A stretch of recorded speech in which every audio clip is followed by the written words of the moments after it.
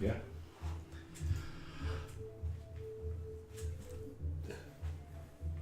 My name is Valker.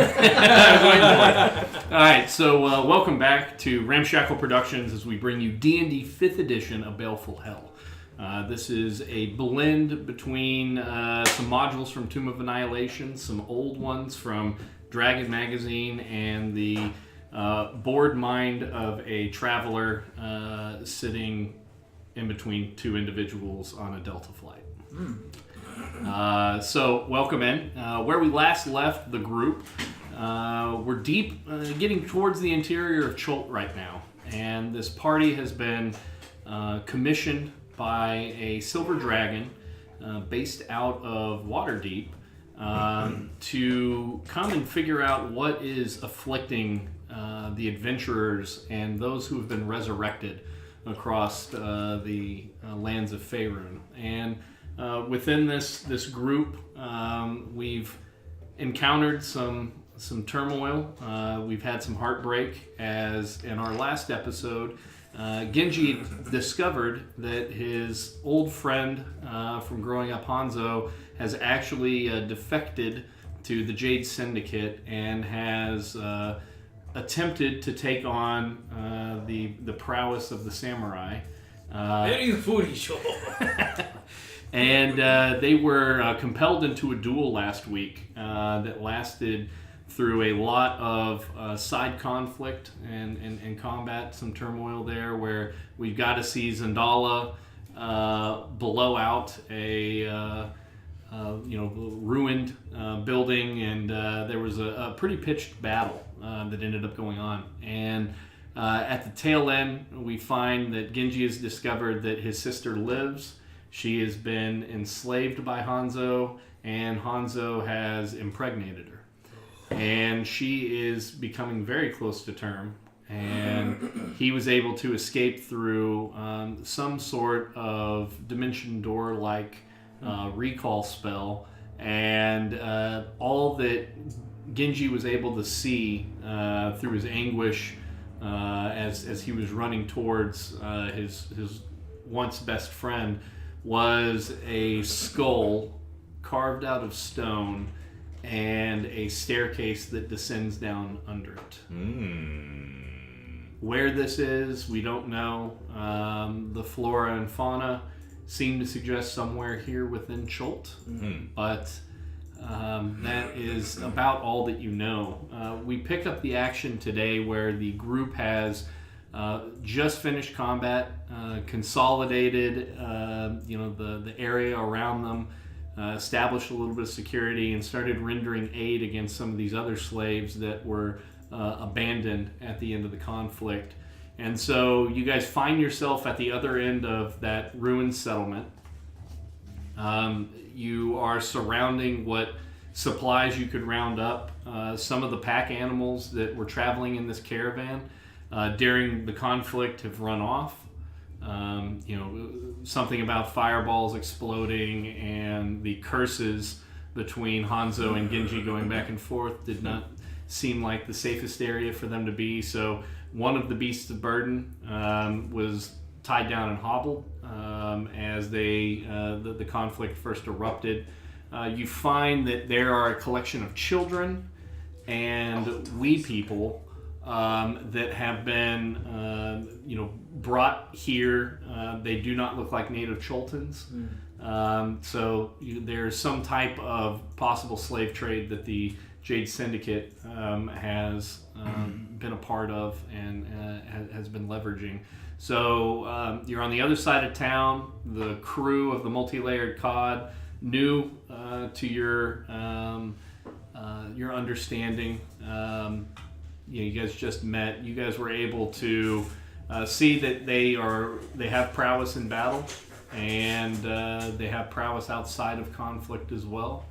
You guys circle up around what appear to be malnourished, sick, and terrified, shaken children, and wee folk, a collection of halflings and a gnome.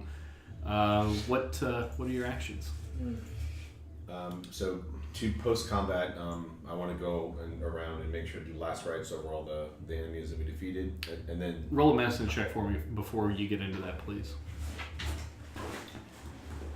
While he's doing that, I'd just like to concentrate and see if I can tell what sort of spell Hanzo used to escape. If it's like from an item or if it's a spell that. Give me an Arcana check, please.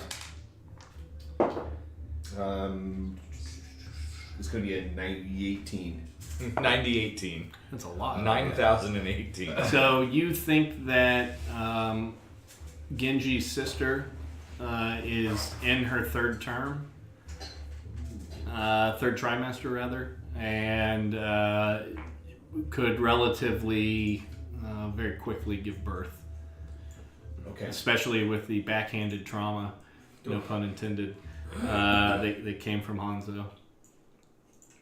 So, 17. Though you were a distance away and focused more towards the fight at the top of the hill with the remnants of the Jade Syndicate foot soldiers that were there. So, to be able to see exactly what the spell was, you would have to have seen the full casting and heard the verbal components of it. With the 17, you know that likely there is some type of ascending stone, most likely that was leveraged to open the portal for them to come through. Something that he would have had, on his person, most likely an item.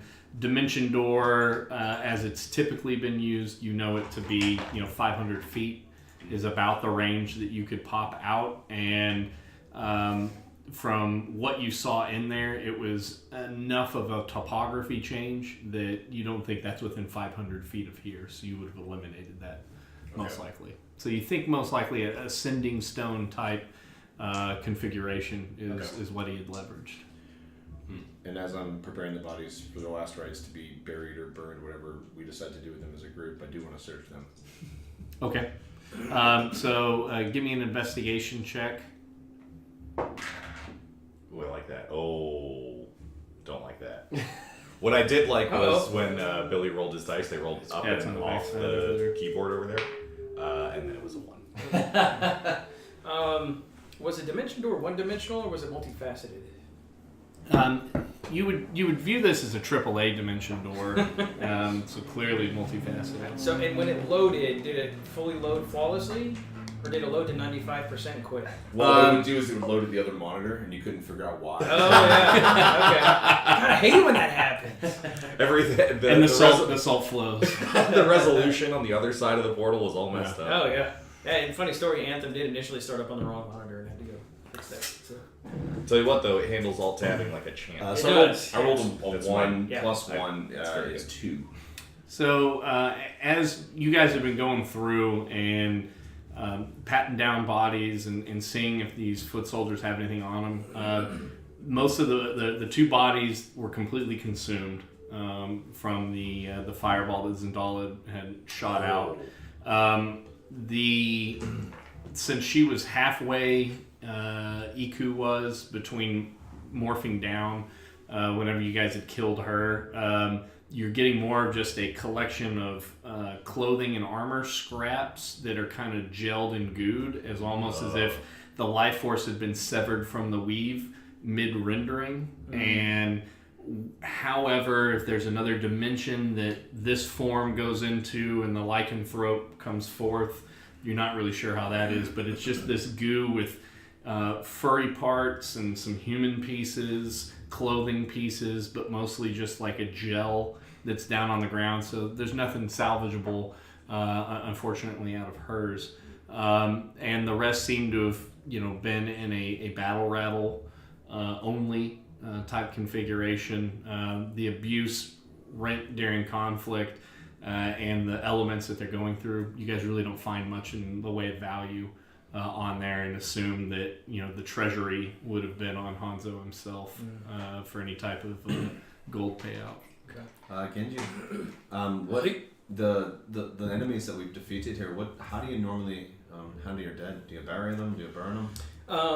Are they Kozakura or are they something else? So the majority of them look to either be human natives from there, or are of other species that would have hailed from the area.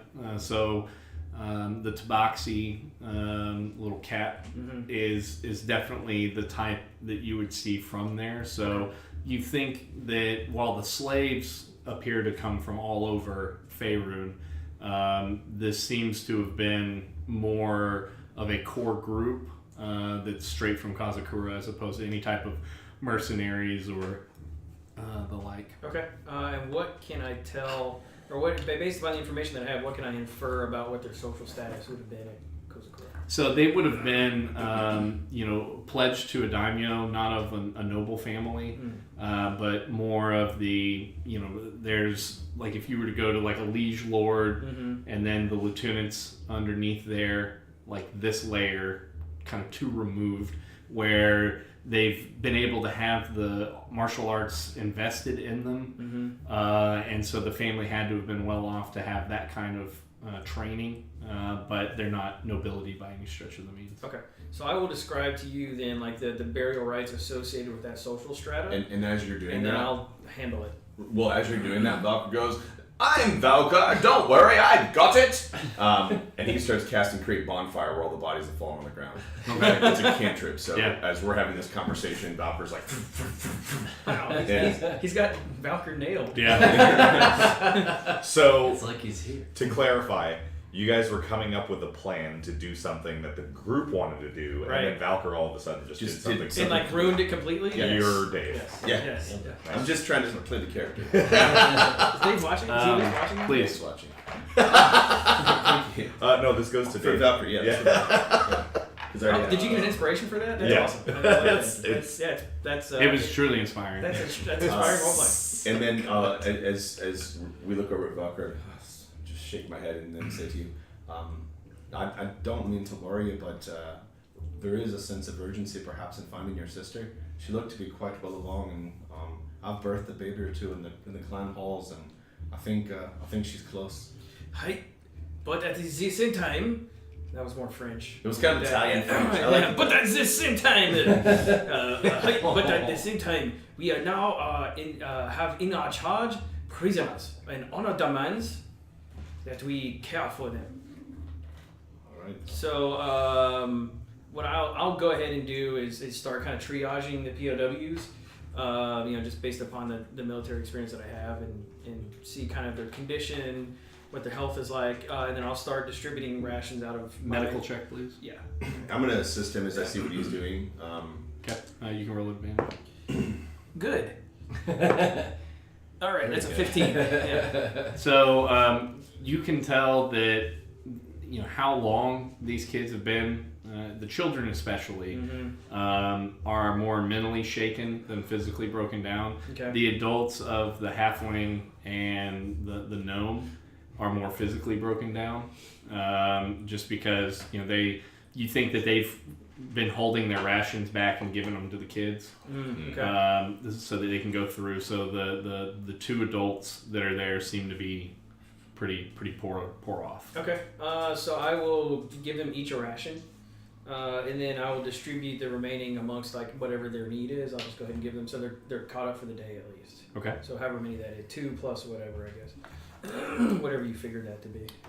Let me see what's on the overall. While we're doing this simultaneously, though, Bronson, perhaps you and Jotun should secure the perimeter. Fine. Make sure that nothing else is coming to get us. Yeah. So we'll get together and figure out a march and go check the. We're later in the day at this point, right? Or like Yeah. What's time of day? yeah, I can't remember. It was you guys were starting to fight at sunset, Okay. So it's got it. so it's Yeah, we need to make camp here then. pretty late. Yeah. Let's go make sure nobody's watching us and then come back. Stragglers. Let's go make sure nobody's watching us and then get back in the Okay, so give me a perception check. Does he get advantage or am I rolling as well? No, you'll be rolling as well. Oh my. Perception. How much time are you guys, and how far out from where you're at? Do you really plan on looking? I'm gonna go out in the direction we were traveling for no more than 2-3 minutes, something Okay. like that, and then circle all the way around. Do we come down a hill to this? We did. area? No, so the hill was a little further back, Okay. where you had triggered the traps and gotten that. You still spent almost a day and a half still tracking from that encounter to be able to walk up to where they were at. Going out that far, it's heavily wooded in this area because you've come through where the water crossings were. As you're getting from those ruins out, you're getting into more of the triple canopy cover. 9. Well, that's a big rotund 7 on my perception. Oh, nice. So it is Rotund? Fat. Oh. Yeah. Big fat 7. as you're looking around.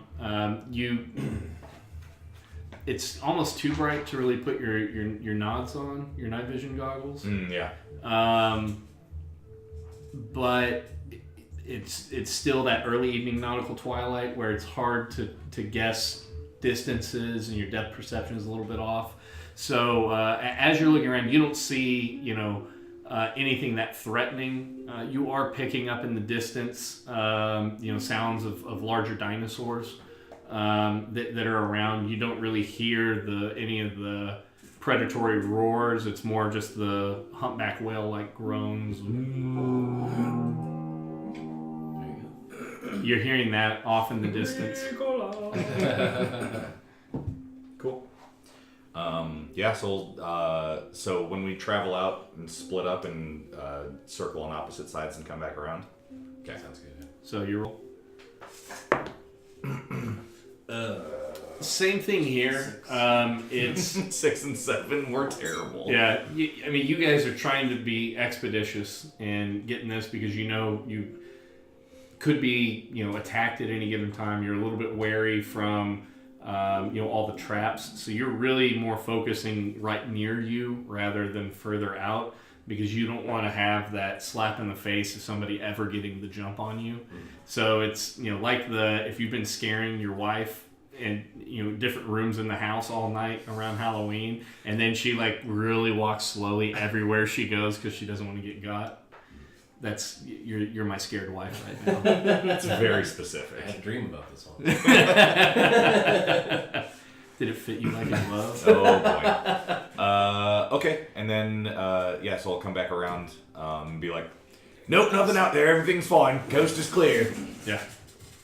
So he Bronson and Jotun make their way back, and you guys are amazed at the precision in which they linked up and came back in. You think you've done a really good job. Sure. So you come back in. The kids are passed out. They're asleep already. You see the majority of the crew. Pocampo is trying to get something really confectious for the kids. Confectious. Yeah. Get it real nice and sweet for them. And Hugh is singing an old sea shanty, smoking his pipe. She's the best. over the kids, and it's like in one way you guys think it's kind of sweet that he's sitting here, this one-armed dwarf singing, and he's got this real gravelly baritone as he sings, but you're also kind of put off by how raunchy the shanties are, and the fact that little kids are hearing Not them. Bronson. Not at all. Well, yeah, you probably appreciate He it. You're loves more it. like they're kids. Come on, Do man. these kids speak common? Should Yeah. they be... Yeah. That's great. So the Zendala looks up and comes over to Bronson and sees you and approaches and says, "Now, Bronson, as we seem to have an interest taken in us from these Jade Syndicate types, perhaps you wouldn't mind bedding down a little bit close by so that I have more assurances of protection." And Bronson's mustache twirls in place. Does He it goes, it would be my delight. His nose just immediately starts bleeding. Yeah. Spraying everywhere. Yeah. He sneezes it onto her. Oh, no. None of that happens. Valkyrie's gonna walk up to the raunchy sailor Hugh Hackenstone. Yeah, I was gonna say the song he was singing and start playing his lute, but like completely different melody, completely different song. Give me a performance check. Okay, You got his character sheet? I do. It's beautiful. 19 plus 11. That's a 30. What? Whoa. So you can tell that Where? What? Come on, Dave. First roll is you, and it's a third. so as Volker comes up, and you can tell he's a little bit hacked at Hugh for trying to do any type of music or any type of performance. Like that's my his lane. thing. Yeah. Get out of my lane. For I'm a bard who gets pissed off when you sing my song. So he comes up, and it's almost like he's trying to Eddie Van Halen this stuff. And he's like holding the lute further down than what he should, and he's just banging away. And you're seeing like him try to change the beat off of what Hugh's doing to make it seem like Hugh is more out of tune and not in timing. And gets to the point where Hugh's getting like real flustered because he thinks he's getting into a groove as he's singing. And he ends up just kind of giving up and says, boys, I'm sorry. I guess whenever you're on a boat, there's a different beat to the ocean. The swaying of the ship's what I sing to. Please, Valkar, if you wouldn't mind, just continue playing for us. I'm sorry.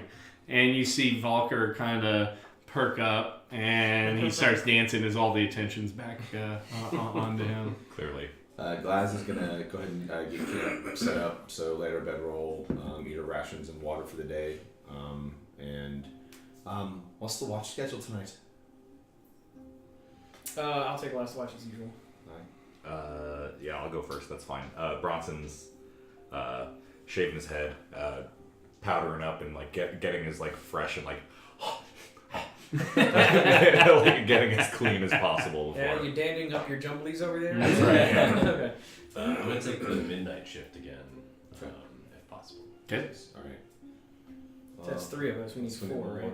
I mean, we have a ton of people with us. We can ask Hugh or somebody. So you can ask Captain Caracas to do the watch before. Hi, Captain. Can you do a watch for us this evening? Maybe you and your big friend. Sing it. So So he'd be third. You'd go 1, 2, 3, 4. Yeah. And Captain Caracas would be more than happy to oblige you for this request. As we are here to pull our own weight, we must lead by example. Knocker, you will take this watch while I get my beauty sleep. And Knocker goes, okay. Poe Kempo, would you like to stay up with me? And Poe kicks back and says, I could be talked into it. Absolutely. Is this the knocker that almost died? Yeah. Like 5 minutes ago? Well, no, you guys killed Knocker. Well, but he almost died. Yeah. Yeah. Yeah. Took a long day. Oh, okay. So Captain Caracas is going to make the guy who almost died take his watch. Okay. True manager. Yeah. Okay. Just want to make sure I Directing traffic. understand. Yeah. All right. Well, Delegation at its finest. yeah. I'm gonna tuck in next to these wee lads, and I'll see y'all in the morning. And Glaz is gonna knock off. Are you taking armor off? Yeah, doff my armor. Always to sleep. I will be doing 2 things. I'm going to gather all the children around the campfire and start telling them like Kozakura hero myth stories, like the saga of, Nice. Okay. the saga of Hideo Kojima. or whatever, some sort of it's about a guy named Soryu Snaker. It all started with a man named Psycho Mantis. The kids are like, As he's telling that tale, Valkyr will, with his lute of illusions, form images that tie into this tale that he's telling. So if there's dragons or manticores or whatever, he'll make them appear. And It's a big multi-part story, so this is like chapter 1 tonight. Right? So Okay, anyway, that's I'll start great. just to put him at ease. Right. And then I'll also be paying attention, and if Valkyr wanders off at all, the dancing monkey is going in the big hole. All right. So But that's only if Valkyr wanders off at all. no, let's. It's up to him. We're gonna do a head-to-head perception check. I'm gonna lose this probably. But that's okay. We'll see. This could be fun.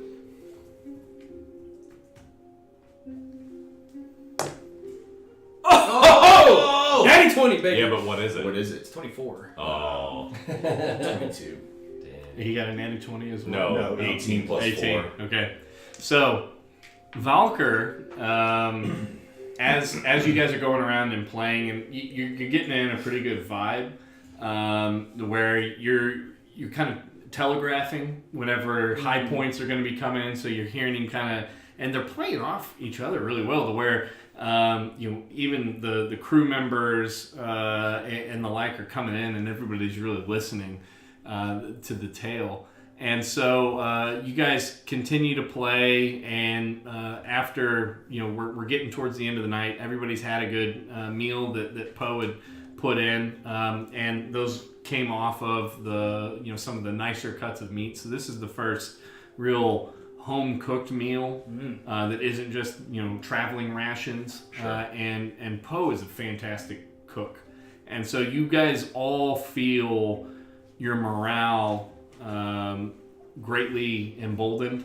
No rain on you anymore from the showers that were falling, and so you get enough time to get a good thorough dryness around the campfire, listening and watching this, and get a nice warm meal into your belly before it comes time for the first watch. And as everybody's in that, moving kind of slow, a lot of stretching, and people are starting to get laid down. Valkyr is a little bit hacked. That he was having to share the stage and be a support role, so he was still kind of kicking some licks out, trying to do a lullaby, and it actually is very beautiful. But his eyes are shut, and he's really feeling it as he's playing. And so Genji is walking through camp, very contemplative as he's looking, hands clasped together in front of him, and is a vision of dire serenity but focused. He's calm, but you can tell there's a lot of back pressure on this reservoir of tact. And so he goes walking by Valkyr, and with your passive perception, you would see this. You see him kind of come, and he pauses and is very contemplative, and then really takes a little bit of a more deliberate step as he's returning back to where his bedroll is, and you see his clasped hands kind of move a bit as he walks past Valkyr's drink and goes back to where he's at, and Valkyr's song comes to an end, and Genji is very, very appreciative of what Valkyr does, and he raises a toast. And you guys have not terrible. seen Genji really engage in what you would call, revelry or any aspects of that, but he gives a very, well thought out, very thankful of Valkyr for all the different buffs and everything, the way he's been able to do. I am Valkyr. I am very aware of what your name is. Most eloquent of all bards. and the most eloquacious too. raises the toast, and you guys have a little bit of ale that was distributed out there, and so you guys are kind of polishing off your drinks, and it's not 20-30 seconds later, and you see Valkyr's shoulder kind of start jumping a little bit, and he's kind of looking around, and you're like, is he one of these guys that just has a good little ditty in his head, and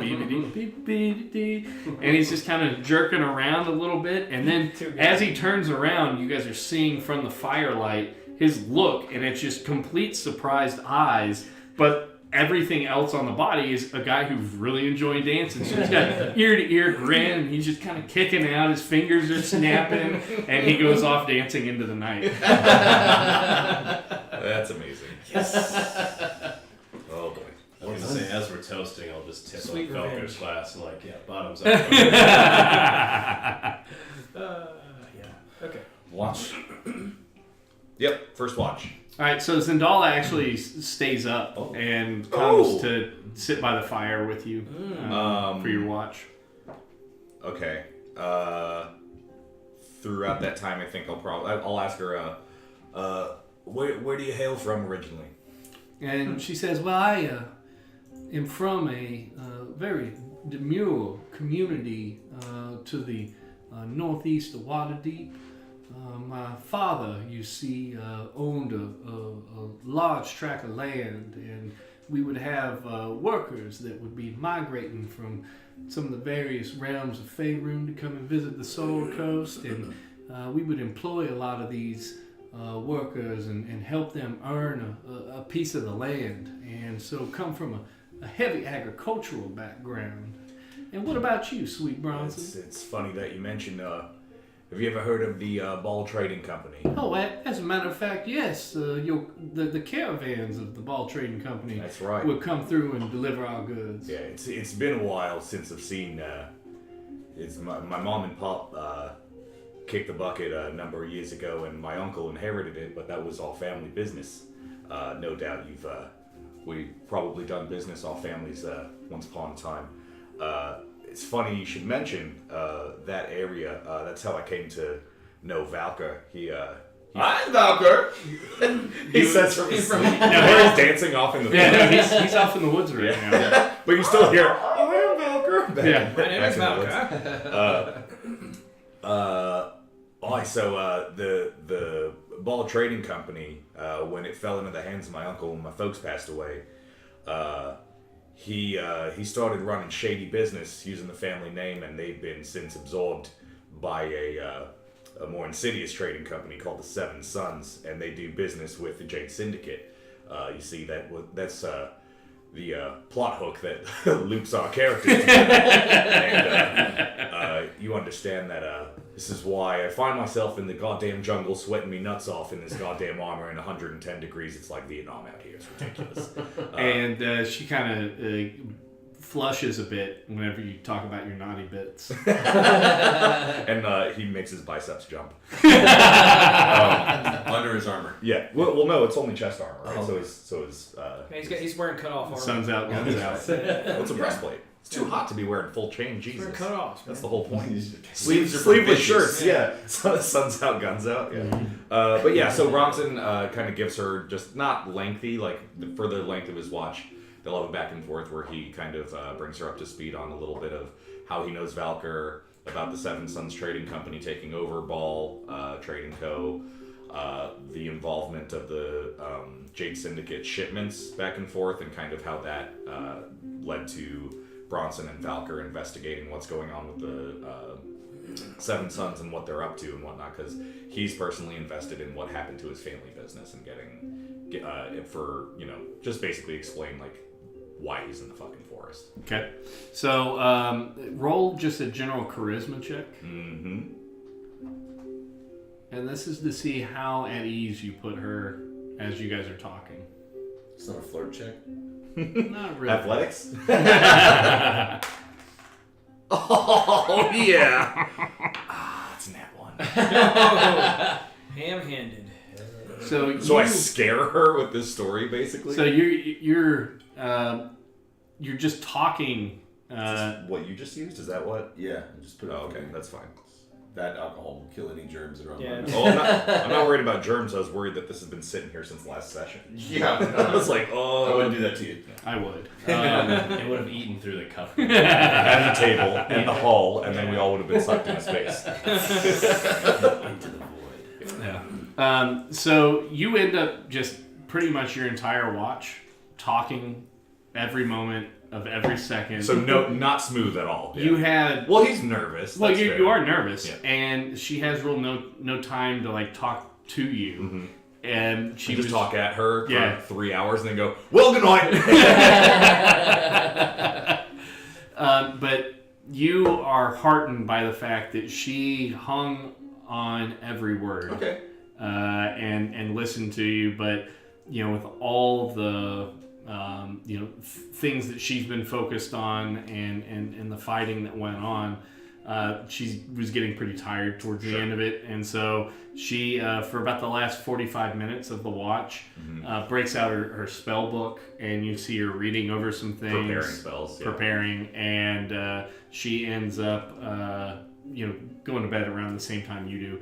Roll a perception check for your watch. And yeah, so I rolled a 1, and Bronson's charisma is a -1, so that was a 0, by the way.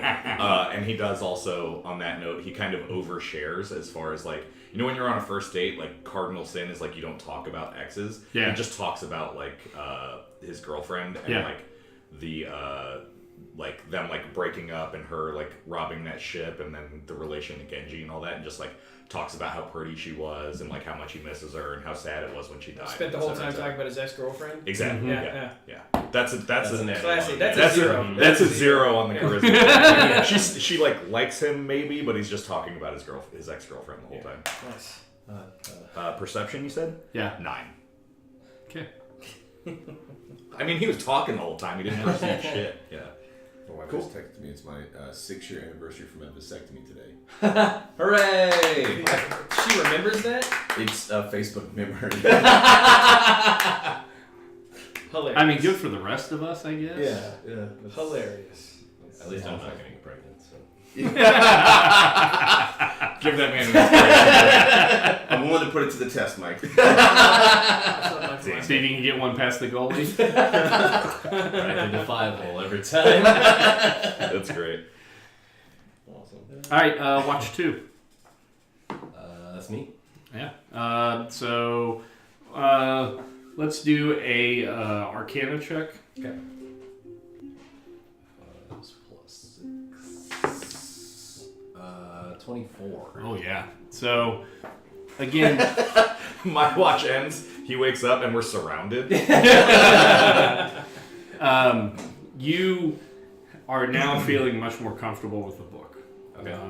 This will be night 3, and you kind of know exactly what to expect, almost to the point where you are, mumbling to yourself, well, first we're going to see a fog collection come down, and sure enough, fog around 11:45, 11:50, the fog starts collecting on the ground, and if you weren't looking for it, you wouldn't notice it, but you are watching it. And so what's interesting to you is it's almost coming out of the ground with a little bit of like a heartbeat, to where it's like a boom, boom, boom, boom, boom, as it's slowly rising up out of the ground.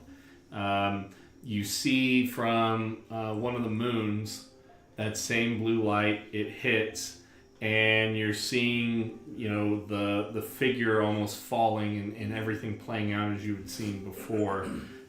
It's now midnight, and it is lit up and glowing again. You're starting to see the scrawlings on pages start to materialize, where before they were just blank pages. Okay. So yeah, being a bit tentative on the first couple nights, now I'll actually see if I can page through, see if I can make out any particular spells or anything. What languages do you speak? Ooh. That's under features and traits. Yeah, on your main page you can choose, like, click proficiencies and languages in the bottom left. It is also in features and traits. Celestial, Common, and Giant is what I speak. So, written in Celestial, Ooh. you see almost like the title page, and this is a much more formalized Celestial. It's not, if you were to look at like English nowadays, you've got, emojis. You've got, leet speak and all, and it kind of goes up to where then you've got like you would write for a paper in an academic sense, up to like religious texts to like the Constitution. Okay. And it is extremely formalized language, and the script itself is not written for the purpose of just communicating information. It's art as well. And you see the title is The Betrayal of Onderon, the Angel Who Fell. The fuck? Was the all Alderaan? Onderon. Onderon. Not Alderaan. Princess Leia's own. Alderaan. Yeah. Yeah. Okay. So I found this book in the wreckage of the airship, correct? But again, the Captain Caracas didn't page through it. Everybody again, and for everybody's edification, magic is something that is still extremely scary to people because you're not that far removed from the spell plague. Where think of like everybody's rolling on the wild magic table with a plus 70. Like if you're doing like a little cantrip just to turn a candle on, you're asking for problems. So people would just disappear, people would explode, Turn into plants. yeah, I mean you have like demons would just be evoked, and so anything magical, your lay person out there is very hesitant to want to be anywhere near these things. So you can understand why Caracas never would have opened the book and would just say, hey, this is really fucking freaky, this thing glows blue, I'm going to put a sheet over it and lock it up in a lockbox. Maybe I can sell this one of these days, but I don't want anything to do with it. Okay. Do I note anything that might be worth copying down into like my own spell book, or is it just sort of like this is like a self-contained story? Do you? How are you going to progress through? Are you trying to read this as a text? Are you just thumbing through to try to get a structure of the book? So, I mean, I assume I'm unfamiliar with the story, so I don't know anything about it. So maybe I just start taking notes along as I read through it of like... Okay. So, are you going to spend the duration of your watch focusing on this? How much time are you investing? I guess, well, how long does it last over, like, the midnight, Once, like, midnight is come and gone, and you close it, that's whenever it kind of shuts off. Okay. So you don't know how long if you just left it. You held it and, kind of manipulated it around before, and it would last, 10 minutes or so. Okay. As you've been looking through this, we're 10 minutes past, and it's still glowing. Okay. I'll get a few pages in and be like, okay, I should probably focus on my watch here, and then I'll close it after that. It's maybe 10, 15 minutes probably of investigation. So as you're flipping through, you get this that Onderon was was a champion angel, and on Mount Celestia was considered to be the best military prowess of all the angels, and had a good use of the balance between using magic, using a physical blade, how to work with people, was a very diplomatic type figure and rose through the structure of angels. Then whenever the first sundering took place, and you see all the material plane and everything gets scarred so bad, there was some type of a plot from the Nine Hells against Mount Celestia, and which you would consider kind of a heaven versus hell struggle. And apparently Onderon has been fighting in this war, and it goes to a little bit of a stalemate. And Onderon doesn't understand why the angels don't join with some of the other forces like the primordials and some of these different elements of the Titans and all these different groups in the early formation of the worlds of the greater powers. They don't understand why the angels aren't being mobilized to actually take the fight into hell. They're only repelling anything that comes past. And so Onderon, you see as you're kind of thumbing through, apparently goes against the wishes of the gods and recruits some of the other angels to follow him and go and you get to a point where you've been flipping through in 15 minutes, you're starting to really get drawn in, and apparently him doing that, he was cast from heaven and thrown down to the material plane, and it happened somewhere on this continent. Okay. Whoa. Diablo 4. Dun, dun, dun, Is dun. what's happening. Material redux. Material, yeah. Interesting, okay. So that's what you get. That's what you get. So Sucker! Nerd! Seeing that it's like a very elevated language, do I know this to be like a sort of myth of what happened, or is like this is history but it's just in an older language? So, with your 27 that you rolled, and that's a really good question, you view this as a holy text that likely was written for the consumption of those not of the material plane. Interesting. Wow. You don't know any of this. Oh, wow. I can still say the word interesting. My name's Dan. Well, my name is Valgar. Bronson's asleep. Bronson's asleep right now. Is this another one for Valkyr? No, this is for Billy. Nice. Okay, do you need me to watch Perception as well? Yep. 17. So you hear throughout the night there are random gusts of wind.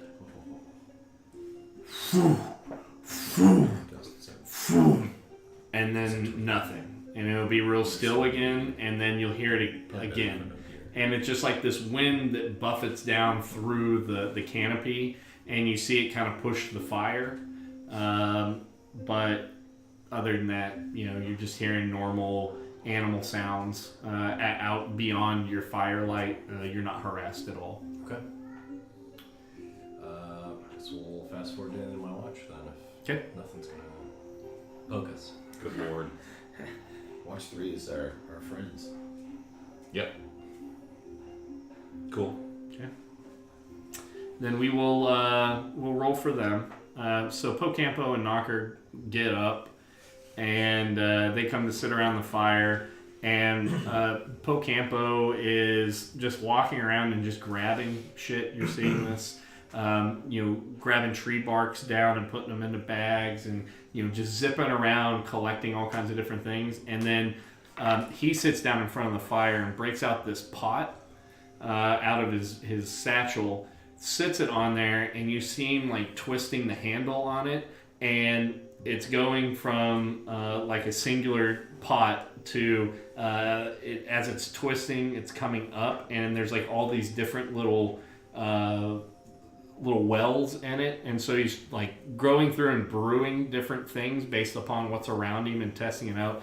This seems to be a hybrid alchemist chef instrument that you've not seen before, and so it kind of piques your interest as you're watching him. But very quickly he gets this all settled up, so you think he's either testing for new ingredients or trying to understand something about the surrounding plants that he could come across. Okay. So they Knocker rolls a natural 20, and so Knocker is you think not as simple-minded as his speech seems to let you know, because he moves like a cat as he's like walking around and looking out into the night, and he spends a more active patrol while Pocampo is Picking berries. just picking berries and doing stuff. And so Genji, you're woken up, and Knocker stands over you and says, Red Man, you get up, you watch now, I'm gonna go to sleep. Hey. Arigato gozaimasu. Yeah. And he goes and lays down, and so it's now your watch. Go ahead and roll. 9. Okay. You are more spending your time with like a stick drawing sand tables on how you would have attacked differently or gone for more of a hamstring injury to reduce movement based upon his fighting style. And so I'm analyzing. You're analyzing Hanzo's Hanzo's fighting style as you're drawing this up. So give me an athletics check, and we'll kind of call this as a you're studying him for future usage. Okay. 13. Yeah, so as you look over and replay through your mind, you're seeing a blend of two very different fighting styles. One of the more formalized utilitarian samurai forms, and another that you saw him toying with as a kid, which is more utilitarian, like a Krav Maga style of close quarters engagement. And so, a lot of the times where you had missed, it was, ways of kicking dirt up into your eyes. So what you would consider to be dishonorable in the way that you fight, you're seeing a blending of styles. And so you think the more you ponder on this, you might be able to discover weaknesses in the way that he fights. Okay. Do the styles appear to be complementary, where they complement the weakness, so they're not contributing to cover the weaknesses of the styles? Is what I'm getting at. Yeah. They would not be used for that. You're seeing more of him trying to adopt your fighting style to use against you, versus the forms that he had begun with. Whenever you guys would train as kids. Got it. So it's more like pulling old, maybe bad habits into a new fighting style. Correct. Okay. Very well. Like insisting on trying to do wrist locks because you're Steven Seagal in your judo class. Yeah. Yes. Long rest complete. Yeah.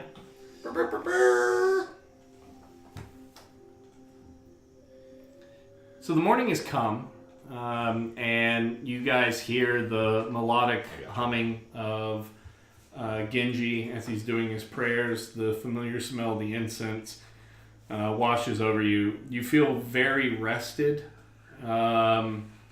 as you've put this in together, and think that today's a little bit more hopeful. Genji is packed and ready to go a little bit quicker than normal. And the question comes up from Captain Caracas as to what to do with these kids and the halflings and the pack animal. And so he asks for your counsel on what do you guys want to do? We need to ask. I don't think we asked them. We didn't talk to them at all, really, other than just handing. So I'll just ask them who's in charge of the group. So obviously they're all slaves, and so not anymore. Yeah, the kids, look over towards the halfling and the gnome, and you see that the gnome seems to be obviously the oldest out of them, the weakest, but he comes forward and says, "Well, I guess I would be in charge by default." Okay, very well. Your master has been defeated for now. This places you in my charge, but I do not have room or the economic wherewithal right now to support you. Therefore, I must set you free. You and all the children, by Kozukura law. Therefore, I can help provide passage and protection to the nearest port where you may make your way as a free person. Wherever that is, I don't know where that is in Tokyo, but yeah. Well, I mean, based upon how we got down here, are you wanting to send us back to Camp Vengeance? That was where all the zombies were, right? Camp Vengeance? Yeah, I don't think so. No, Camp Vengeance is not safe for the children. Well, where do you think we need to go then? What was the name of the city we set out from? Port Nine Zaro. Okay, I don't want to head all the way back there, but we need to provide a way for them to get back there. DM, would you be so kind as to maybe show us on the map where we currently are? Yeah, you guys are somewhere south of Mambala. Around in this area. Okay. Okay. So Yeah, Nine Zaru Zaru is way up there. Vengeance is right there, and you guys really have no idea what's in either of the other directions. And the current direction we're heading to find the back Well, portion of it. we you don't know guys where. are heading in a southerly direction. Oh, and that's a good point. I should ask the old gnome if he had seen like what I saw through that dimension door, since he's been Oh yeah. part of Hanzo's retinue, to see if he's ever been there. Oh, got it. Thank you. Yeah. So he sits down and starts drawing out, a rough sketch of this. You guys then present out your map, and he says, "Well, I don't know how to tell you this. This is a very robust map, but where we were going isn't exactly." In an area, and so you guys pretty much have this here with no real detail to it. The mountains that are labeled as the Peaks of Flame here, you just see drawn on there pretty roughly. Okay. And he says, well, you see the Peaks of Flame, those are the key. You may not have seen from your angle that you were at, but since I was off here to the right, from where that's at, we could always see the Peaks of Flame flying overhead. The smoke from them, you'll always see that. It's kind of a greenish graphite kind of color, a little bit of green and gray to the smoke that comes out of there. So he's saying from that location where the skull and the stairs were, he could see the Peaks of Flame. Right. To the right. To the east or west or. Well, I mean, it didn't say east or west. Do you know your cardinal directions? Where the sun rises in the east and sets in the west. So if the sun was rising in the morning, where would the Peaks of Flames be? I mean, you would. I would assume, and he kind of points off over in here, Okay. near the Valley of Lost Honor. Well, all right. Well, that would be appropriate for Hanzo. Anyway. Hey, Genji, I think that the Valley of Lost Honor would be appropriate for Hanzo. Hi, I agree. He's very dishonorable. What? And I'll ask with the gnome. What's his name? His name is McCree Gearsnare. McCree Gearsnare. McCree. Interesting. It's high noon. Anyway, yeah. So, Mr. McCree, what was your approximate distance from the Peaks of Flame? Peaks. What smoke? The pizza what? The Peaks of. Well, we never really went into the peaks per se. So I couldn't give you a good distance because I don't know what the topography would be like as a crow flies. Then it would depend on if it's a northern Sword Coast crow. African or European? I don't know. What? So he starts going back and forth, and you're not really getting good information on travel. Anything? Is there anything else that he can tell me around like landmarks or details of note that he remembered going to and from that hideout?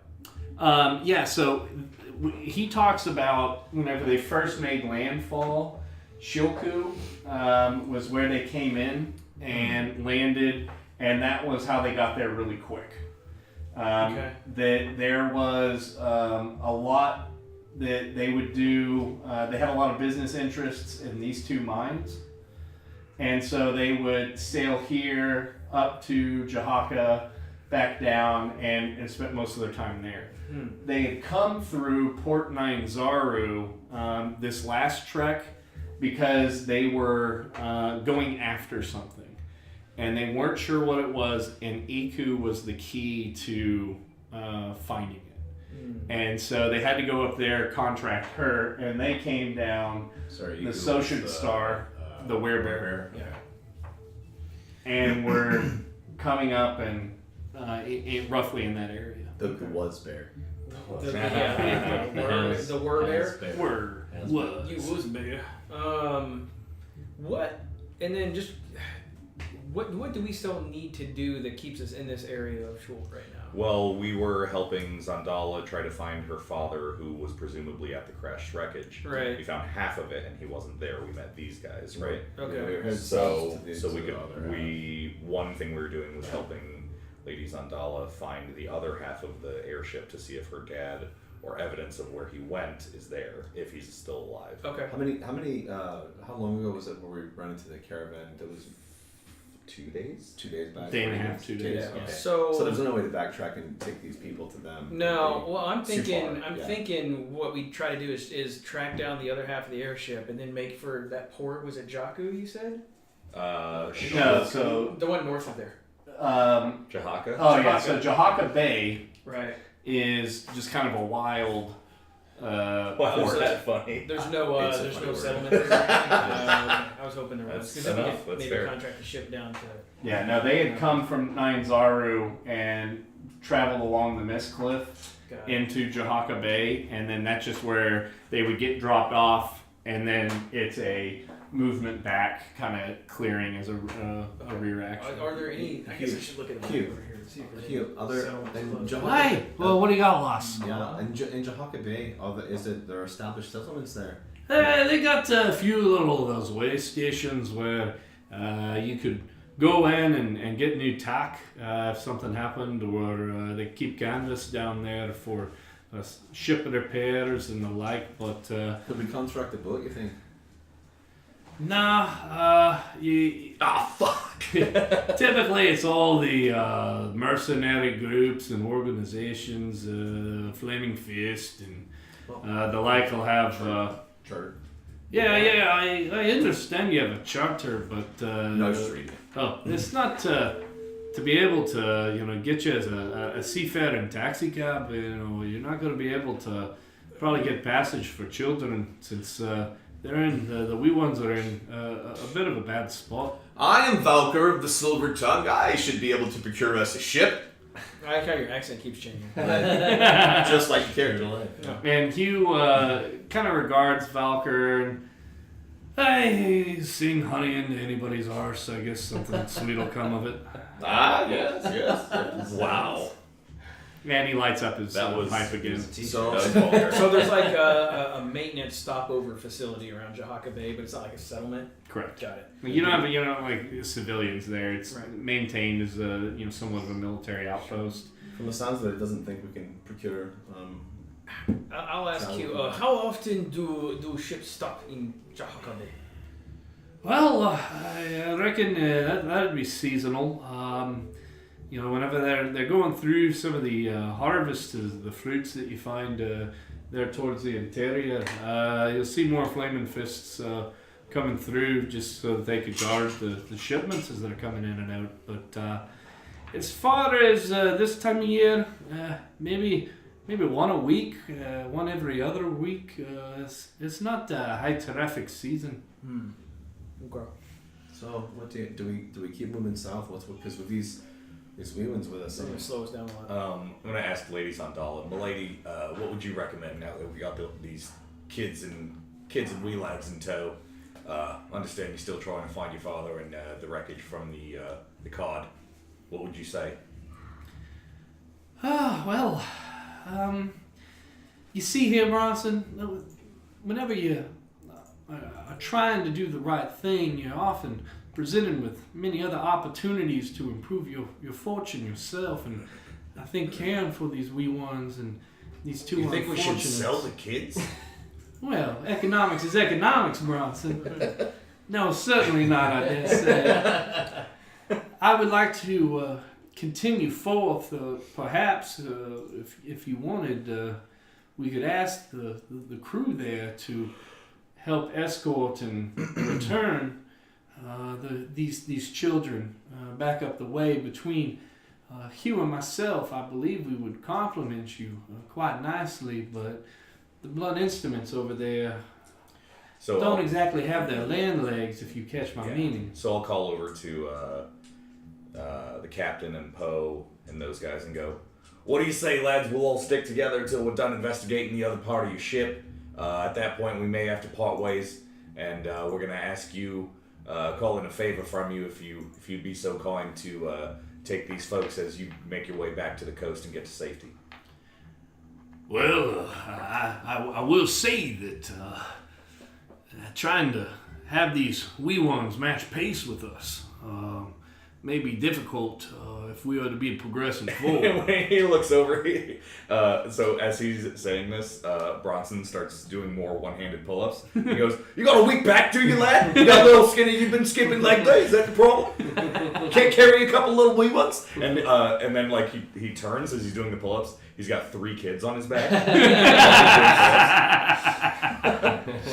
Well, as you see, and then a halfling holding onto each foot. that is quite impressive, as your sinewy ligaments must be under undue stress. There's no need to show off here. I have a hard shell, and take your meaning to heart. And so Bronson will say, "What if we paid you? I mean, Just think of it as carrying a couple of sacks as you're going the way you're going anyway." You could also, compassion in your heart. You wouldn't want these to die in the jungle. Would And you? compassion in your pocket. I believe you are misunderstanding the interpretation of my words here. What I'm telling you is if we take these kids forward with us here, we could be running into issues. Trying to make them keep pace with us at the pace in which we move when we are pacing forth. I understand. So you're saying, So do you intend we split up then? I believe that we either need to collectively return these kids back to civilization, or there must be an element to escort them forth. Folks, pro D&D tip: never let the DM split your party. Also, never do fetch or escort quests. Skip those Especially until because later. NPCs always walk slower than you. Yeah, That's true. it's being spelled out. For And us, it yeah. doesn't matter what speed your sprint Yeah. or normal It'll or slow be- walk it'll speed be in is, it's between. always different Yeah. than the NPC speed. Yeah. And so yours. you're saying you'll head off with the children and the survivors, and we'll keep going. You're okay with us looking into the other part of the ship without you? Well, if words are bonds, and the fact that your first thought was of these children here, I believe you the type that would be kind enough to, at the very least, mark where we might find my lock boxes and be able to return me forth to them, as you are honorable.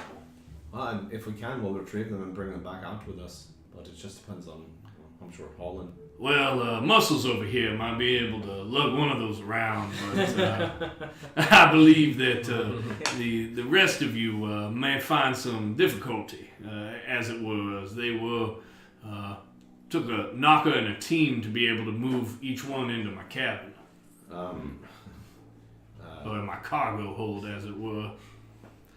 Silly thing about that monkey fruit smell.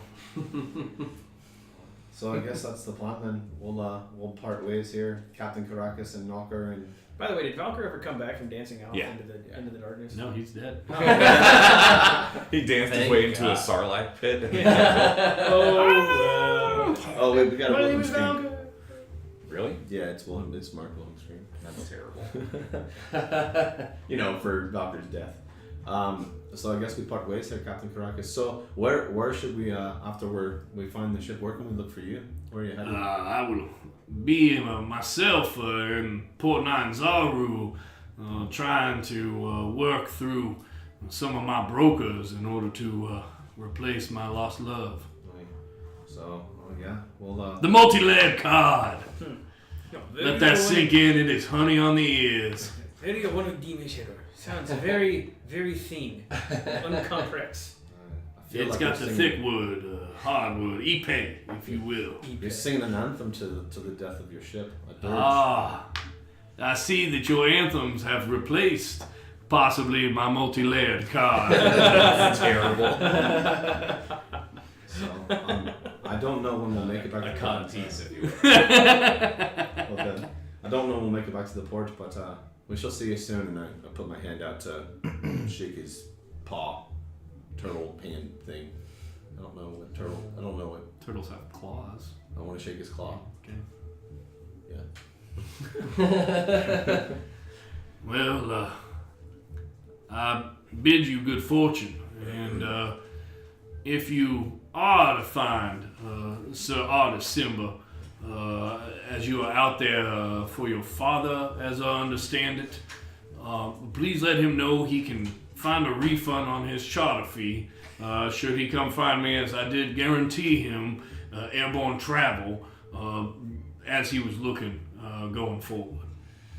We should pass on that message. And I'll walk up to Captain Krakus as well. And just in my estimation, what do I think like care and feeding of this entire group of people is Yeah, we going to could cost? pitch them some rations. For how long? I'll ask Captain Like Krakus. all the way back to Nanzaru or to Vengeance? So if they go to I'll ask him as like, what is your plan for most efficient way to exit current situation?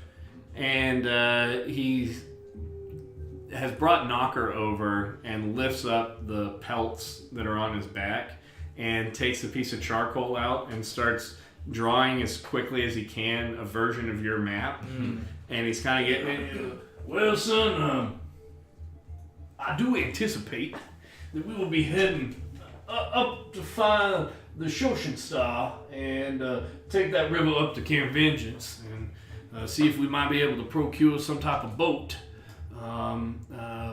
that we'd be able to use to get further upriver.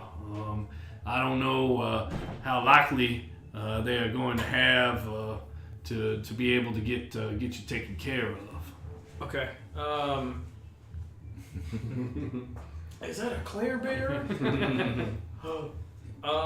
So I'll ask him what he thinks is like. Do you have provisions to last you from now until at least Camp Vengeance? And he says, if you are willing for me to take this donkey here as our beast of burden and continue forward, then I think we would have more than enough. And a little bit of transportation as the wee ones with their shorter legs get a little bit tired. That's good. That's fine. Lads, are you recommending that you're going to take these kids with you to go find the other part of your ship to get your goods back, carry the goods, and with the kids head all the way back up to Camp Vengeance? No. Well, no, sir. Muscles, what I'm trying to say here is that we had overheard Valka talking about the Flaming Fist commander making some kind of a waygate. If they're able to do so, then taking these kids, that will give us a safe passage, hopefully riverborne passage for us to get back up to the port. And from the port, we can try to conduct our business, be able to get our payments coming back in from the traveling trust that has financed the multi-layered card, and see if we might be able to recoup fees in order to start the conversion of another airship. At that point, we will then be able to contract with the Flaming Fist in order to use their waygate to be able to come back here and collect our belongings. I see. So they're just talking about just going straight to back getting to back Nanzaru. out of here. Okay. All right. Well, be careful because it's crawling with goddamn zombies. You guys have fun. And But yeah, we should give them plenty of food and water. yeah, so That's the donkey. the donkey had a lot of provisions on it. Does it have? And we're all slathering up bug spray before we head out too. Sure. Before you do that, I need a Constitution saving throw from everybody as your 24-hour had lapsed the day you guys got into contact. It's 23. But we had put it on the previous day, previous morning. We didn't. For sure we did. Yesterday before all of that happened. Dude. Jamie, pull up that tape. At an 8. Okay. I rolled an 8. 14. Okay. I had a 5. Valker has a 9. Wow. We all got malaria. No, he passed. 23. Oh, nice. That's not good though. No. I'm not happy about that. Wow, even the 14 didn't get it, huh? Woo! No, 14 gets it. Yay. It's a DC 13 Constitution saving throw. Nice. All right. So as you guys, the other three, you wake up and you guys have kind of had this conversation, and the sun is starting to shine through, and so there's a little bit of steam coming up off the ground, and you think it should feel warmer than it does, but you guys are starting to feel very cold, and you're seeing the three of them. They start kind of shaking a little bit, and your vision is a little bit blurred, and so you see the three of them keep blinking, and they're rubbing their eyes as they're talking, and you see their teeth chattering, and that's all we have. So clearly I'm able to sense that we're sick, right? Yeah. Okay. And so I'm going to... Roll a medicine check. Thank you. Nat 20. Boom. So Plus 6 is 26. you understand that you are suffering from the shivering sickness. Is it a disease? Yes, it is a disease. You know that once symptoms begin, you regain only half the normal of hit points from spending hit dice and no hit points from a long rest. You have a disadvantage on ability checks and attack rolls. And at the end of a long rest, you would take another saving throw, and you're able to shake off the disease on a successful save. So Jotan, Bronson, come here for a second. You're shivering. Yeah, Jotan, Bronson, come here. And as they get close, And he goes, "Yeah, what can I do for you?" No, he passed. Oh, he passed. Valker, Valker you, and Jotan. Okay, yeah. so sorry, Bronson, never mind. And he goes, "Quite right." Valker, Jotan. Yes, dear. And as they get close, I put a hand on each of them, and I say, and I cast Lesser Restoration on both of them, Nice. removing their diseases, Yep. burning both my level 2 spell slots for the day, but they're both no longer diseased. So, And he just woke up. Time for a short rest. Valker says, "I'm Valker," and that's all he says. My name is Valka, y'all. Nice. Change accents again. My name is Valker. All of a sudden, he has a dip in his mouth. Where it came from. It's working on a shrimp boat. And then I'm going to root around in my pack and take out my Keatom's ointment. Okay. And I have, Use them. Use 2 one of of those. 3. I'm going to use one of them. Okay. So now I have 1 use left of the ointment, curing disease on myself as well. So you see Glass rummage through her pack, and she kind of turns her back as she's starting to rub the Vicks Vapor Rub on her. And you guys smell like menthol heavily as she goes walking by, and you see her like shivering, a little bit of blue to the lips go away, and she's got full color again.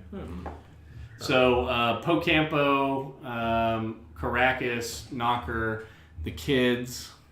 We still also they're good with provisions then. Yeah. What about? And that's going to get them to Camp Vengeance. Are they going to have to like pay or contract for passage? You think that they'd be able to sell the donkey? Okay.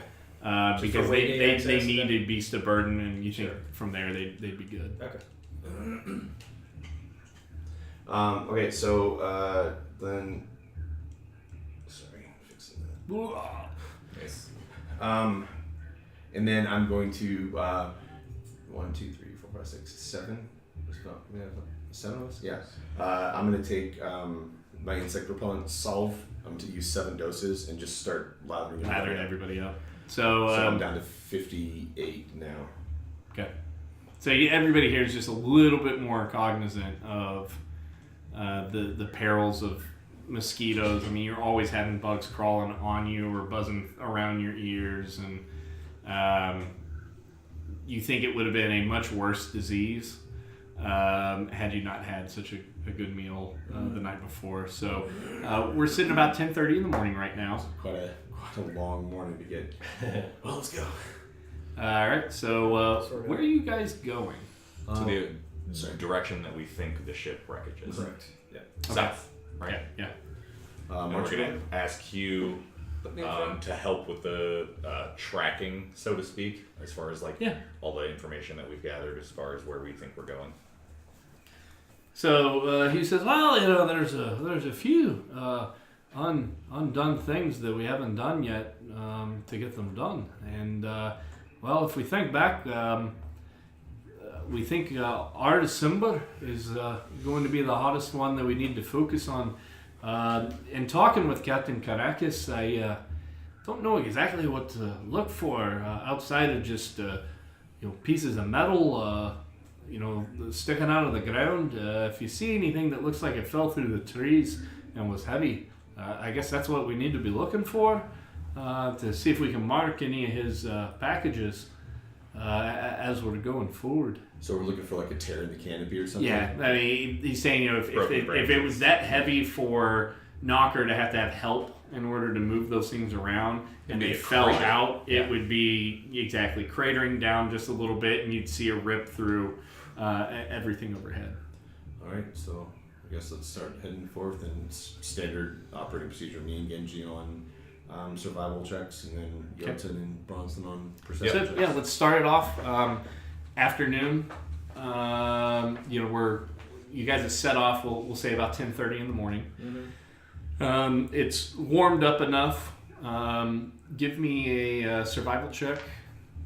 It's not raining, so it's at advantage, right? Well, yeah, and you guys are. What kind of pace are you trying to? Are you trying to normal pace? Yeah, we're not pace? chasing anybody down. Yeah. So. We're finally not chasing or fleeing. Yeah. Right? Yeah. Whoa, that must mean something. Relaxing jaunt through the jungle. 17. Okay, yeah. So you guys, as you're heading forth, you can see on a little bit of a slight depression as you're walking down. What looks like maybe a canopy piece on the other end of the valley that you're on. And looks like there may be an area where some of the air sails had collected in the canopy. Nice. So you have a real good feel for the direction you need to go, and you feel like you're knowing where you're going relative to the landmarks on the map. Great. As you head south. How many days has it been since the airship got ripped in half to now? Three? It's like 3. 4 days. 4? It's the morning of the. Because you guys, you would have had it was the nighttime attack 4 days ago. whenever it got ripped, and then you fought through all that a day up to pick up Caracas and them, and then 3 coming down. The 14th of Lent is when the ship crashed. Yeah. And it's the morning of the 20th. 20th. Wow. Fuck. Okay. The 19th is when we fought Hanzo. Oh, that's right. Yeah. So today is it's the 20th of Lent. Well, So lads, it's put 6 on days. your dragon fighting boots because I know Hugh here is hungry for hacking the hell out of that hellacious beast that no doubt has been flapping overhead. As he says that, Glaz looks down and realizes that she's just wearing her tunic and her armor's in her pack. And so she quickly dons her armor as they're walking. She takes a little longer, obviously, because she's trying to do it while she's moving. But yeah. If you got any asbestos on the roofs, I suggest you get those out as well. But nice to try to get you to trip up on that, though. I'm just trying to have a complete narrative. I like it. Yeah. So we keep moving south, and I'll keep looking around for canopy rips, and Genji and I'll do it together, I think. So I need a perception check as you guys are venturing forward. Yeah. I'm too busy doing survival checks, I think, to help with perception. 16 perception. Am I doing one too? I think everybody should just roll. We're all looking out. Well, no, you are assisting in. Oh yeah, that's right. I can't help. We're like Direction. pathfinding and Sure. stuff. Yeah. So all the non-survival checkers. That means Valkyrie can roll Valkyrie too. too. Yeah. Thank you. 14. 7. And you hear from the back of the line. He's walking in the trees. So Valkyr, you can't tell if he's tuning his lute or if he's trying to remember a little riff that he had heard as a kid. Oh man. But it's just like and he's just doing that the entire way and clearly not watching your back. So Zandala, somewhat hacked at him, takes a look, and she's you can tell that she wants to say something maybe to him, to like, hey, keep looking behind us, to the point where she starts to hover, crosses her arms, and is just going backwards like this, back to back with Bronson as he's walking, and just staring directly to the rear. So you feel like your rear is very very protected. Nice. Valkyrie, you're a goddamn fucking Muppet. Let's go. My name is Valkyrie. Right, and you're a goddamn Muppet. So marching along. Has he threatened us at all? Valkyrie? Yeah, no, there was some nonsense. He just said open the book earlier. Yeah, open the book, and he said Vlad always stays in the rear. He's made a couple of disparaging comments. Okay, yeah. good. Okay. I miss him. So you guys continue forth. It gets to be about 2 p.m. And you're getting down towards the base of the valley, and you think you could probably maybe get up towards the side on the opposite from where you started to get to where that canopy's at. You fairly certain you could get up to that if you made a push. But Hugh kind of pauses and says, I think we need to make a decision for how we're going to be progressing forward. We can make those canopies most likely this evening, but we'd have to bed down somewhere nearby. Are we wanting to push? And Zanella says, well, hopefully that sun stays up there and drips down like molasses on a cold day, and we don't have to worry about not being able to make our way up there. I prefer that we push yonder and take those heights if we can. Especially if there's survivors left. Yeah, I prefer to make the trek too. And Glass makes her cloak billow out before it. As the champion says. Tip my cap. Finally, some respect. Hugh lights another bowl, and you guys start making your way. So give me a survival check for afternoon. That's going to be a 22. Boom. Nice. So yeah, you know exactly where you need to go. It's this way, lads. As you're walking up, and you can see actually peeking out before. You can see some stones that are coming up out, and they've been shaped before you guys would get to the canopy. Using my natural dwarven sense of stone cunning, am I able to assess anything about the Yeah, make an shape of intelligence the check. stone? I haven't seen that category on Pornhub. Stone cutting.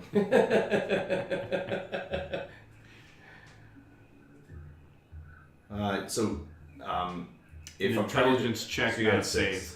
yeah, it's just I'm trying to detect the origin of the stone, like how it's been shaped and whatnot. So I You're get wanting to double- make it as a nature. No, history intelligence check. Okay, yeah, yeah, I just fine. get double proficiency is all I'm saying. So add another 3. Yeah, so that's 6, 7, 18. Is that right? So you know this to be elven in the way that the stone has been shaped, that it's been sung. Ooh. Versus actually like chopped or chiseled. It's shaped magically. Yeah. And you're seeing that kind of peeking up and over. Lads, there's some elf craftsmanship. Didn't someone say something to us about some elven tribes at some point? Yeah. Ordinarily they're not ornery, but these guys Is that have all? been. The martial group had run into wood elves. And were they hostile? Yeah, they killed the wood elves killed 2 of the marshals party. So hammer out, shield up. Does this mark one of their borders? Is that? I don't know.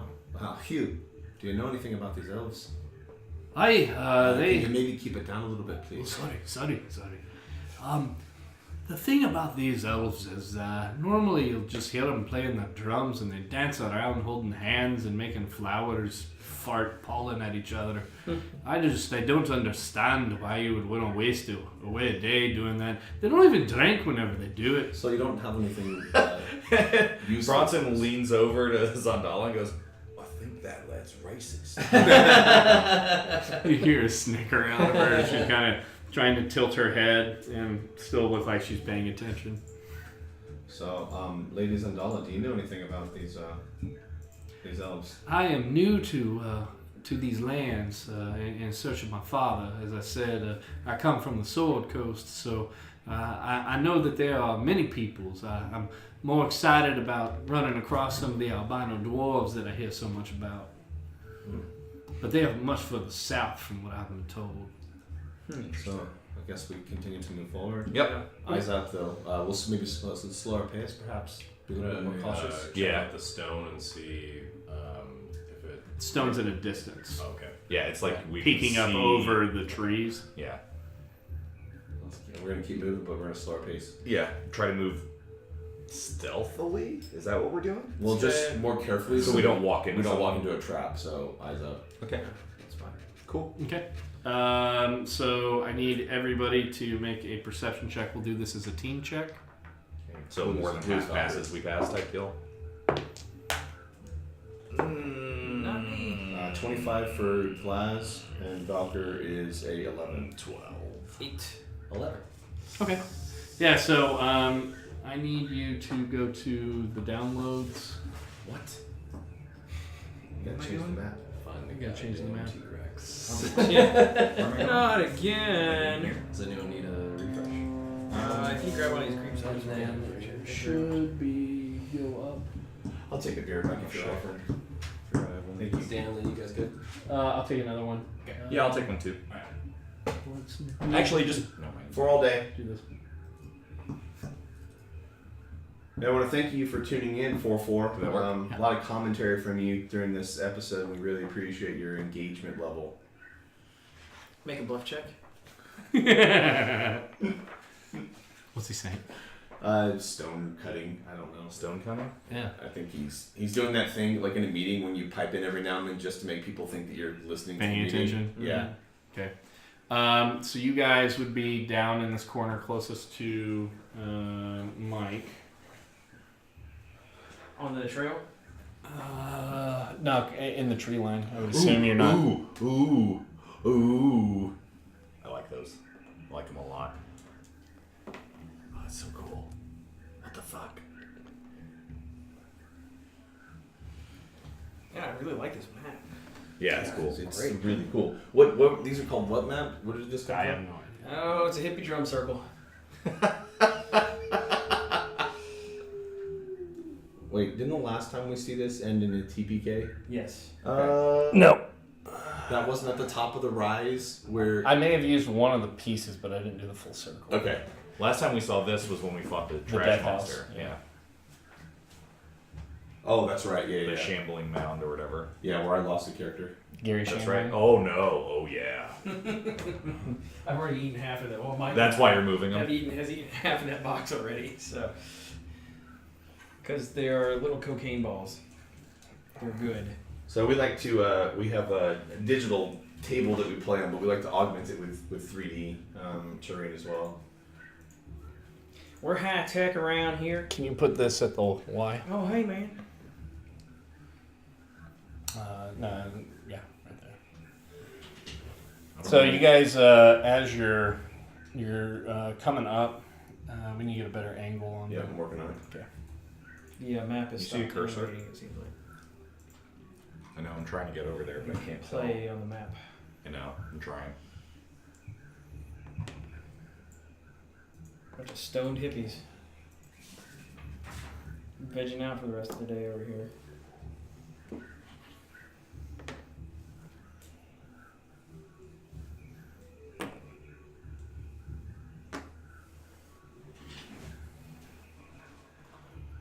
And I'll take a restroom break real quick. Okay. Okay, I think I did it. Yeah.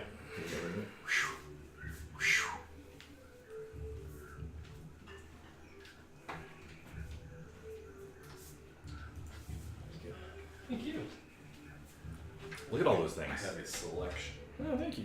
Our DM is just taking a quick bio, and then we'll get going. Our new sponsor, Shiner here. These are sticky. I know. They're gooey. Need toothpicks. I have a ruby red if no one wants to fight me for it. Go for it. All right. Day Quencher? Thanks, dude. Oh, Oh, actually, That was when they were Cosmos writing Reserve. Blade.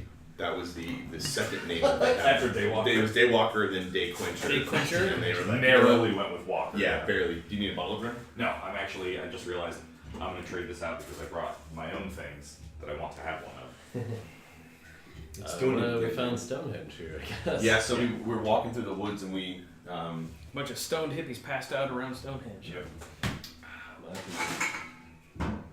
Just taking a quick break for station identification. We stumbled upon a Renaissance festival. Mike's joke about P-Hub was funny. Good. Thanks, 4-4. We appreciate your engagement. Thanks for tuning in. Don't forget to click that like button, that follow button. Smash. You can't subscribe to this channel, but you can switch over to twitch.tv/EL_Switchblade and you can subscribe there. He has affiliate status. Nice. Do we just need viewership numbers? Is that the difference? Yeah. We need viewers and consistent streaming. On the path to Yeah, we would have to have like, it would probably have to be weekly at this, and we would have to start this at the same time every time. So you end up having to commit quite a bit to it, which is fine if that's what you want to do. But just Tim, will you pass a paper towel Billy's way because he's struggling? realize what you just got to I'm realize using what my you get socks. into there.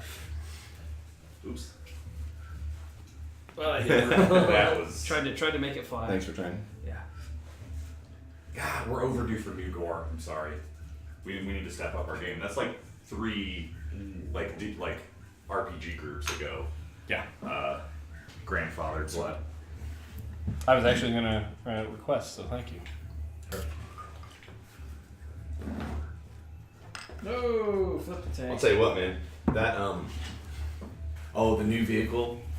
4 days. Those the new vehicles just got deployed in the army. They were in service for 4 days, and Yeah, somebody already flipped somebody the flipped tank. one. This was What? an actual tank. Oh, Somebody was trying to power slide in some dirt before they went through a water obstacle. look at the blood splatter on the. Looks great. It looks great on this digital screen, man. It does. I like that. Yeah, to us, I'm like, that looks like pretty like off red and like pretty bad, and it's too thick. There, The it's screen like looks really good. it looks stark. Can you go to more and put it on repeat? Oh shit. I have no idea how to Can't be do that. practical effects. Like I can't see the cursor once it gets over there. Hey, 4-4. What was the name of this the company that we got these? There you go. Thank you, maps Lee. from? Sorry for that.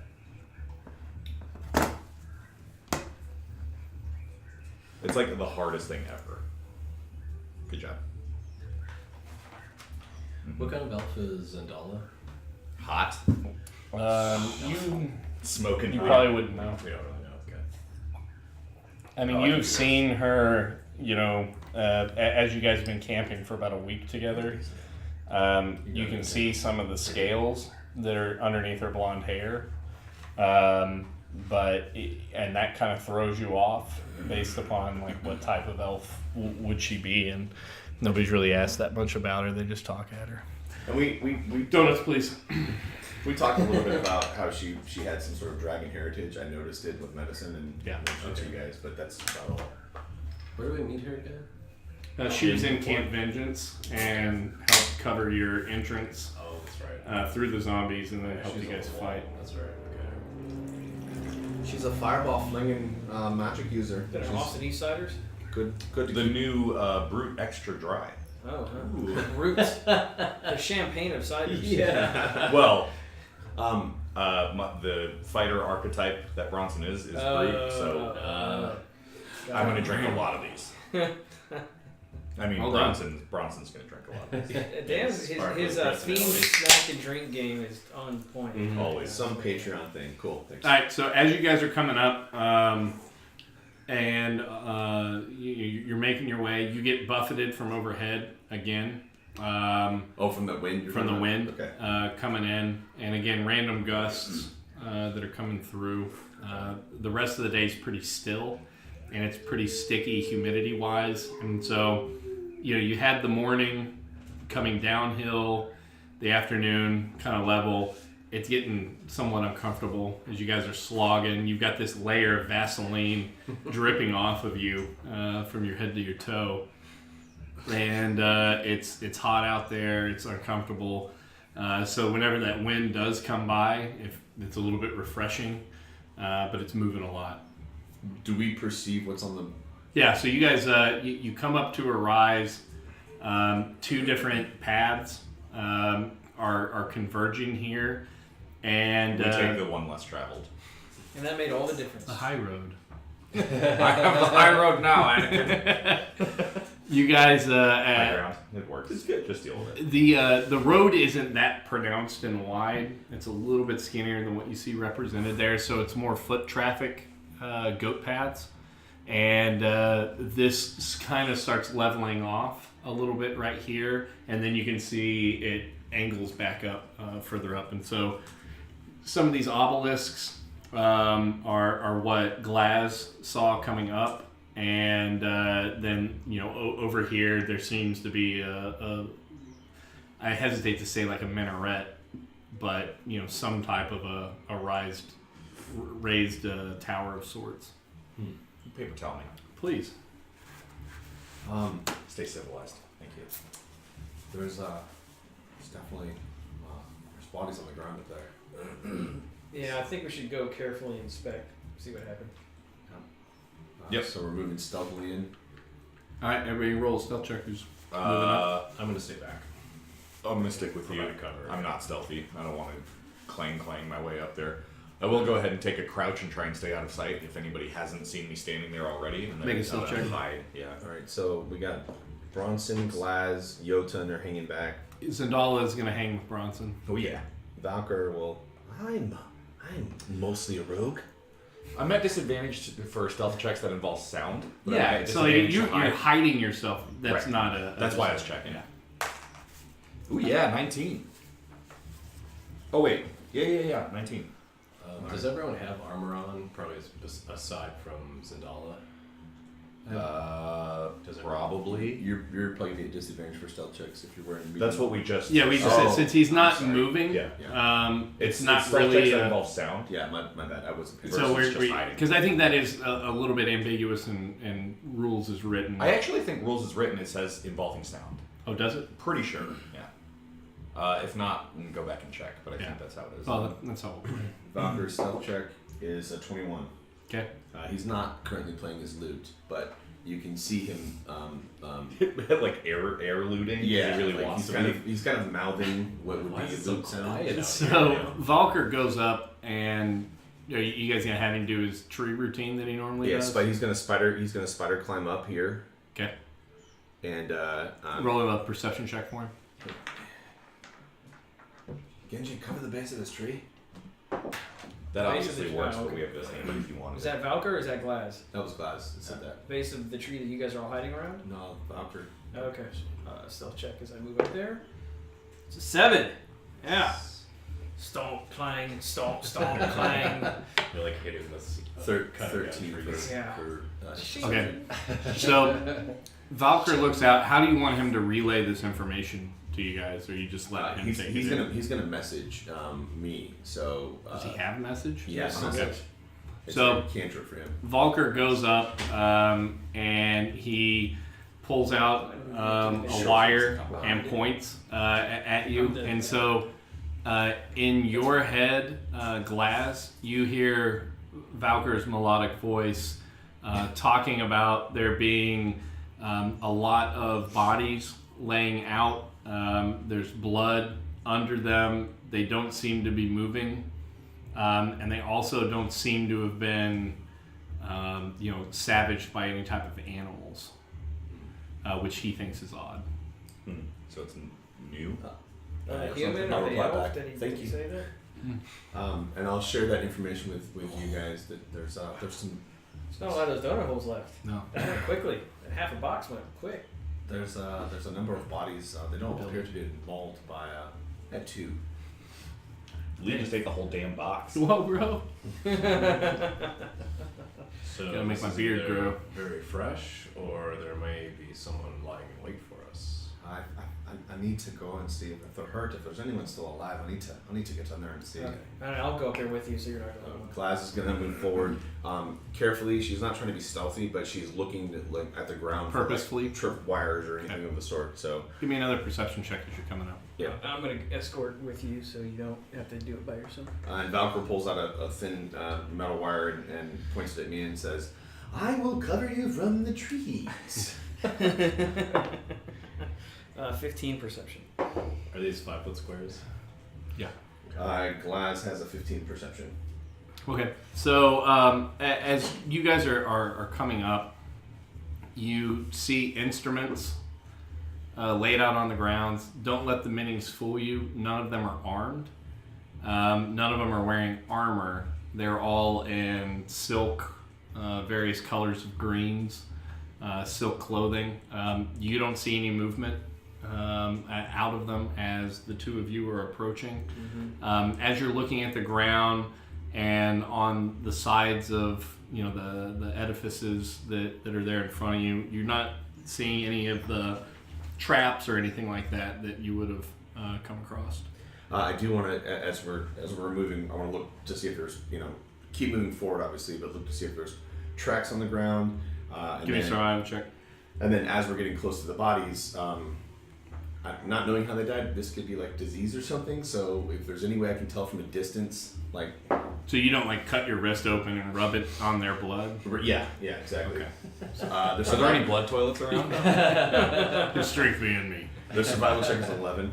So you do not see any tracks, and you don't see any signs of covered tracks as you make your way up. I don't see any tracks, Ninja. Let's keep moving forward. Okay. Bodies that were teleported in. Yeah. So gonna go up Something. I'm gonna stay just outside the circle. right here. Yeah. Or they fell from the fucking Doing sky. kind of that I wanna before when there was some attack where they didn't have any tracks. What it was is we had I think it was the person changing from the bear to a person, and we weren't tracking that's what was happening. But I think that's what was happening in the last episode when we were following tracks. But I don't think we caught that at the time. I thought it was something else, but I could be thinking. So there's two instances. One he was talking about, and then the other instance was the side force that left the Jade Syndicate, and you guys went after the main body. Yeah. I think you may be thinking of one of those two. I'm gonna try to assess how this elf, I'm assuming, or whatever it is. So we'll look at it to figure out what it is and then how it died. All right, give me a medicine check. Yeah. Call me Dr. Quinn. 15. So you can tell that this is an elf, most likely a Chultonwood elf, from what you had overheard them talking about, that they do much more glittery makeup on to replicate some of the broken rays of sunshine that make it through down to the bottom of the canopy. They're all wearing silks. There's instruments all around here, and you don't see any arms. And they have small puncture wounds. Well, I don't see any arms. Yeah, they don't have any weapons. Oh. They're all armless. These torsos. None of them are armed. I'm not able to. Just small puncture wounds is what I'm seeing. Yeah. Okay. I'm good, man. Weird. I don't really. Is it? Here, Mike. Does it look like it's from arrows, dart? Am I able to tell anything more than small puncture wounds? How long have they been dead? Or this one has been dead? What are their names? So What was his favorite color? this What one do they taste has like? probably been dead for about a day. So Genji, I obviously have to speak a little bit louder. Genji, there's puncture wounds that killed these, and it's been about a day, I think, since this one's been dead.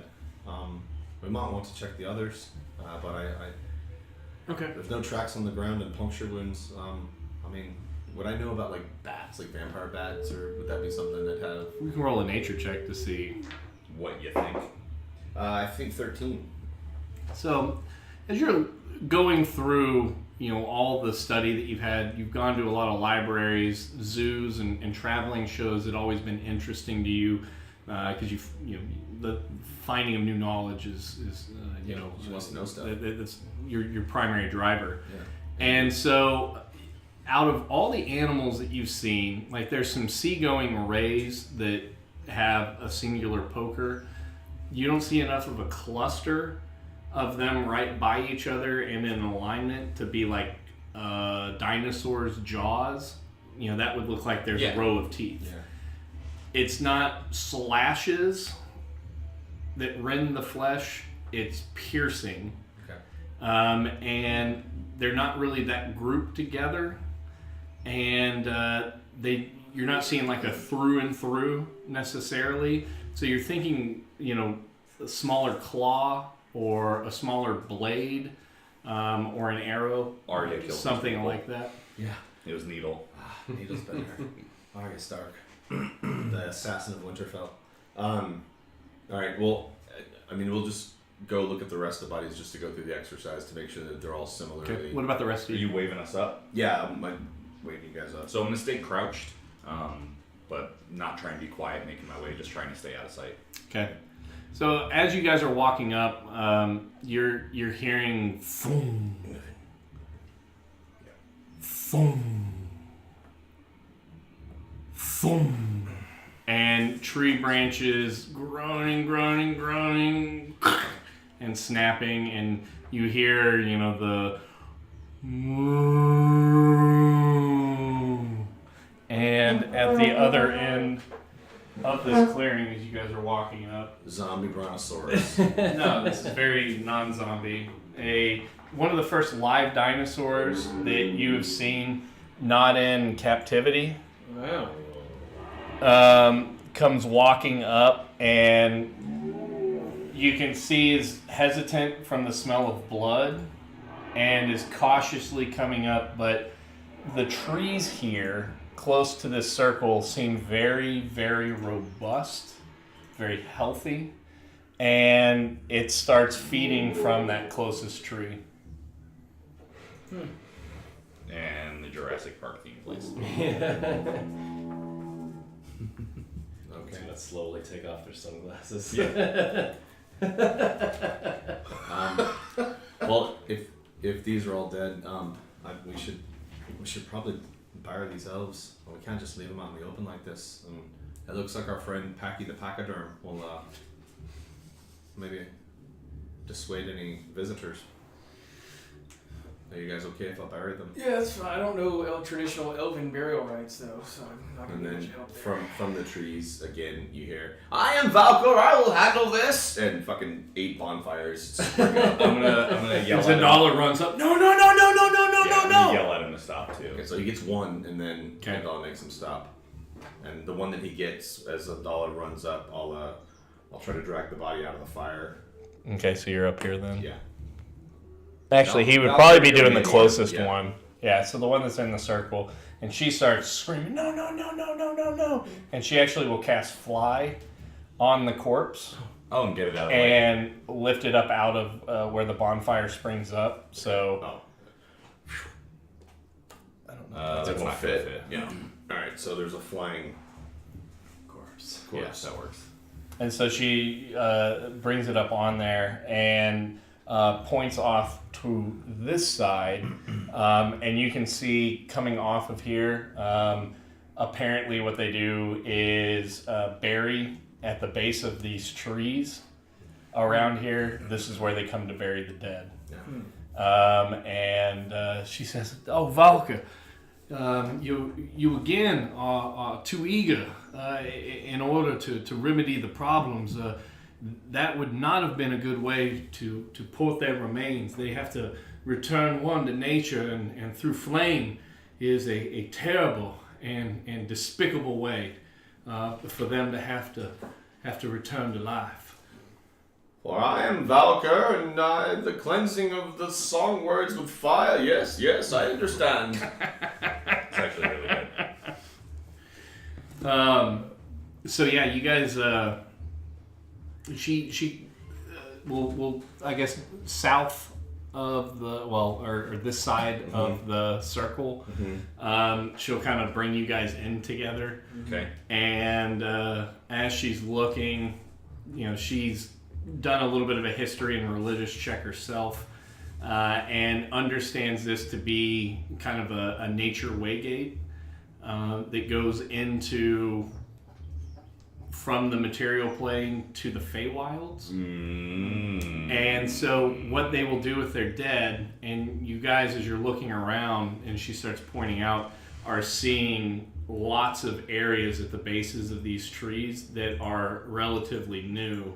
And basically what they do is dig a vertical hole and they set the elf down into it so that they're upright and standing vigil.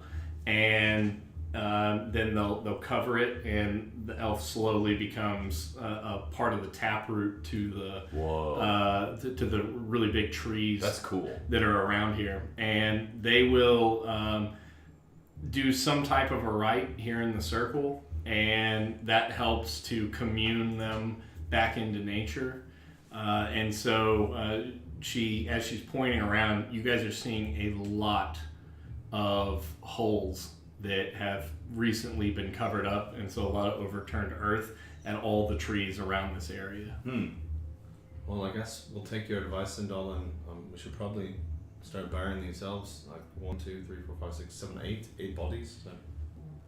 Lads, would it be inappropriate to see if they have any valuables on them, or are they all stripped already? That would be highly inappropriate. Why? Why? They don't need them. Yeah.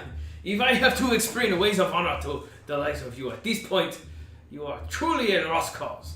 I mean, I could see if it was your brethren or something, but when I die, I would expect you took my pockets. All right, well, fair enough. All right. All right, so we'll, I guess, Hugh, since you're not really going to be able to swing a shovel too well, or a spade even, can you keep an eye out and make sure no one comes up on us? I typically are better at supervising, making sure that you guys are lifting properly than doing the lifting myself. So, more than happy. I'll lend a hand with what I can. And he, goes and stands, and he's looking more up and down the paths, as those would be the easiest ways for stuff to come rolling up on you. And he, kind of hunkers down at the base of that tree and is looking down both the ingress and egress routes coming out from there, and what they could. And overhead, you guys feel another buffeting, and the trees are kind of moving pretty rapidly. That's the third time that's happening. So is that? Can I do a nature check to see if that conforms to any habits of any dragons that we have encountered in Kozukura? Yeah, roll a nature check.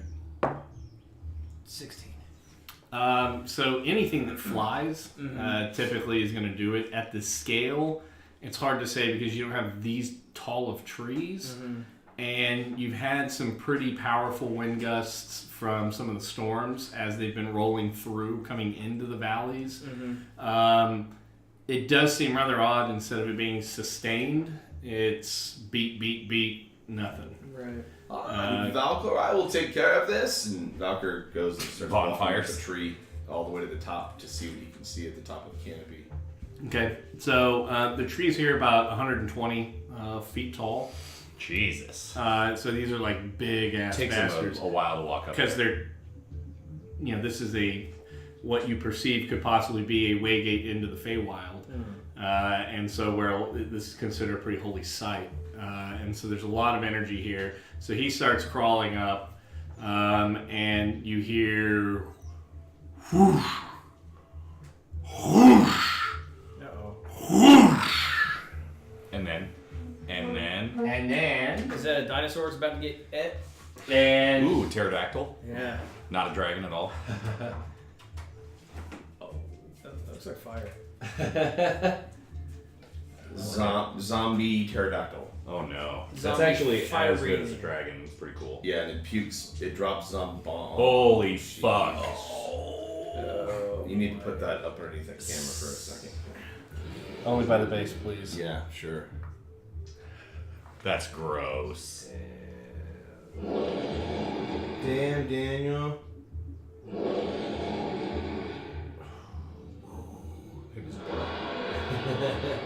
That's good. Good. Okay, where do you want him? That's disgusting. So, this huge geyser of flame sprays down on this brontosaurus as it reeks out in pain. And out of nowhere, this giant red dragon comes down and just starts feasting on this cooked brontosaurus as the area around here is just engulfed in flames. And so you guys are looking through, that waving that you get out of heat coming up off the ground. And it is just this blast of fire. You feel it come across you, and some of these bodies that are up here close start to combust as the area is starting to darken and catch fire. Hey, Morono-san, barbecue back on menu. And Bronson goes, I told you lads to put on your dragon fighting pants! I'm making my way towards Hugh to fucking hold him back. Oh, okay. We're not necessarily in initiative at this point, but Hugh and his eyes look like they're about to fall out of his head. How dangerous would it be for me to go up there and start dragging the bodies away so they don't, or are they just incinerated at this point?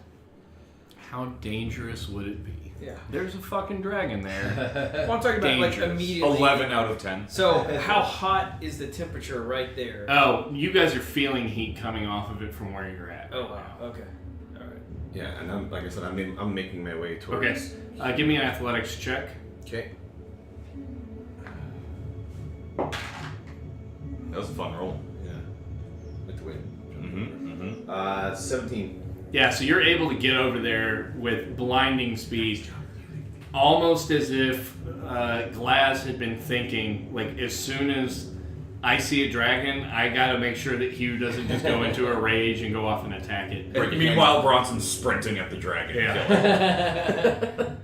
Everybody needs to make Are we doing this? a wisdom saving throw. I don't want to do this. Not right now. Fearful aura. That's a 10. It's a 20. 25 for Sorry, what Glad, was the check? 7 for Wisdom saving throw. Wisdom saving. 7 for Doctor. 16. What'd you guys have? I had a 10. 23. All right, so Genji Has a fear of dragons. and Has a fear of lizards. Valker both are paralyzed in fear based upon what has just descended down from the sky. Before Valkyr gets paralyzed, though, he says in Draconic, I am Valkyr! And then freezes in fear.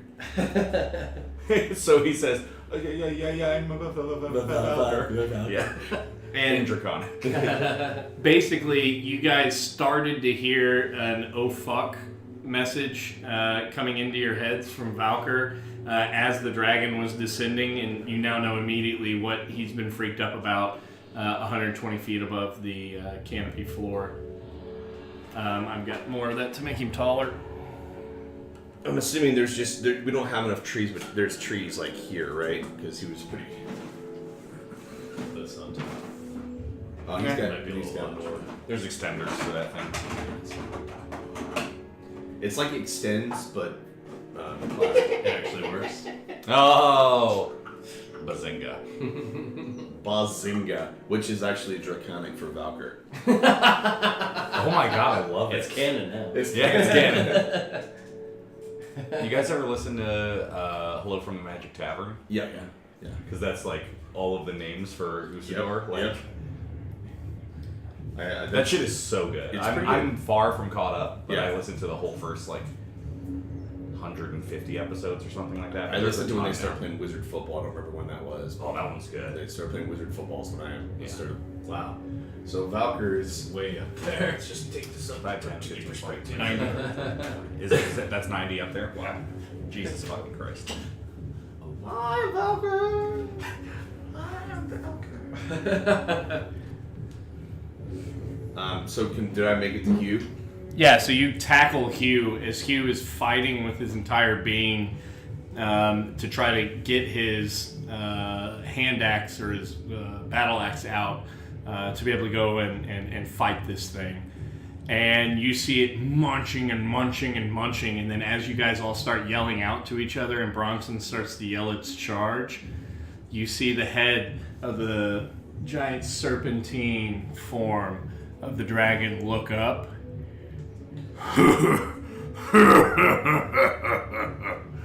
It appears I've got even more of a meal to feast upon.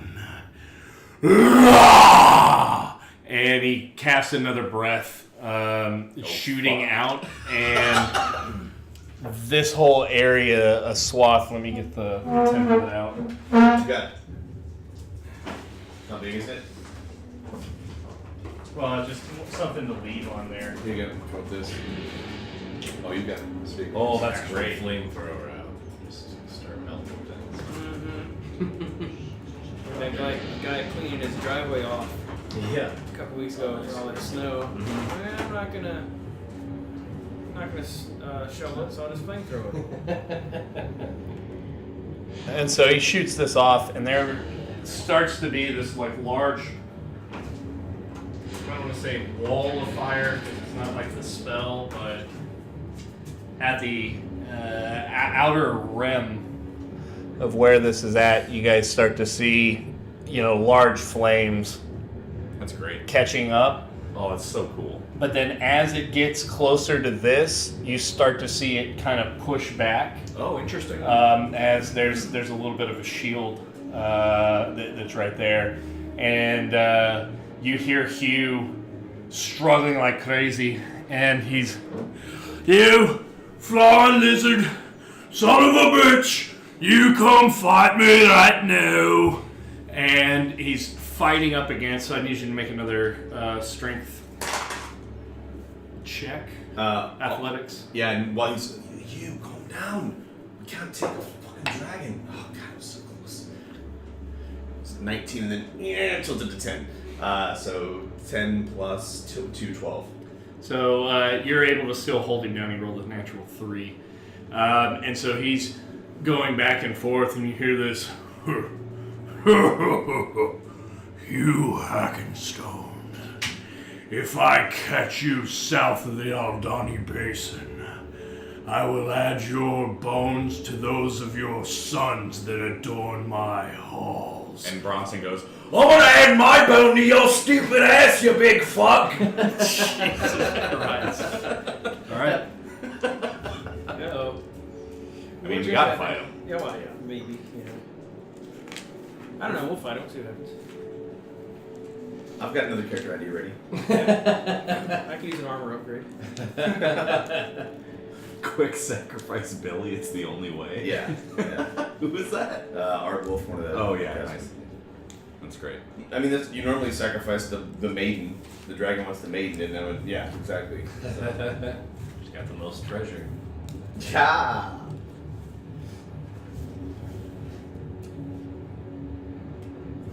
We're gonna kill him. His tension is He's We're killing this guy. Lee's trying to find the page in the DMG that says a party determined to kill itself. How do I stop it? No way. We're killing this dragon. We have an extra fighter. Dave's not here to try and put him to sleep. We have over an and extra over fighter I mean, and a mage. you might actually have Dave be an effective character. Right.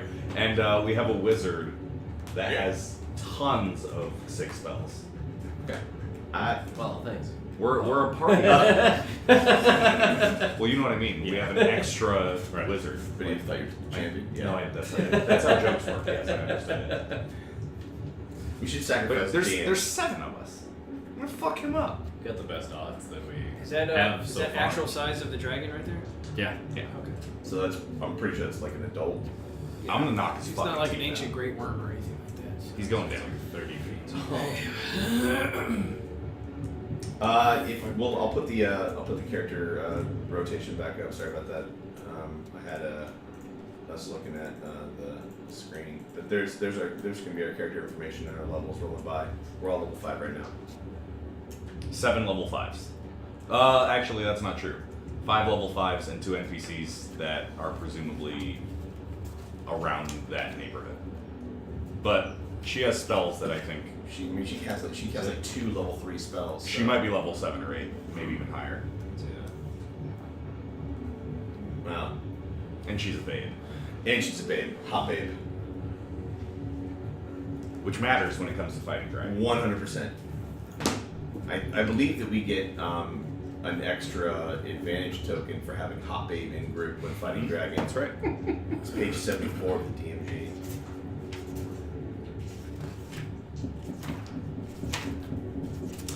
Can we just go back to the dragon again for a minute since we're looking at something? Let's do this. Eating some brontosaurus steaks. Yeah. So It's like Bron- Flintstone style brontosaurus ribs out That's there. right. Yeah, Bronson calls out to you two since he sees that you're like holding Hugh back. So he calls out and talks shit to the dragon in response to his, I'm gonna add your bones to my blah blah blah blah. Yeah. Talk shit, but then he's gonna yell over at these guys. Lads, we can't just charge in and get cooked. We need a plan. And Bronson's gonna move to cover. Oh, he's actually kind of in cover already, but make sure there's a stone between himself and the dragon. Okay. One of these pillars. Okay. What's the plan, lads? As he drops his pack and takes out his flails. We take them together. No, I'll go by myself. Anyway, don't do that. Turn the lights out first, though. I'm trying to keep Hugh down. Hugh. Yeah. Can we take him? Do you know enough about him? Does he have any weaknesses? They pass me that stack of cards. Make a persuasion check. And the only reason I say that is if you can get him out of his He's raged, bloodlust. right? Yeah. Probably not. 8. I rolled a 9, but my charisma isn't awesome. So. Yeah, so he's not having any of it, and he's fighting to get to his feet to be able to go and stand. At this point, the dragon steps over the brontosaurus as he's been eating, and slowly starts crawling his way towards you guys. Holy shit. So Bronson looks up. This corpse is still floating that she made float. Is that correct? No, she just kind of lifted it and put it up. Put it up there? That wouldn't have flies still on it. Wouldn't it though? It probably just flies all over it. Fly has like a duration, I think, of a minute. Yeah. Okay. We'll double check for you. One second. I'm doing it now for everybody. So you get Fly, turn- 10 minutes. 10 minutes. That thing still has fly on it. Okay, sure. I'm gonna bust out my Nightcaller whistle and animate that corpse. Okay. So we have a flying ally to help us also. When are we gonna use this stupid ass whistle? Brother man, I'm into it. Yeah. So Bronson looks over at the corpse that she cast flight on and goes into his pack. Like that he just dropped, right? Rifles through it and takes out the Nightcaller and blows on the whistle and animates this thing to fight for him. The guy. Flying zombie. Nice. I mean, fuck, right? No, I mean, it's good a time as any, yeah. Okay. yeah. So you have a flying zombie. It's A a reaction at all, or were you just kind of waiting? We're still not in initiative, right? So Yeah. we can still do some things, such as blow on whistles. And zombie Wayne sits up. Long milk time. The Ocarina of Time. Yep.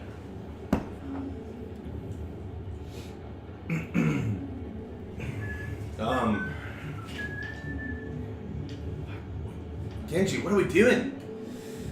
Can I act What's the effect of the fear aura that I succumb to? You can make another round to saving try to fight it. Okay, got it. 18. Yeah. Okay. So you start to come out of it, and you feel the rumble of each step, and you feel the groan of the land as the claws on its feet and on its hands as it's walking on all fours, slinking its way up towards you. You can feel the groan of the land as it's getting clawed into and pulled. I'm just gonna try to remember any sort of clan history that the Yoshimitsu have for fighting dragons, because I've never personally. Roll a history check. 17. So you know that they prefer to get into combat near their lairs, because an area that they frequent long enough, they start to be able to influence. And being ancient beings, if there is a way for them to be able to, tip the tables, they think in millennia while humans think in days. This is old just based upon the wingspan, so you do know that. It's not ancient. There are bigger ones out there, and at this moment, seeing the form that's in front of you, you don't really want to see an ancient one in real life. You look up and you see that, depending upon what color they are, chromatic dragons specifically tend to work alone. They don't usually keep a flight of dragonlings around, so they will usually go and stick to a patrol and out, or stick to a specific territory that they patrol. And out of all colors, the reds are typically more robust than the other ones, and much more selfish. The bar was right in the way of it. Man. Actually, now it's covering your face, though, huh? It's okay. Do a little adjusting. How difficult is it gonna be? Booyah. That thing's leaning. Are we fighting or are we running? Don't push down too hard at the top Well, of the screen. We can't outrun it. We're not gonna outrun the dragon, so I guess we're stuck fighting. It's a fucking arms then. All Hit right. it. Get off your ass. I guess we're fighting this fucking dragon. Zandala, hit it. And as soon as you let Hugh go, he dashes directly at the movement. So moving 25 and then another 15 because he had to get up. Is Valkyr stunned? He can't move? Yeah, he needs to do another wisdom saving throw. 6. Yeah, he is still scared out of his mind Oh my and God. grabbing a hold of the limbs that are up there. With that, your animate corpse on there, what's the stat block that is able to fight with? Whatever the person was, whatever the thing was. So it's exactly there. It's that elf stat block with Okay. a zombie template on it. Okay. Yeah. So no air or anything like that it has to breathe, but it is. The target becomes a skeleton if you choose bones, or a zombie if you choose corpse. The GM has the creature's game statistics. Okay. So then we'll do a I skeleton. guess it's just zombie, right? Yeah.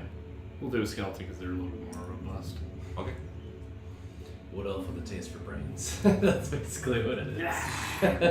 If he survives, we can talk to him.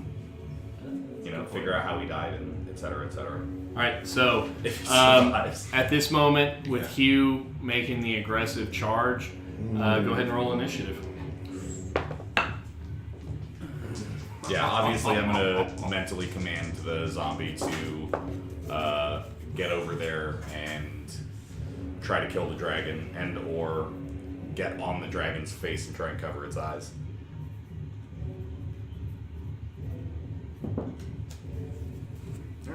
All right.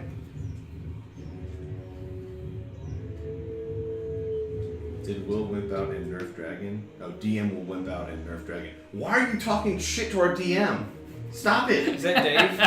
Nah, he's TPK'd him before, if I recall correctly. Did Dave say that? Yeah. Well, of course he did. He's got to ruin it for us, even Yeah. though he's not here. Yeah, that's okay. Valkyr's the dragon's probably gonna like swipe the tree as it flies off, and Valkyr's gonna fall 120 feet. Dave, you're not here to make Valkyr useless, and he's still useless. Shut your mouth.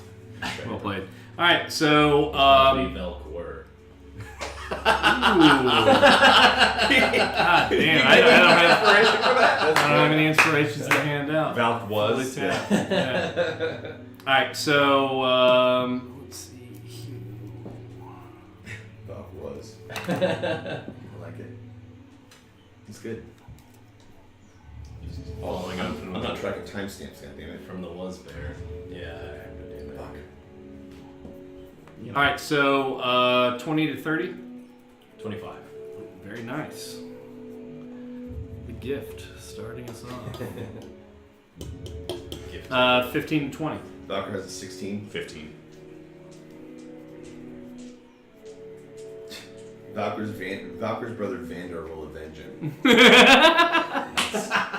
So fucking said. It's the dumbest thing Such ever. a Dave answer. So Zendala and you both got 15s. Who do you want to have go first? Zendala and Bronson. Let's let her go first. Okay. 10 to 15. And he says it too, as they like take action. He goes, "Ladies first," and lets her Oh, go. nice. You're a gentleman. 13 for class. Never let me go first. I don't have a crush on you. Yes. What? You kind of fall in love really easy. Genji, what did you have? 8.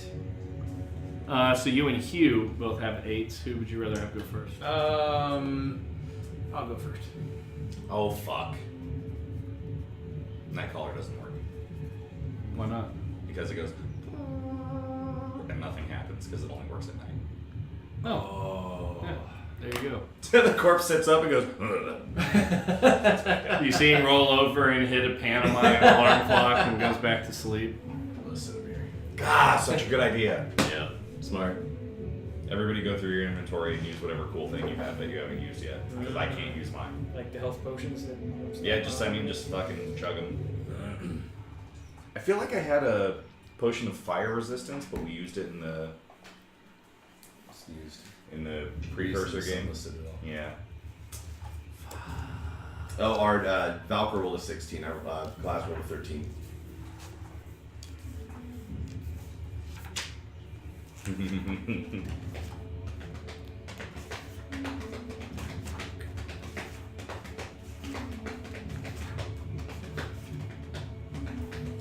I fucking hope you know what we're doing.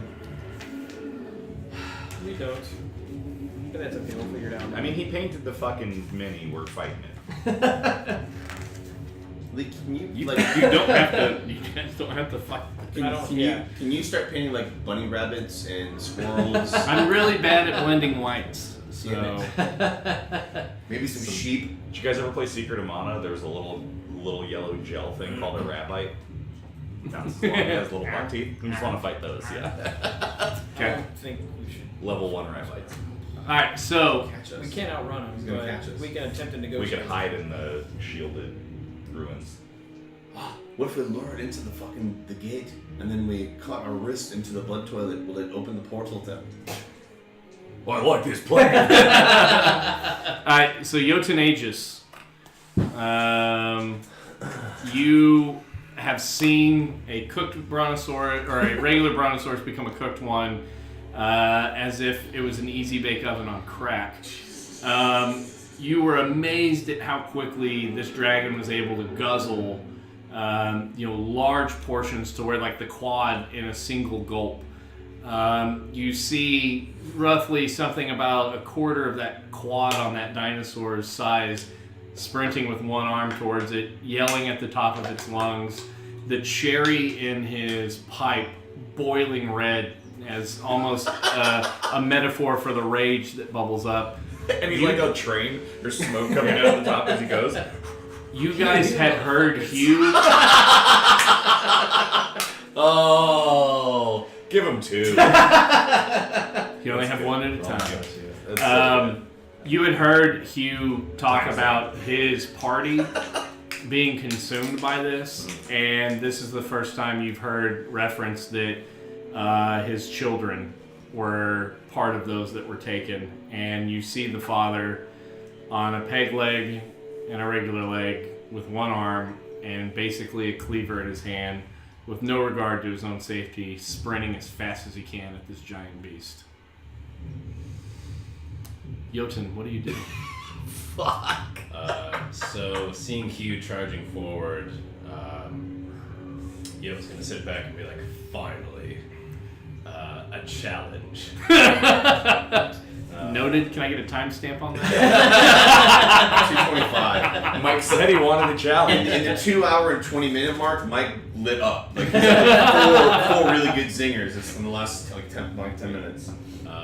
So we'll hold out his hand in a small blue crystal form. He'll take it in hand and rear back and fling it right at Cinder's chest.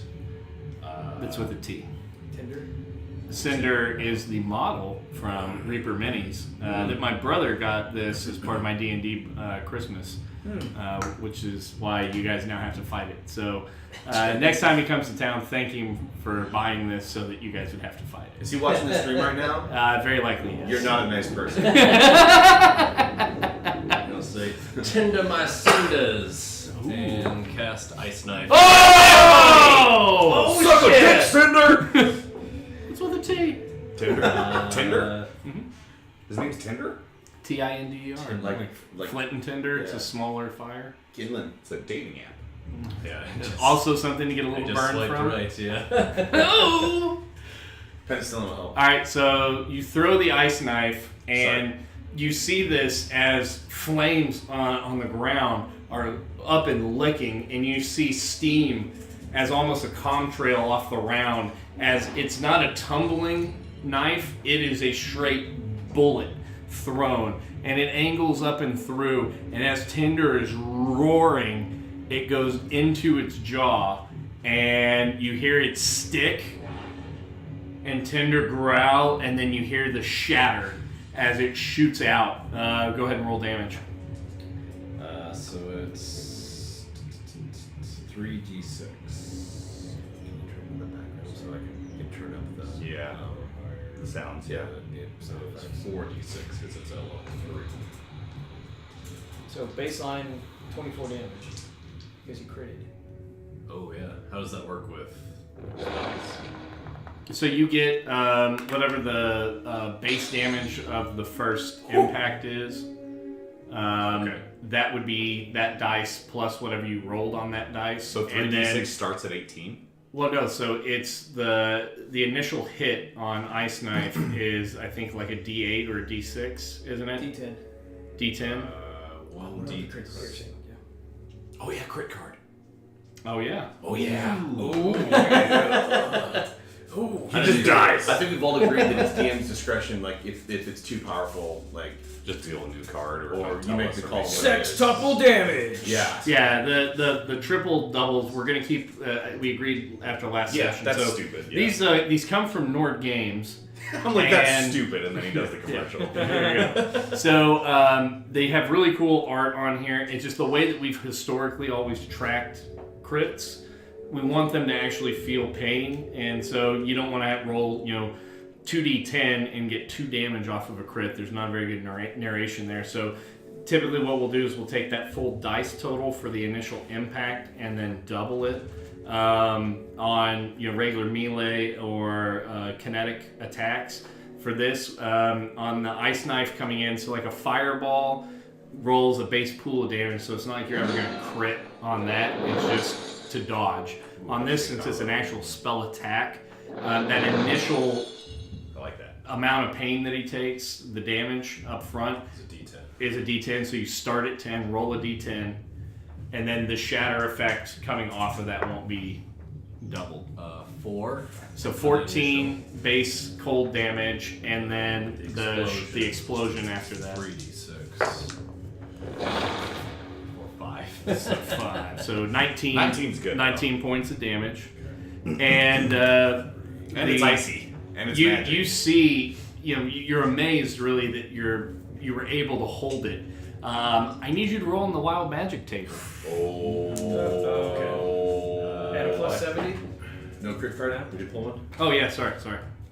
I wanted to get through Yeah. Do you want to adjudicate that first? And then No. Do the wild magic table So Gray first. is 10s. 71. Ooh, Pretty high. good. I don't know if that's I rolled a bad. 70 last They're time, kind of so- random. Like I think They don't get progressively worse. The higher Yeah, I you think get. some of the low ones are insane also. Because I think I had like a 74 or something last time, so.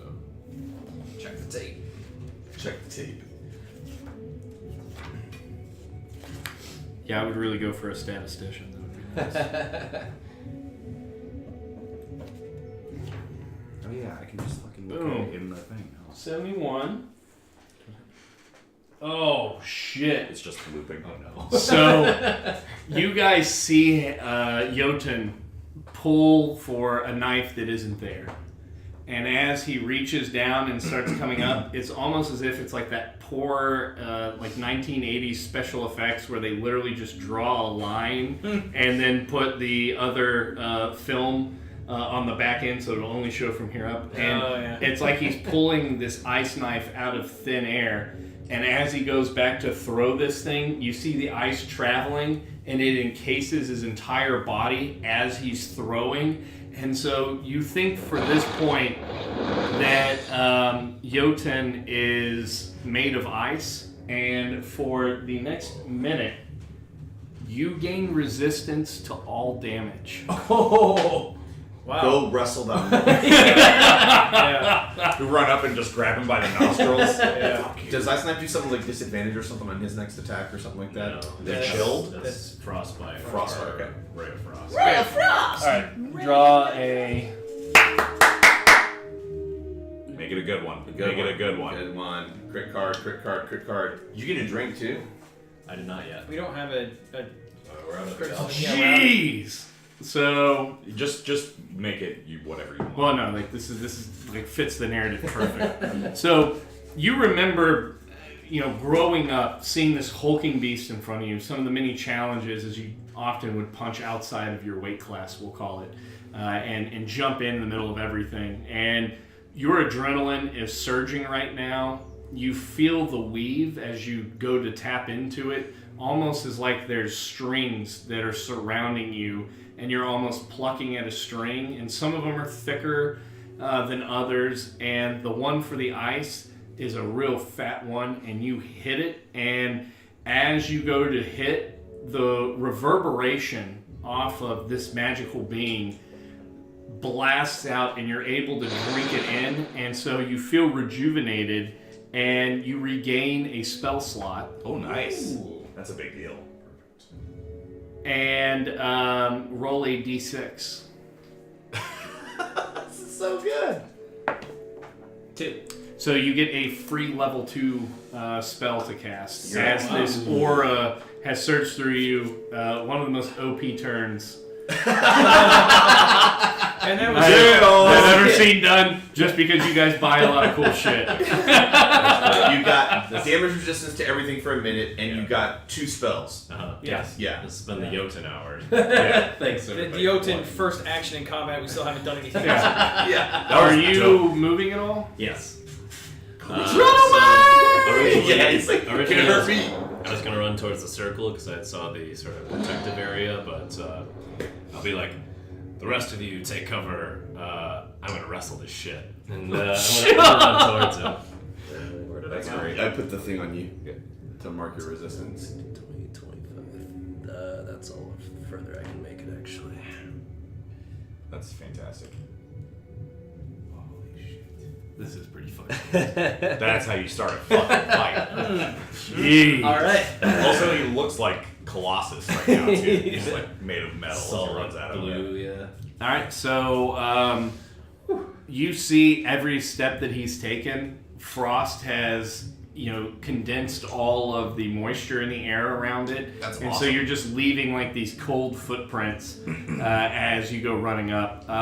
Volker, He has to make a saving throw. 120 feet in the air, scared out of his mind. Wisdom saving throw to overcome the dragon. Did he not fear. notice that his friend down below just 20. Yeah. All right. So Valkyr, up there, hearing everybody charging into battle, is like, one of these days they're gonna ride the Ballad of Valkyr. I need to get down there.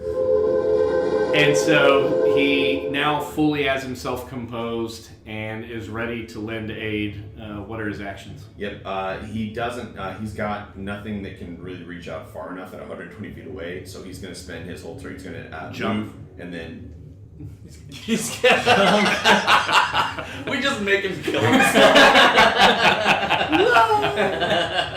He intentionally lands on his head. Roll 12d6. Never puts his hands on you. He's moving 60 feet down. Okay. So moving 30 feet down from that. We'll just put him here. I don't want to mess this up.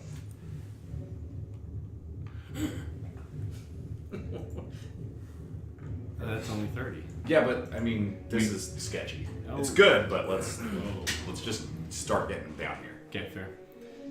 So he dashes, sprinting away. down the face of the tree, deftly sliding, but still keeping in contact with his feet as he's coming and weaving in and out of branches as he's running straight Swiss seat on the way down.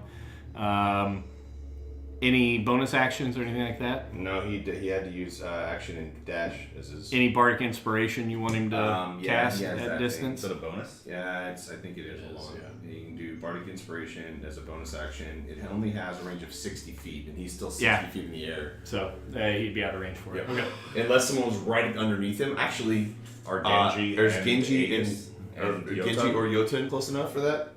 We could say that, as Jotun's running under or Genji, he could throw him a bardic inspiration. He's gonna dice. give a bardic inspiration to. That's true. His taller. That's Give this guy an inspiration point. Can't. God take, damn it, take, Mike take is an on advantage fire. roll. Take an advantage roll. Where have you been this whole campaign? that's so good. He's gonna put it on Genji. So you hear. He's taller. I'm Valkyr. No, just put a d6 out in front of you Oh, yep, fair. so we don't get clogged Yeah. up. And so you got one of those, and I'm marking that as used. Okay, cool. That's Valkyr's turn. Okay. Zendala Oh yeah. is going to.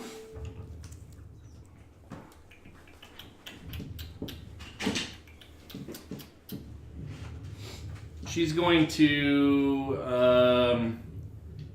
cast Ice Storm. Holy shit. I'm detecting a theme. Yeah, he got pretty lucky with that art. It would have sucked if his ice knife had turned into just a grease spell. Oh, that would have been so awful. Actually, can grease be set on fire though? Well, it wouldn't matter. It's a red dragon. Yeah, he's fired. It's only bad for us. Yeah, Do you think he's resistant to fire? like, I'm sure. Oh, I'm he's sure. probably immune to He it. has to be. Really? I bet he is. I don't want to look it up. Hey, what's going on, meta conversation? I said I don't want to look it up because my character wouldn't necessarily know that. But as your family knows dragons, Ish. ish. We know ruby dragons. Oh, not red that's right. You dragons. know gym-based dragons, right? Yeah. All right, so within a 20-foot radius, she starts dropping hailstones down. He has to make a dexterity saving throw. Which is Um, probably plus 40. Here's His size might be a disadvantage for that though. Maybe. So 20 radius, so I would need to be 40 feet across. So this entire area that you guys haven't penetrated yet. Sick. Yeah, this is it. Ooh, it might put out his fire too. That's great. And Where's it centered on? Yeah. Does that matter? 15. So he takes half. And so for bludgeoning damage first. Oh, she won that turn? No, It's a she save for that. casts it, so he rolled a base 18 to save. All right, so he takes It's really cool. It wants to, right? Never used that one before. That's cool. Yeah. That's Some volcanic explosion. and then cold damage on top of that. And so you see him just getting pelted by these huge chunks of ice as Zendala has started the frost in the ground starts traveling up through her, and she raises her arms up, and instead of it being clouds directly over him, there's canopy, but the canopy frosts over, and you just see chunks of hailstones ripping down, pulling through some of the membranes on his wings and hitting him in a few spots. It was a robust hit, but you can see that was probably the peak of her power as she casts that. And she calls out to Bronson, and not more of a call out, but like looks over at you and says, "Stay safe, Shug." Like that. Mr. Moronic song. Bronson. She's not moving. No, she'll stay over there. Okay. So he'll go, "Wish me luck, lass," and go twirling his flails and start running up. He's gonna get into the, let's see, where am I? 5, 10, 15, 20, 25, 30. You can go another 5 because you could have cut the corners instead of making an L there. That's true. 5, 10, 15, 20. Okay, so I can get right up here. I'm gonna get behind this thing. Okay. Do a quick acrobatics or athletics check to bound up over the rocks there. The rocks piece. That'll be a 13. Yeah, 13. You're able to bounce up over. Otherwise, you would have had to consider it difficult terrain to Sure. pop up and on. So yeah, he goes running and twirling his flails and does like a lariat or whatever. But yeah, he'll just get to cover there. And then for his action, he'll take the dodge action. I think is probably the right call. Yeah. Okay. No leading the witness.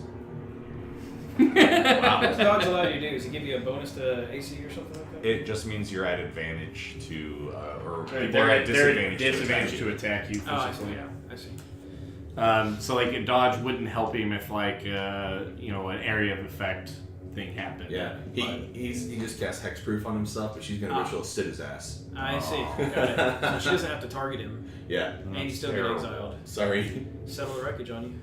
But I'm also behind a rock. But We yeah, have cover. that's it. We have cover. And Bronson will yell out to the group like, "We need a plan, boys!" Yeah. I'm lady. That was He's- Valkyr.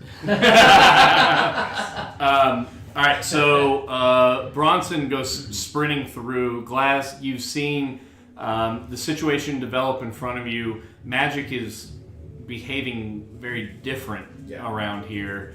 And you've taken in everybody's work so far. What are you going to be doing? Yep. Glass is going to move forward. 5, 10, 15, 20.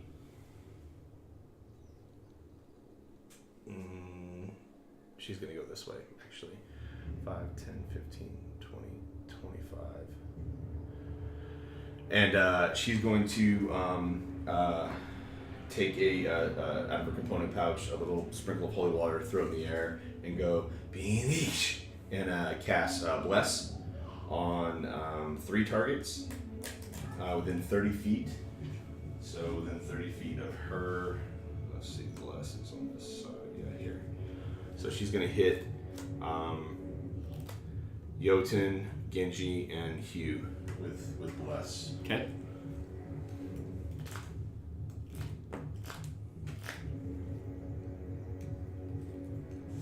Nice. So you guys feel a little bit of a tightening in your clothes as there's a flare up of your muscles, and you feel much more solid, much more rooted. With the weave in particular, you're really feeling it amp you up. And the thing, you can only cast 1 spell even if you use a bonus action on your turn, right? Is that the... So I've seen it used, like if you used a leveled spell, you can only do maybe a cantrip on bonus. I go either way, just depending upon, like, to me it's a little bit hard to get 2 spells out whenever you're focusing on 3 people for a bless, for example, but Could I do a I'd be willing cantrip? to hear it. Isn't it just driven by whether it's an action or a bonus action? That's it. But it's there's a different rule about spells though. Yeah. Like, Really? Yeah, 2 spells in 1 turn or something like that. I can't remember what it is. Because you have to do all the harvesting of the power, and then doing it since it's a 6-second block. To be able to say all the verbiage and stuff like that is where it goes back and forth. What do you want to do? I was going to cast Sacred Flame at Tinder, Grinder. Okay. Yeah, that's what we call it. And so she's going to hold forth her hand and say, Lazar. And I cast Sacred Flame. Dex 14 save. Which, by the way, is draconic for laser. He fails. Okay. Yo! He's going to take 2d8 points of radiant damage. He's going to take 10 points of damage. Okay. Nice. Oh, fuck. Nope. Never mind. Sacred Flame is an action, not a bonus action. I'm an idiot. She's going to do nothing. She's done. Man. My apologies.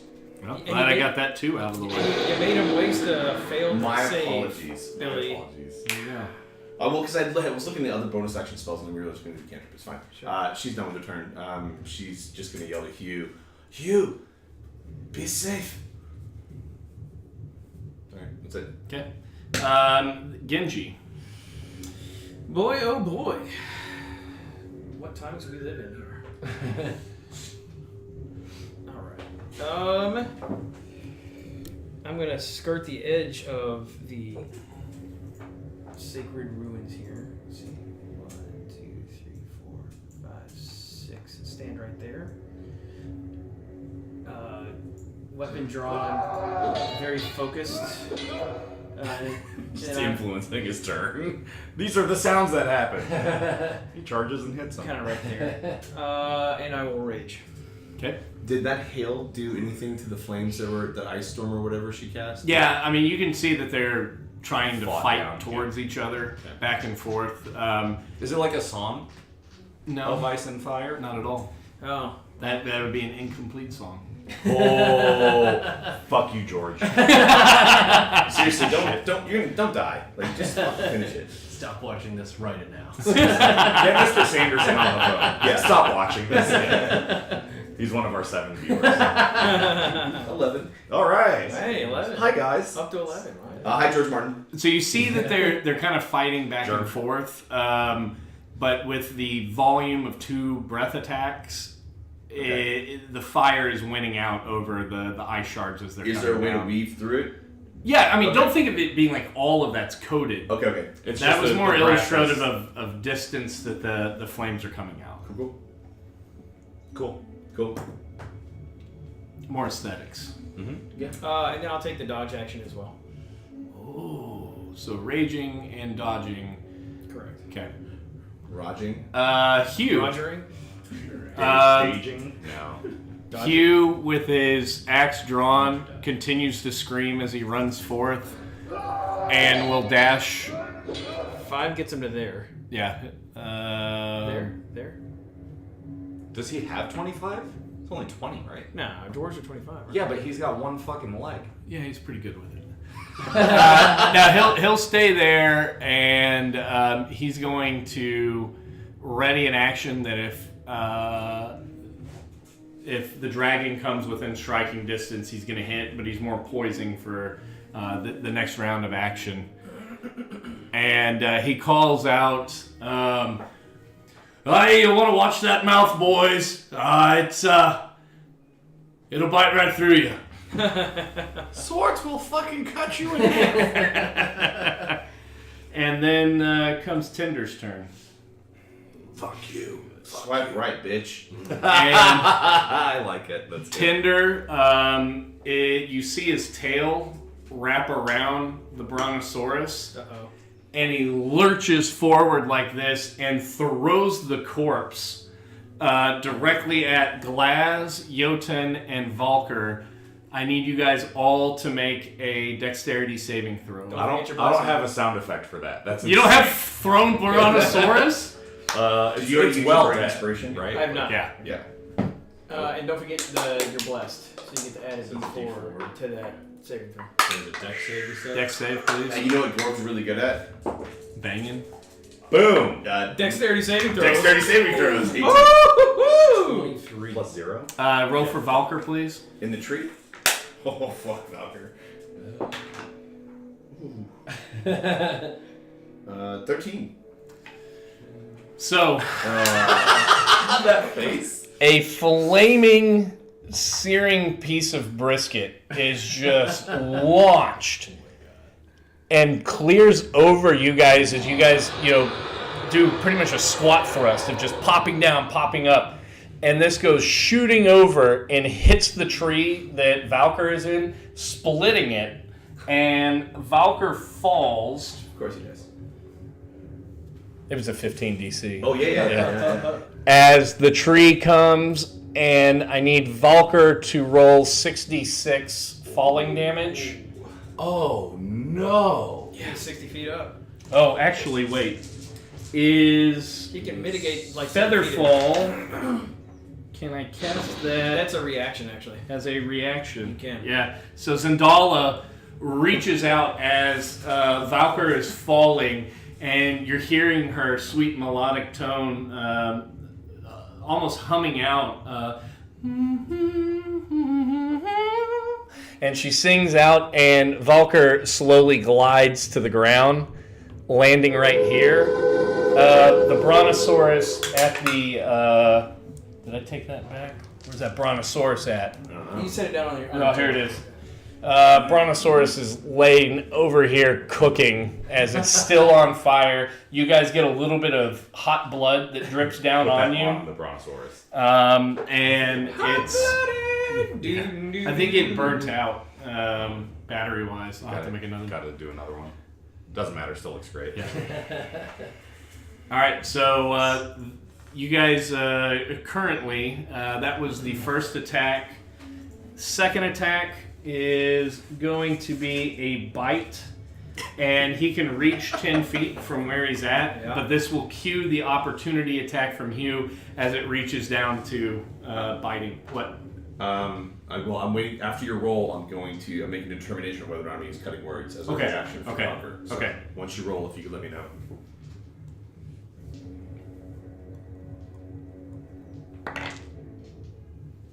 Okay.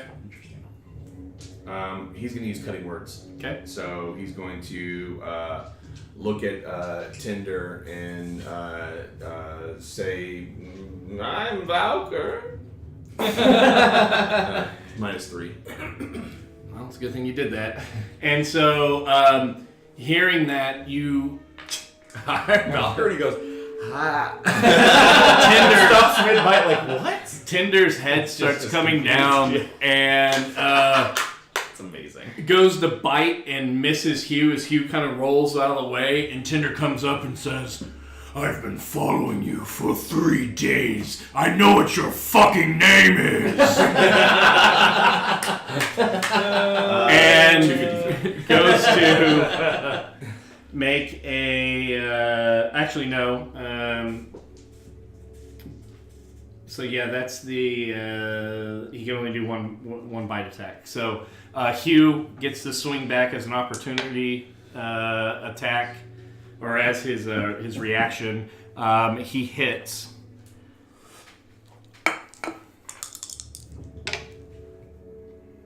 And he says, "You scaly son of a bitch, you're not taking anything out!" And comes down and takes a huge chip out of one of the horns on its jowls, which are beautifully painted, as it reaches down to take a snap at him. All right. That was great. Top of round 2, Jotun Aegis, the man of ice, charging forward. What are your actions? How long did I have the all damage resistance? 1 minute. So you'll have 10 10 rounds. rounds. 5 more rounds, okay. We will either be dead or have won the fight. Nine more Yeah. rounds. So And it only started last round, so Still 10 rounds. encased in No, that's ice. true. Yeah, this would be the end of the first round. Yeah. That he would have the effects. It would have it for 9 more rounds after. Presumably. Nevertheless, like 9 rounds instead, or we're just taking rolling. 50% damage for everything. Yeah, it's kind Just of moving up one. yeah. Well, I just meant just like enough to the fight get shouldn't go around that there. long no matter what. We're either raise dead or my, he's dead. Sure. Sure. Unless Advantage roll. everybody missing that long could happen. Yeah. So feeling extra charged from the last round, I'm going to use my free spell to conjure another ice knife and throw it right at the same spot that I hit before. In his bitch mouth. At advantage.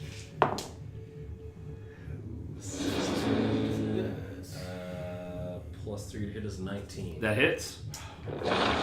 Yeah. Attainable. A D10 plus 2 damage, plus 3d6 from. Yeah. Actually, he has to make a dex save. 19. That makes So he saves. So he doesn't take damage. Well, What does it say? the target and each creature within 5 feet must succeed on a dex save throw or take, in this case, 3d6 damage. But that's So it. So Yeah. it doesn't take anything. So he didn't take anything. So, you throw your first. Oh, roll on the wild magic table, please. Oh, let's get frisky. 73. Blue is 10s. 32. Oh, that can't be good. It can be good. It could be. Oh 256. Lee made some weird noise. Oh, what? Oh boy. Oh boy. Oh boy. Are you reading the table right now? Of course, it exists. He can do whatever he wants. It doesn't mean it's gonna happen. Sure. So, Jotun, don't look at that. Metagaming motherfuckers. It's the wild magic table. Yeah, don't look at it. It's better for your character to react as you would if you didn't know what happened. He doesn't know what happened. And Jotun just bamfs out of existence. And it was mid-throw, and so the ice knife just kind of tumbles in the air, glancing off of the shoulder joint. What looked to be your probably best tool in this fight has just disappeared. Yeah. Valker. Well, we still have our butter knife, so that's Valker. Yep. Valker is going to cast a spell, and he is going to. Yeah, I think that's what he's going to do. He's going to cast. He's gonna cast bonfire underneath the red dragon. No. Oh, okay. He's going to cast Bane on the dragon. So DC 16 Charisma.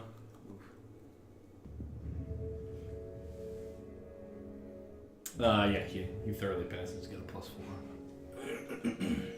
So he passed it. Okay, so Bane fails. I think. Dragon's got Yeah, I think it's save. Save there. Nothing happens. Yeah, nothing. Yeah, nothing happened. What is this amateur magic that you're trying to cast? And then for a bonus action, he is going to go ahead and put Bardic Inspiration on. How far can he go? 60 feet. You've already got one, right? Yep. He's going to give it to. So he's going to move so he can see. So 5, 10, 15, 20, 25 here. And he's going to give a Bardic Inspiration to Bronson. And he's going to play a little riff. So you have a Bardic Inspiration. Sweet. You want to put And that's a a- D6 up? D6. Yep, D6 you can use once. And that's it for Valker. Okay. Zendala is going to cast another one, but over here, so the dragon gets hit and Hugh doesn't. And so Ice Storm again, not at the same veracity that she was able to conjure up before, but you see the frozen tree limbs and leaves coming off still are frozen and embroiled in what looks kind of like a greenish white cloud as hailstone after hailstorm starts falling. You hear shattering and scattering of the ice all across the ground, and let's see how much damage. I need some hot face. Oh yeah. Cruising Mega Mountain. So he was a 1 on his save, is what happened? Dexterity save, yeah. Is that a crit card? No. Oh, yeah, actually, I'm doing one of these for my net 20. If you don't mind. What's that? Oh, Oh, that's so good. I don't mind. You might, yeah. I got all day. That's a good way of putting it. And again, God, that's 2 dice that maxed out, and then 2 others that were 1 away from it. Jeez. So ice is just pelting the shit out of this guy, and he's getting hit. And since it's falling in behind him, you see Tender kind of reposition himself, and he makes eyes directly at Zendala, and says, I see you've chosen to taint the gift of our blood, she-elf. Let me draw it forth from you. And he starts to make eyes directly at her. Bronson, what... Scared of magic now, are we? So he said, what did he say? I see you've tainted our blood. Yeah, so like Got it. you know from her background that they had used dragon's blood to heal her. Right. Whenever she was young, and so mixing dragon blood with some of the lesser races is a great insult to alt-right dragons. So yeah, when he says, "I'll let me draw it forth from you," Bronson yells, "I'm gonna draw a dick on your forehead after I put you to sleep." So yeah, we're gonna get right up in his face and hit him twice. Culture. You need to move 5 more up to be able to hit him. I can, but like the mini doesn't fit. You can change put his your orientation. You can There put you your go. head in his mouth. Yeah, I'd rather not. Kind of a bad omen, I would say. Yeah. Dude, that looks amazing. Yeah, right? So good. All right, gray one is gonna be shatter. Okay. Come on now. It's +8, +7. But... Ooh, yeah, that's pretty good. Those are both gonna hit. +8 and +7 on 16, 17. Yeah, those will hit. What is the problem here? You have those dice on there, so maybe screw in with your That's probably touchpad it. recognition. What the fuck? No, Your Just sausage use your- fingers just aren't built for it. that's right. The fingers you have used are too fat. To order a dialing wand, match the keypad now. Alright, so let's do... Where am I fucking... There we go. Normal shit. I haven't had to hit anything yet. It's like sitting in that seat just makes you terrible at playing D&D. Whoa! Oh, So- dirty. So dirty. That one is an 11. Oh, wait. 12. Round 8. 5, 9. So you don't roll bless on... Blesses doesn't apply to damage. on damage. Just No. hit and... I know. Oh, It's his okay. extra damage thing. Oh, that's right. Yeah, so 11 and 12. 23. Nice. So... Oh! Yeah, it's okay. No, what do you got? Nothing. I can re-roll damage and use the higher one, but it's pretty good. So you go sprinting in, thoroughly pissed, dancing between some of the plumes of flame coming out of the ground, where it kind of separated the two. Like you're doing the Ghost in the Darkness, the lions jumping over the fire type thing, as you're flailing around and then coming down and prack, prack. And he didn't really, by his body English, really consider you that much of a threat as you came in, but 2 rough shots like that, that hit really well. He looks down at you and looks pissed. So if this is higher than a 5, then we'll add that. We'll re-roll the damage on the 5 one. Yep. Keep it. Okay. Anything else you want to do, Brano-san? Spit in his face. Talk shit. Yeah, I talk shit. I cast shit talk on him. Plasmoline. Yep. So Glaz. That's the one spell you got. That's your bless, right? Yeah, Genji. That's your Yes, bless. that's Okay. the one that's on me. All right. That other one, oh yeah, that is the one that's on me, correct. Yeah. All right. So Glaz is gonna go here. Nope. She's not. 5, 10, 15, Oh no, that's not good. mellow with age a little bit, but Noted. I will step it up. You know what? She's it's only been aged 2 weeks or something. It's fine. We're gonna have to run the fucking risk that it's gonna happen. Risk it to not become brisket. T-shirt. Billy hated that one. That's great. No, I just hate my decision. I hate that I wasted my 2 level 2 spell slots first thing this morning, and now we don't have spiritual weapon.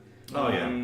Because that'd be great to have Oh, and it would be 2 great minis on the field. Yeah, on the field at the same time. You could just give me the spell slot back if you want. If you Divine satisfy the magic. conditions Yeah. for the wild magic table to be brought in, you could earn yourself a free slot alright, or a free trip to some other place. Yeah, that's what I thought was gonna happen. Yeah, she's gonna hold out her hand and point at the dragon with 3 fingers and go Siuk and cast Guiding Bolt. Okay. We need a fairy fire. This hoe is what we need to do. 18. 18 hits. Yeah. 4d6 radiant. Sick. 5, 9, 10, 13. 13 damage. Alrighty. And that's going to be her action. And then for her bonus action, she is going to cast. She's going to reach. Nope, can't do it because it's a full spell. That's the end of her turn. So you see Glaz go running up and shooting through the fire, which almost, like whenever an airplane goes through smoke or clouds, how you get the twist. You see the flames do the same thing as this beam of yellowy golden light comes shooting out the end of her hammer and pops Tender right in the jaw, and he curls back and shakes it off and then looks to ready an attack. Any other movement? Billow your cloak. Oh, yeah.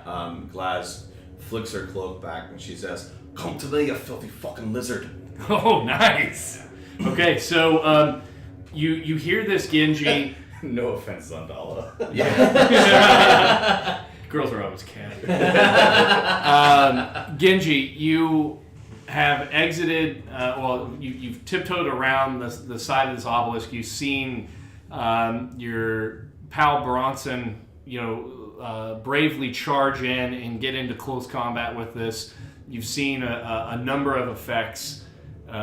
Your quarry is before you. One of your actions as your rage drops. Yep, I'm gonna re-rage Okay. and then Banzai! run in there. 1, 2, 3, 4, 5, 6, and then attack twice. Nice. Don't forget your bless. Do this one at a time. So that's like a 20 something to hit, and then a 13 to hit. Misses. Bardic Inspiration. Yeah, might as Okay, well. that's Might as well. 16 to hit. Misses. So that's 18, 8, that's 18. 10 damage on the one hit. Okay. He is now disadvantaged when attacking everybody but me. Okay. And if he does hit anybody but me, they have damage reduction. Would you rather hang that on his tail? It is nice that he has a hook on top. It's so good. All right. He's looking through it. Yeah. So Ancestral Guardians, yo. Good shot. after that flurry of attacks, you're amazed at how deftly such a large creature can move. Very reptilian in orientation, but almost like a cat. How nimble the beast is. Hugh will close the extra 5 feet. Go shoulder to shoulder with Bronson, and you see him kind of eyeing you, like that was fucking good, but watch this. As your flail still connected into the side of Tinder, and you're kind of like this and flexing a bit, and he runs and with his good legs steps off you. Oh yeah! Jumps up and cleaves in with an attack. First one is a hit. Lands back on the ground, takes another swing, and that misses. So first hit carves in and just takes a good chunk of scale off the underarm area over here. And as you guys look, I need everybody who is within 15 feet roll a perception check. Is that me? On the miss that he had, did you use your bless? Yeah. Yeah. 22. Yeah, it was a natural 2 that he rolled. 22. 22. Am I within 15? Perception? No. Okay. You're nowhere near. I don't. It looks like the base. Like I'm counting 5, 10, 15. I'm at 20, I think. Yeah. Okay. 8. 8. So Genji, you see an area that has been hacked at repeatedly. That is up underneath that left arm. That he keeps closely guarded in the way that you see him slinking. Okay. But clearly you infer that he was attacked this beast there before with dire disarming consequences. Okay. That's the end of Hugh's turn. Tinder rears back and belts out a flame that will say covers Hugh, Bronson, and Glaz. I need you guys to please make a dexterity saving throw.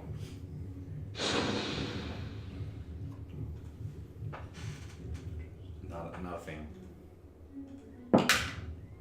Oh no. Don't forget. Oh, you're not blessed though. How bad was it? 6. Okay. It's a fail. 17 plus. Well, that's Valkyrs. 0. 17. Okay. And Glaz? That's Glass. 17. Oh, You said Valkyrie. Oh, Yeah, Hugh. no, I was gonna add Hugh's the his other one. plus 5. Sorry. Oh, I was on the wrong Sorry. screen. I was about to say 22, and I was like, that's not right. So you will take half from the fire damage. You'll take full, and Hugh takes full. Ugh. Mm-hmm. And this is 16 d6. What? One shot. He's an extremely powerful dragon. Not extremely. 16d6. That's like 4 fireballs. Killed outright is seemingly very likely. 3, 9. Valkyr is going to do. How close are you? 1 second. 10 and I'll 12. say I do like looking over and seeing my reaction from about 10 31. seconds ago. Yeah. Yeah. Valkyr's going to use cutting words to take from the breath weapon. He's going to take 4. 6 away from it. For whom? It's just the damage roll. Okay. Does that work? Yeah. As a bonus, as a reaction, the creature that's not immune to being charmed, you can see within 60 feet, makes an attack roll, ability check, or damage roll. You can expend 1 use Damage of- roll. Sweet. Roll the dice and subtract the number. That's great. So you take 48 fire damage. You took the 6 off that? No, I have not. So 42. Sweet. So, do you take this That catches you fucking for dropping. when you take half? Well, you take off the 6 48. before or Was it? after the? It's off the roll. It's off the roll. Off the roll. So So 42 divided by 2. yeah. Not 40. Not 48 divided by 2. So I take minus 6. 21. Ouch. And he will. Oh no, so that's at the beginning of the next turn. So then his multi attack. He will bite. You can do that after the flame breath? Yeah. You guys didn't have to fight. Well, you know. So the bite comes down at Genji. Of course. That's alright. 24 to hit. That misses. He said that so, like, I almost believe I was like, wait, what fucking armor are you wearing? Damn, what's going on here? Absolutely. So the first part of this damage is piercing damage. Okay. You're raging, right? Yeah. So that is So it'll be half. 10 piercing damage, cut in half to 5, and then fire damage. Fire damage. You only take 1. So 6 total damage. Fire damage. And then his claw attacks. 1 towards Hugh. At disadvantage. Well, no. He's disadvantaged to attack, or Because they're of my reduced. ancestral guardian. Okay, so it's Disadvantage both. Okay. attack, yeah. So he'll do 2, a tail and a claw attack against Hugh. Poor Hugh. Double 6, what does that mean? 16. He's gonna be a quadruple lead. We're gonna have to we need to try to retreat back into the circle over there. You guys are safer to do it now that he's disadvantaged against you for his opportunity attack. You can just take the disengage action too. That's true. Meta. What are we? It's not meta. We're just gonna. I'm gonna say it in the game. Mid-turn. Well, then say Okay. in your voice what you're saying as an incidental. All right. Second attack.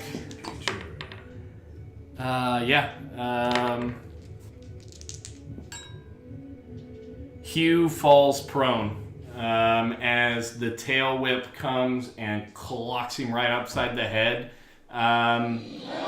He will go 12 o'clock that way.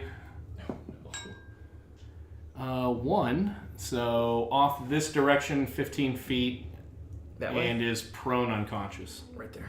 Yeah. Lay him over. On top of the Poor Hugh. dead elf. And Tinder just begins to laugh and says, "It looks as if I will have another hacking stone to add to my collection. Who is next?" Top of round 3. Jotun Aegis. You find yourself in a weightless environment.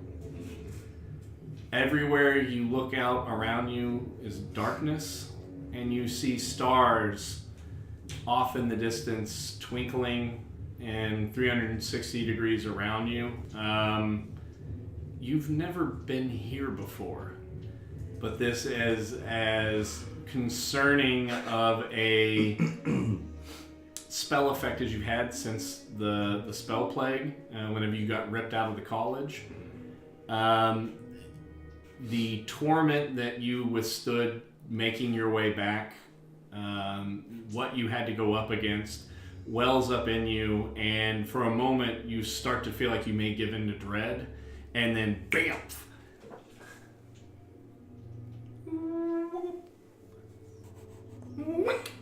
Right where, as you guys are tracking the tail whip and Hugh goes flying through, as soon as he hits the ground and has just passed through the area of space, all of a sudden Jotun bamps back into existence, and you're still blessed. That is the end of your turn. Okay. Valkyr. Yeah, so Valkyr is going to...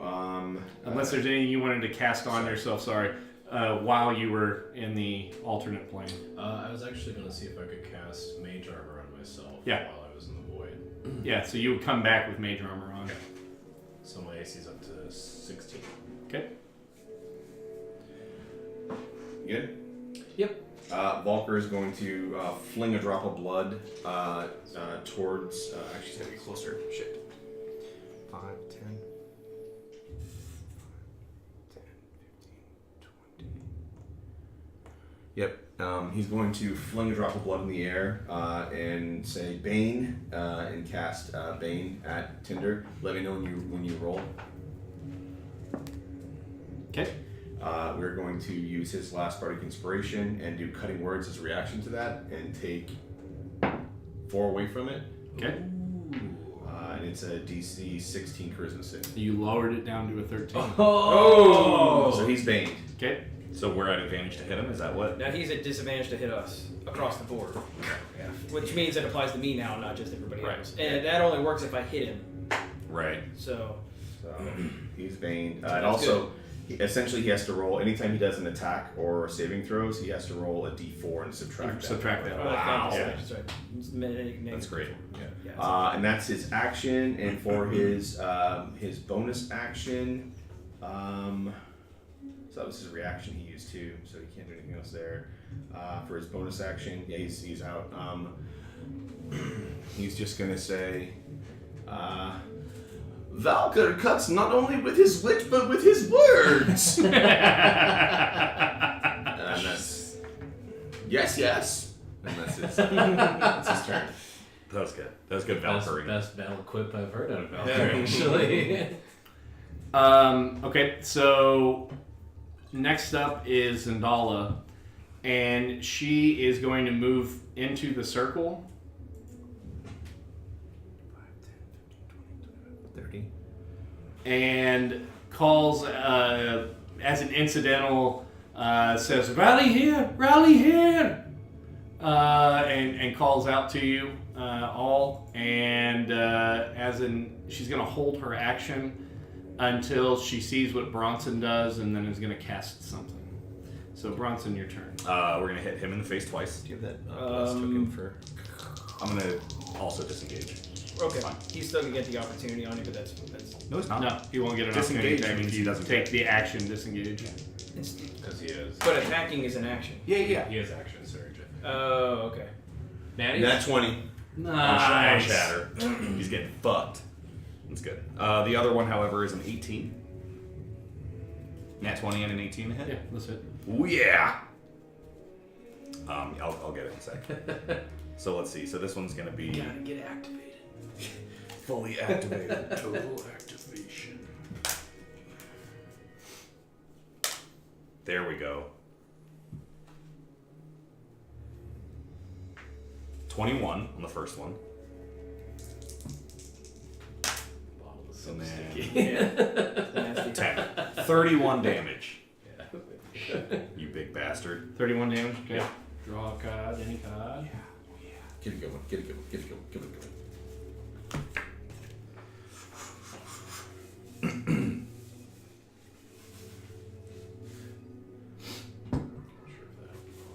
It's bludgeoning ideally, but whatever the DM dictates. So you is guys great. have to make a contested strength check. Oh. Ooh.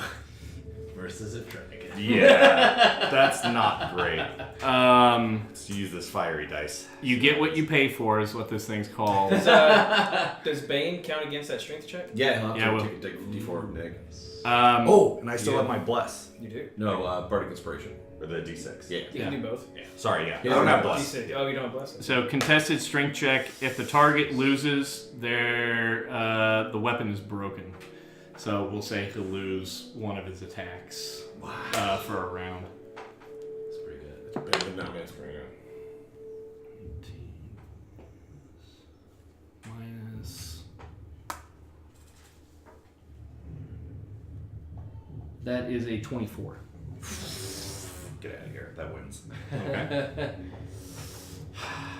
Bummer. So he takes 31 damage though. Yeah, good solid. Substantial hits, and as soon as you see that flail pull free, as it's being yanked, Bronson disappears from vision and is now invisible. Ooh. What the fuck? It's- So I can just walk away. Well, that was Zendala's reaction to cast invisibility. Ah, okay. Yeah, so I see myself turn invisible, right? So then I'll turn and run back to Zandala. Okay, use your movement. Oh, 1, 2, 3, 4, 5, 6. I can get to there. And completely knocks out Jotun on his way through. Oh, I Jotun didn't see is that, I'm sorry. unconscious, Jotun dies Oh, twice, on fire. and he has dungeon herpes. But he's dead. Worse. Yeah. How do you think you get dungeon herpes from the dead? Ew. What? Necrophilia Only jokes? undead. All Good right. hit. Good hit. 31 damage. That's it. Pass turn. We need like 4 more rounds like that, guys. Yeah, or 5 maybe. Glass. Yeah. So Glaz. You notice that now it's just Genji bravely standing there alone. You're smoldering from the flames that engulfed you. What are your actions? Yeah. I'm going to yell to Genji, "Get the fuck back!" and I'm going to shift towards. What's that range on that? Don't forget to pick up Hugh because he's still prone over there, Yeah, I can't pick him up. and then you're gonna have to do it. 25 here. That's what I was trying to figure out. I'm going to Still cast a spell or something. out of my component pouch, pull out a small parchment, small piece of parchment with holy text written on it, fling it in the air, and say "Sigia," and cast Shield of Faith on Genji, giving you Plus an 2. additional 2 AC. So it's not. It's better than 0. I'll take it, especially since he's at a -4 against me right now. And that's my bonus action. And then for my action, I'm going to do a cantrip, Sacred Flame. I'm going to point at Tinder and cast Sacred Flame. DC 14 -4 or -D4. Minus D4. 17. Damn. Puts the dice. Fuck that. That's her turn. She's Okay. done. Then we go to Genji. Oh yeah. Hot face me. Genji, you're alone and unafraid at the base of one of the biggest creatures you've ever encountered. Pretty standard situation. Sword in hand, driven by an unholy rage after yesterday's events. You're hungry for blood. What do you do? Yeah. I'm gonna scream out to Jotun, Jotun, move back to circle and grab Hugh, and then I will disengage back to the circle. I fucked up. Bless has dropped off all 3 of you guys. Uh-oh, because you cast a concentration spell? Yeah. Alright, 1, 2, 3, 4, 5, 6. I'll move back to the circle right here. I don't know what that is. Was that on you? Yeah, that was the terrible AC is that? plus 2 that you dropped on. Yep. That's what that was. It's good. Good. It's super good. It's actually legitimately very good. I'm sure I offend you, but Gets better with it doesn't time. happen. It Better actually with time. Greatly offended. We'll deal with it. Okay. Just use the dragon to kill us. Doing it. Probably won't kill you outright, but The cool thing is when Your rage is dropped. yeah, a dragon likes to eat their meals whole, and you just digest in their stomach slowly. sure. So Right. we got that going for us. All right, ask you how that worked out. Yeah. Look forward to. And somewhere in the bowels of Tinder, a skeletal hand gives a thumbs up. That's great. All right. So Genji runs off. Hugh is going to make a death saving throw. And I need hot face. He takes 2 negatives. We need to. Somebody needs to stabilize him this turn before his next roll. Yeah, I got it. Valkyr can do that, I think. Yep. Sling a hit point over to him. Okay. So you hear Hugh coughing and gurgling, and there's a pretty substantial trail of blood coming out both of his eye sockets, out of his nose, out of his ears, and drooling out the side of his mouth. Tinder's turn. So you see him start to chuckle, and he says, "This circle shall serve as a cauldron for me to feast upon your flesh." Okay. And he rears his head back as you see him trying to collect his dragon breath. And he fails. And he moves forward. Oh my.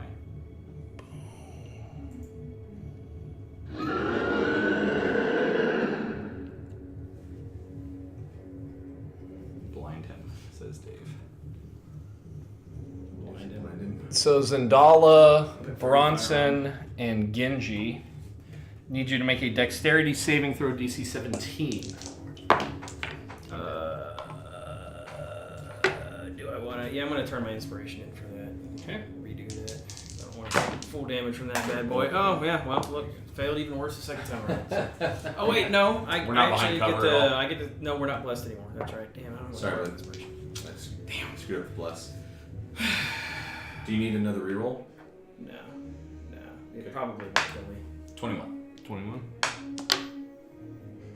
So you're safe. You take half damage. I'm dead anyway, but Well, you don't know how he's going to roll. if he rolls all ones, we're dead Oh, really? Yeah. You have less than 8? I have 7. You hit him for 42. Yeah. I have 49. Actually, you hit me for 48 and I have 49, and then subtracted 6, which is good, but or whatever it was. Cutting So his first set of the D6 were not all ones. So Yeah. you're down. All right, so It's not. Oh wait, it has to be beyond your total max hit points, right? Yeah. To kill yeah, you yeah, outright. yeah. Well, balls.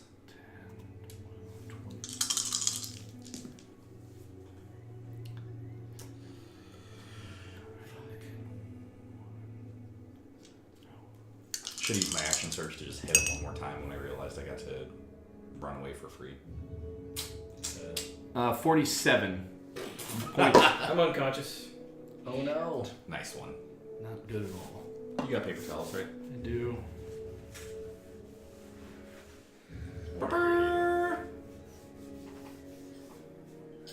Save the sacred texts. That's fucking cardstock.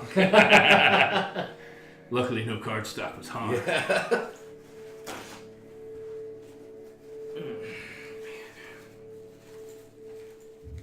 So 47 points of damage.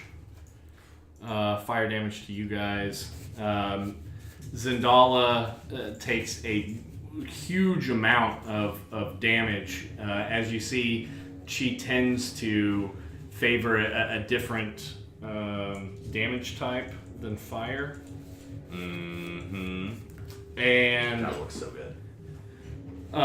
you see her just dropping down to a knee as her reaction. She's casted shield on herself. Well, actually, shield wouldn't do anything to area effect. Never mind. But she's drawn down and looks like she's on her last legs. And let's see, that was feet. Then he will pivot. Well, because you Pivot? can't move attack. Yeah, you can. He pivots over here, and at disadvantage, or since you didn't hit him this last round. Okay. But he's baned. Yeah, so he'll have a D4 off of it. Is that all it is? Okay. Yeah. So for his bite attack on Jotun This is bad. is 19 minus 4, 15, and you have your shield up. Yeah, So it does not hit. the bite, he bites down and hits your magical force field. Goes to do 2 claw attacks. First claw attack is a miss. Second claw attack hits. So if I shield, then it brings me up to 21 AC. You can't stack shields. So it was mage armor was the first Oh, okay. So then yes, you could stack those Okay, effects. so I'll use shield to block this the Okay. second one potentially. If 20, How? What does that get you up to? 21 AC. You're still gonna get hit by it. Jeez. Even after the bane. Yeah. Because he rolled a natural 18, and with his just base plus to hit. Plus 10 at least, I'm sure.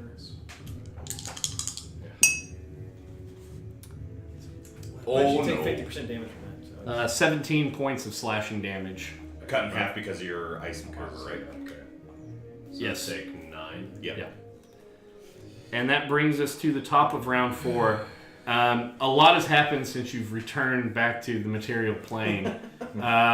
There's a giant dragon looming over you that has made 3, we'll call them unsuccessful attacks, even though one did draw blood from you, as your garments have been rent open. You see your friends. Bronson needs to be prone, please. No, I'm fine. He's fine. I need to be prone as well. So you see your friends have fallen and are currently on fire. Glaz has run in and is at the rim of the circle. Hugh lays at your feet. And Valker is just kind of standing there looking at all of this. What do you do? If this is okay, I'd like to disengage but grab Hugh as like an incidental, and then run towards the center of the circle. So it's going to take an action to pick up a human to carry them. Yeah, you're just gonna have to So absorb make an attack. athletics check. But that means you won't be able to disengage at that point. So you're gonna have to absorb an attack. Roll. No, you can't just take an attack from a dragon. We'll just get dropped. How else is he gonna get Hugh into the circle and move? And 16. he can't disengage. For athletics. 16. So you pick him up. All right. Okay, so with him on my back. All right. So he will take a swing with his tail as a reaction. Minus D4. Oh, good call. So I'm down here. 23 to hit. Was he Minus disadvantaged too? minus D12. What? Was he Yeah. disadvantaged? Yeah.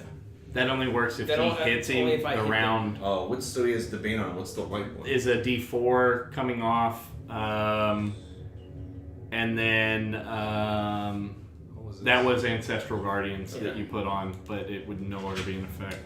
Womp womp. Hits, but I'm going to use Stone's Endurance to reduce damage. Okay. That's a D10, isn't it?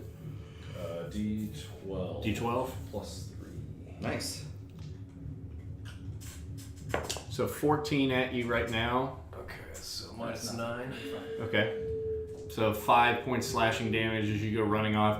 Okay. That's You also feel, halved. yeah. So just down to 3. 3 right now. You feel it scratch across your back from your right shoulder blade down to your waist.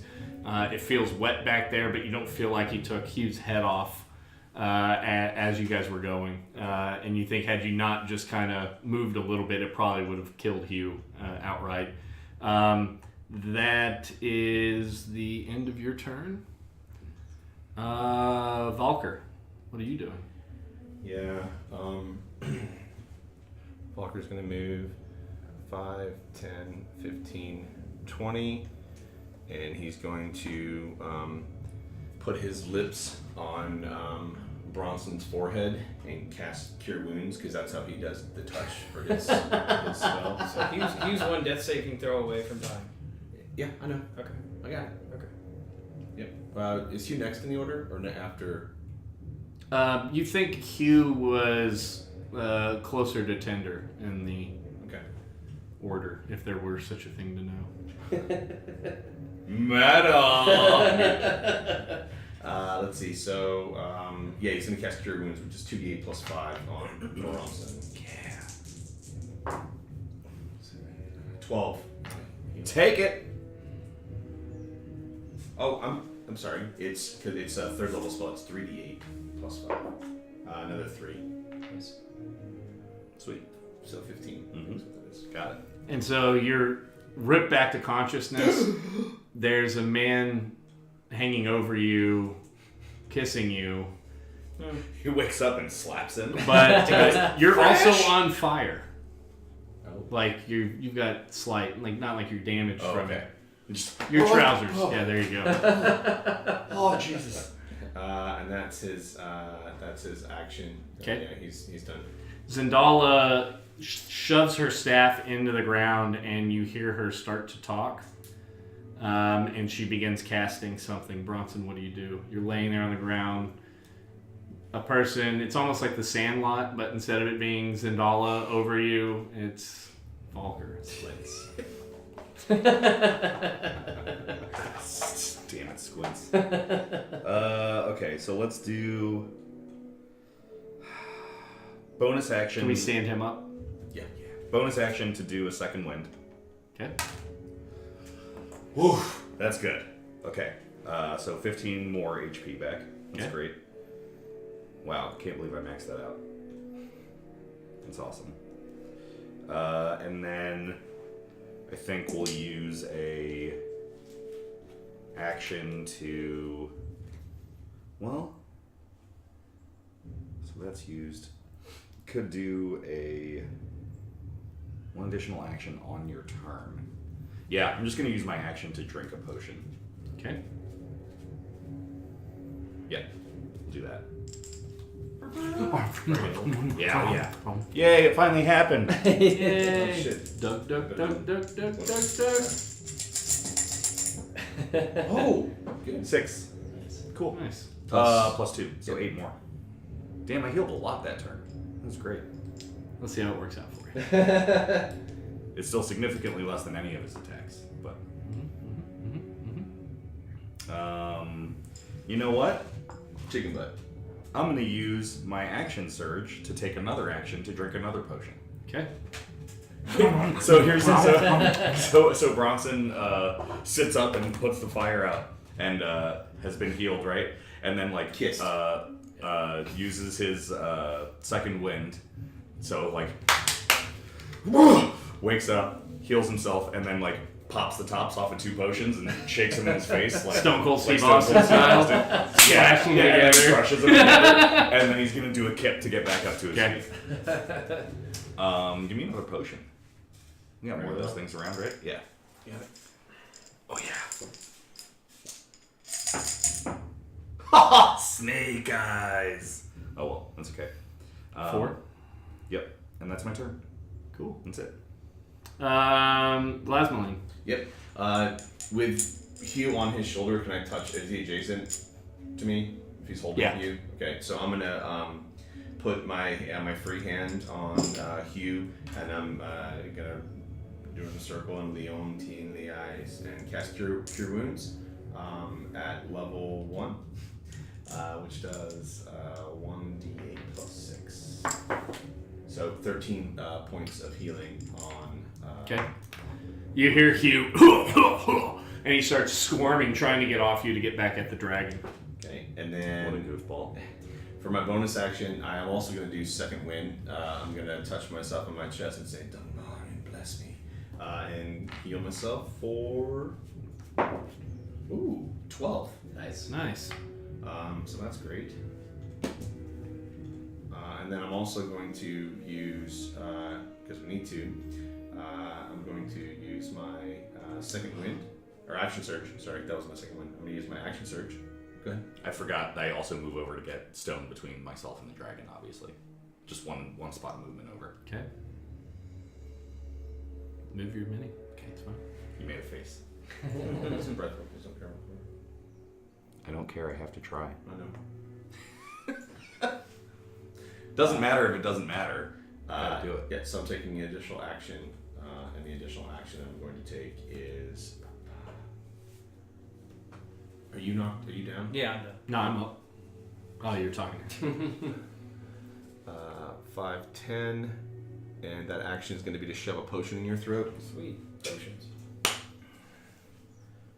And so that is, let me decrement that from my inventory real quick. Down to 2. Do you want to roll it? 2d4? 2d4 plus 2. Yeah, I'll roll it. Do You a want a potion. You want a potion? Oh, I didn't know there were those here. Oh, I got one here. Right here. Shake it out. That's how you do that. Was that Cure Wounds? Or was 7, that 9. Potion. You shove the potion down his. Oh, yeah. Give him the card. Give him the card. It's 9 hit points. Alright. And then she's Nice, got that another was 15 foot of movement. She's going back. I should have made like fruit 5, roll-offs out of these or something. So you can 15. Alright. and then you get a diabetic coma by the end of the session. That's it. Okay. Genji. I did absolutely all the healing. So Your eyes There's a jerk open as you're laying there, Right. your armor hot to the touch. yeah. You smell burnt hair around you, and you can feel this predatory stare behind you Yeah. as you're laying prone with your friends in front of you. Yeah. I'm just gonna assume the ready stance and just stay where I am.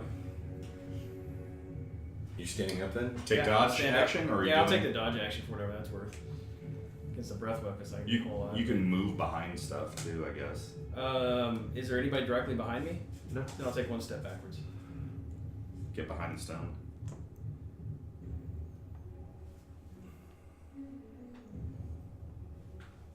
Then take the dodge action. Okay.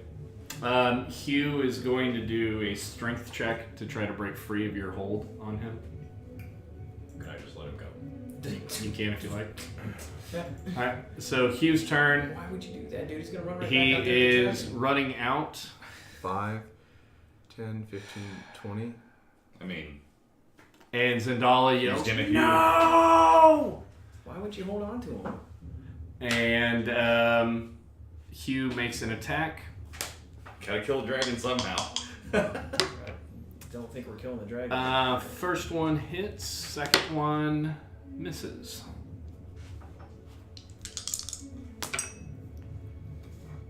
Alright, so Hugh takes multiple slashes and is standing there with 13 hit points as the dragon begins to laugh, and you see him kind of rear his head back as he did before. He will see if he recharges his breath weapon.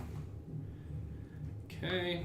And he will first make a bite attack at Hugh.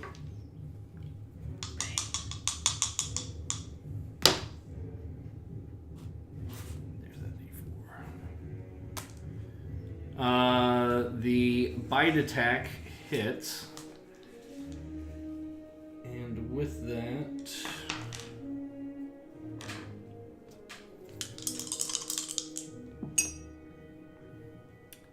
so he bites down on Hugh, and Hugh rends free, and he bites almost in the same spot where his old arm was, and you see him rip the wound back open as the ball joint of the shoulder that was still attached to him is ripped off.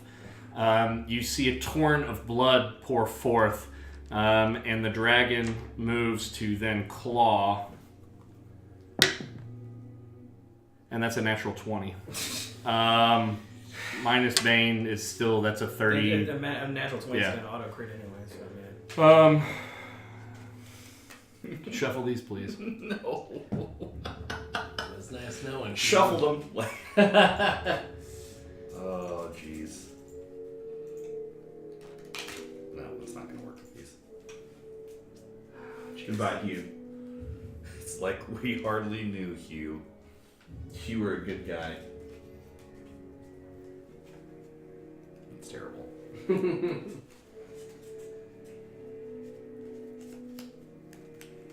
There's no dragon icon on here. That's good. Well, Like it that sounds matters. encouraging. Is that the DM one or the player one? It's the player. Ugh. So Hugh is scooped up by one of the claws, and you see Tender squeezing down, Hugh screaming and screaming and screaming until you hear nothing, but almost like aluminum can crunching. Oh. And he drops Hugh on the ground.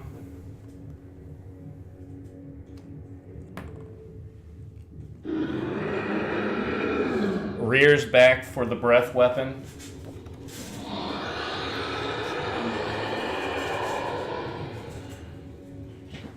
And as you see fire collecting within the inside, I gotta roll with the damage. Oh, everybody, DC 17 Dex saving throw. I'm out of the template. Okay. Are you?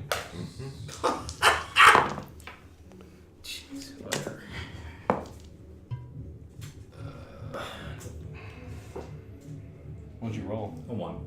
Jesus. Oh no. Oh. Well, it doesn't matter anymore than failing it, so. But it ain't good. Valkyries are 14. Okay. 14. Something under a 10. Okay. So you see this flame burst forth. Let me roll damage.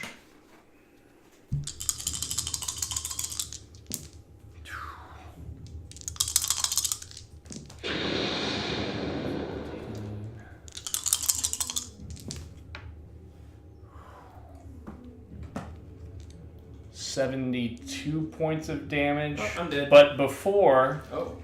the flame hits, Zendala completes her casting, and a green light shoots up from the circle. And that's where we'll pick up after our dinner break.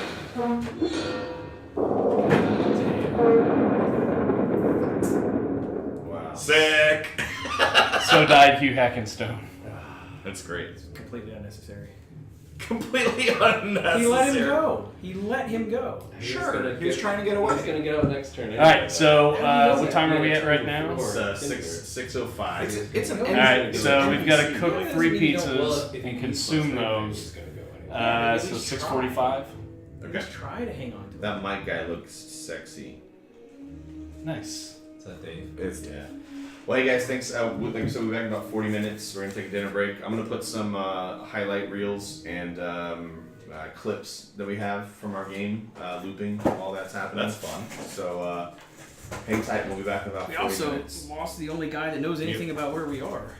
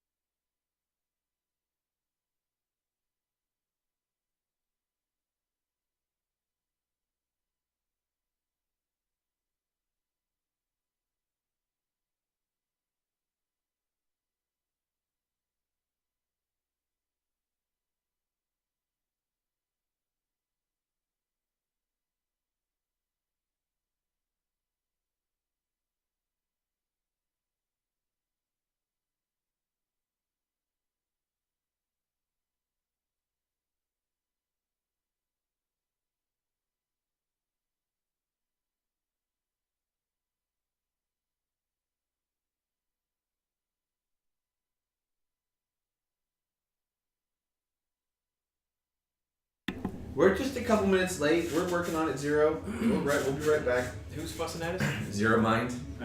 Everybody wants to see, did we die to the dragon or not? Oh, yeah. We did end on a cliffhanger there. It was a huge cliffhanger. Are we streaming? Yeah. Oh, hi guys. We still got 12 viewers. Hi, Cole. Oh, jeez.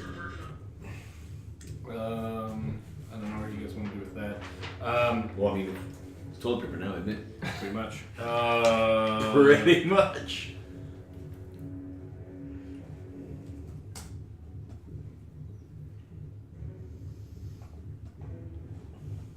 My name is Valker. My name is Valka, and I'm here to be really insulting. And my accent's going to change every 5 minutes. What are you talking about? My name is Valka.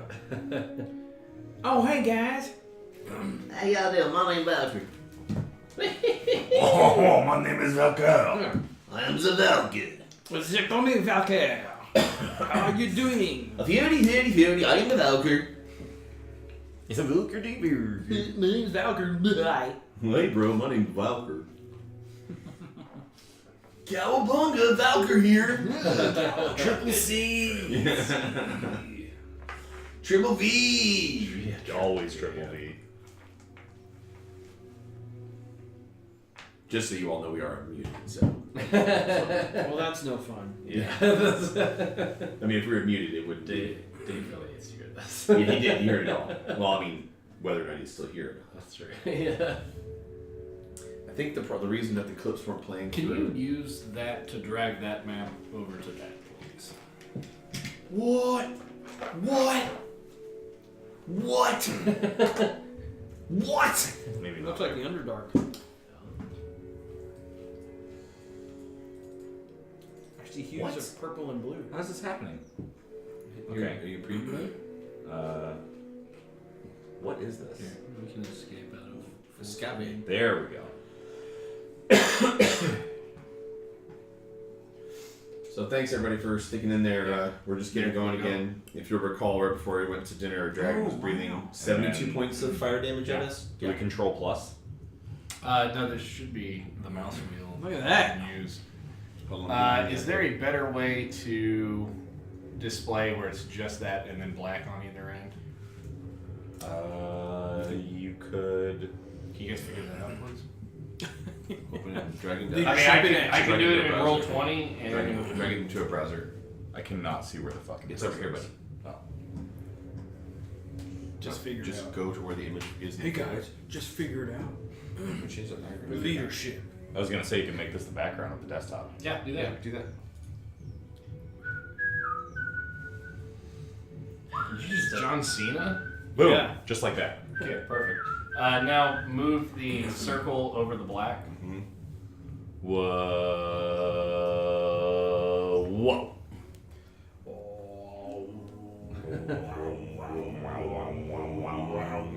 Dear, what you do? Crikey! Oh, crikey, mate. Remove that tree, please. It's a crocodile. This is a knife.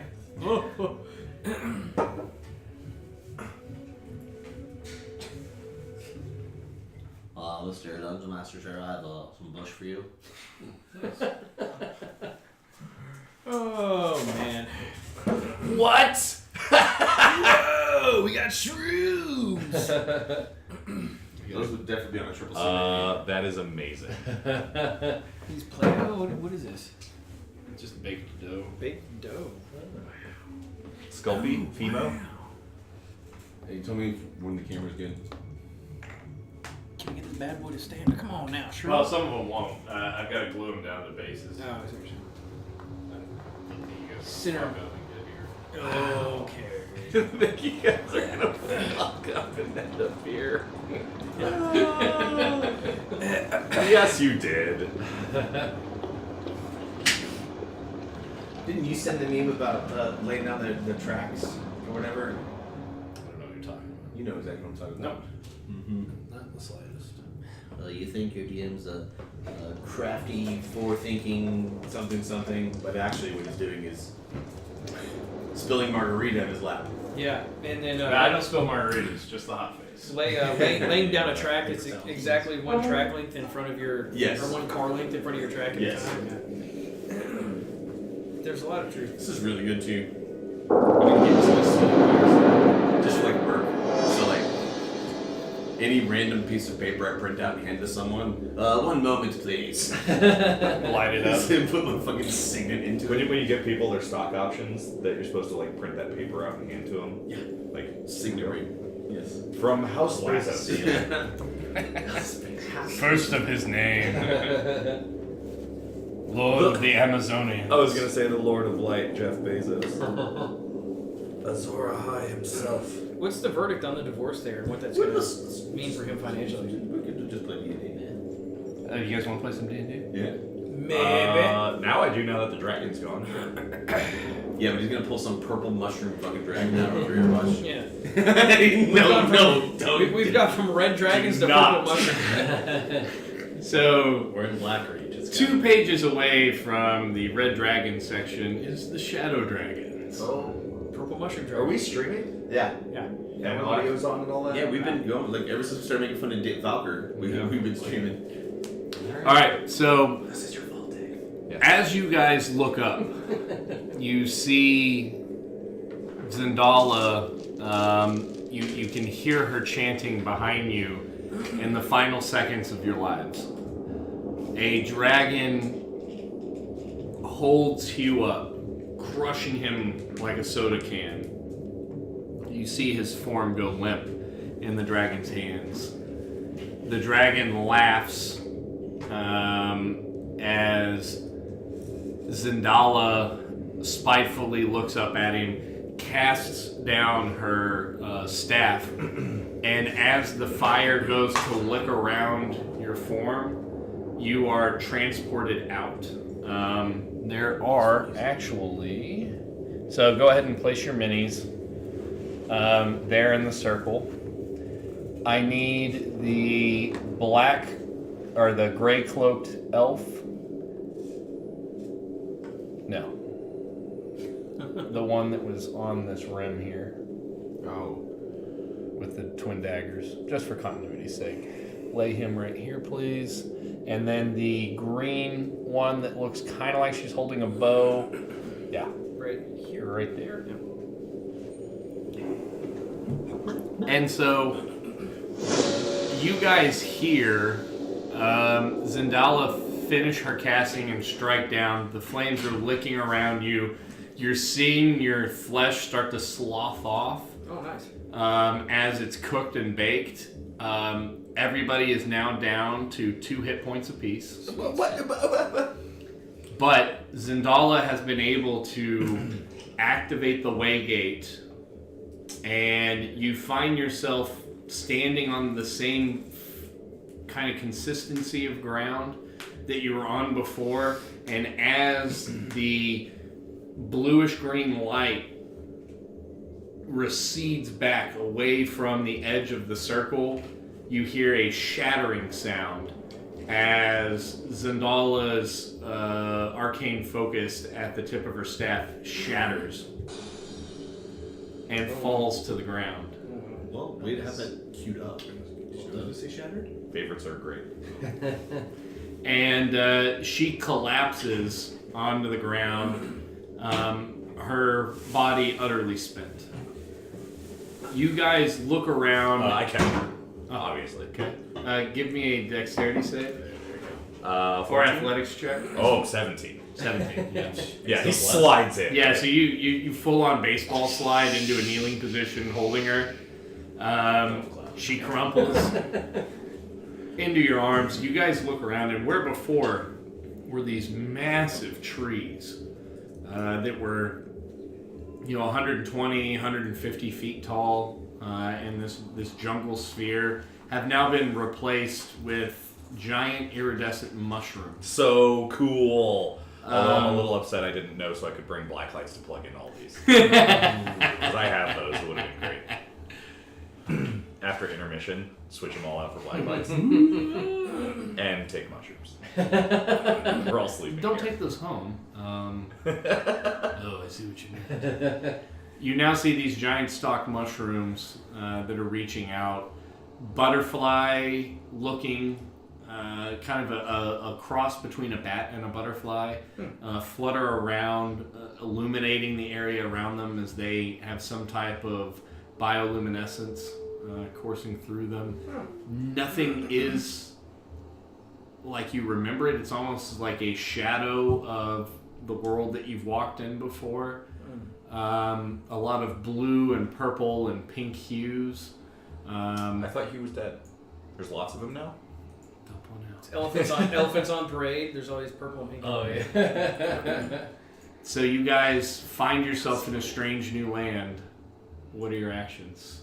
You are all severely debilitated, still smoking from the fire that licked around you. Did this body come with us? Yeah. Because it's on top of Two the bodies stones? did, yeah. That's great. I wasn't in the template, but when you said down to 2 hit points, you applied it to everyone across the board?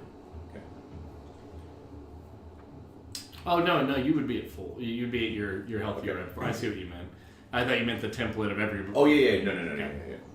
I want to see if there is a small white rabbit with a pocket watch, maybe running. Roll a perception check. Okay. Well, Just generally. It's going to be late. You don't see one. Okay. He goes, Zendala. 34. He's like, he's not there. Zendala's out cold.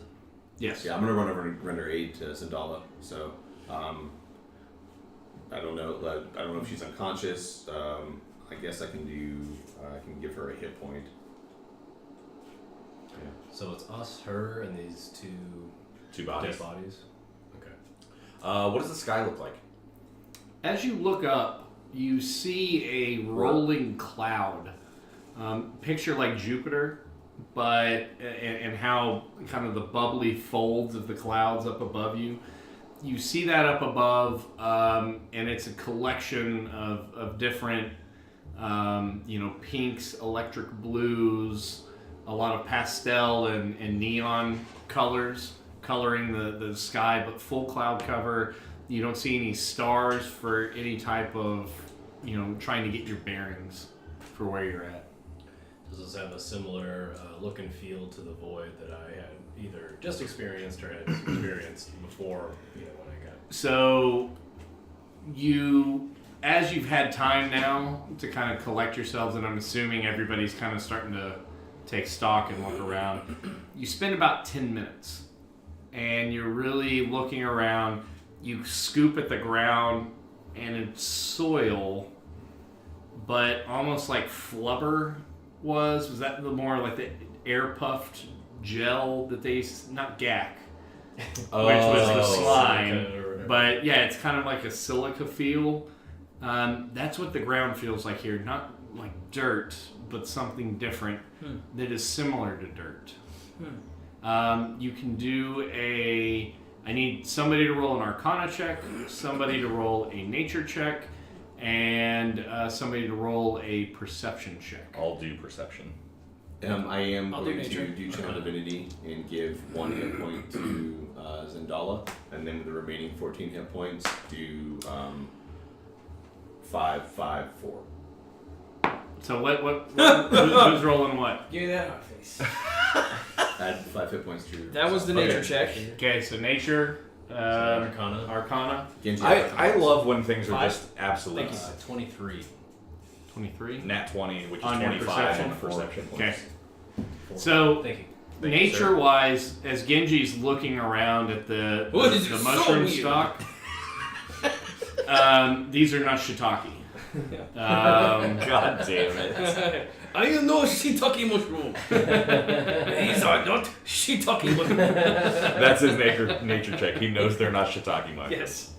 That's the extent of and my contribution. Yeah. Genji begins to talk about the different ways in which one would prepare shiitake mushrooms. Fried shiitake. Almost Boiled like, shiitake. yeah, exactly. It's almost Forrest Gump, Bubba going through all the shrimp iterations. Shiitake gumbo. Apparently, the ship is taking damage on the feed. It's good Star Trek if we ever do that as a role playing. Whoa. Somebody has to be the camera shaker. What do we have? I'm trying to think like what you would put the camera on so it's constantly doing that. It'd be so funny. Anyway.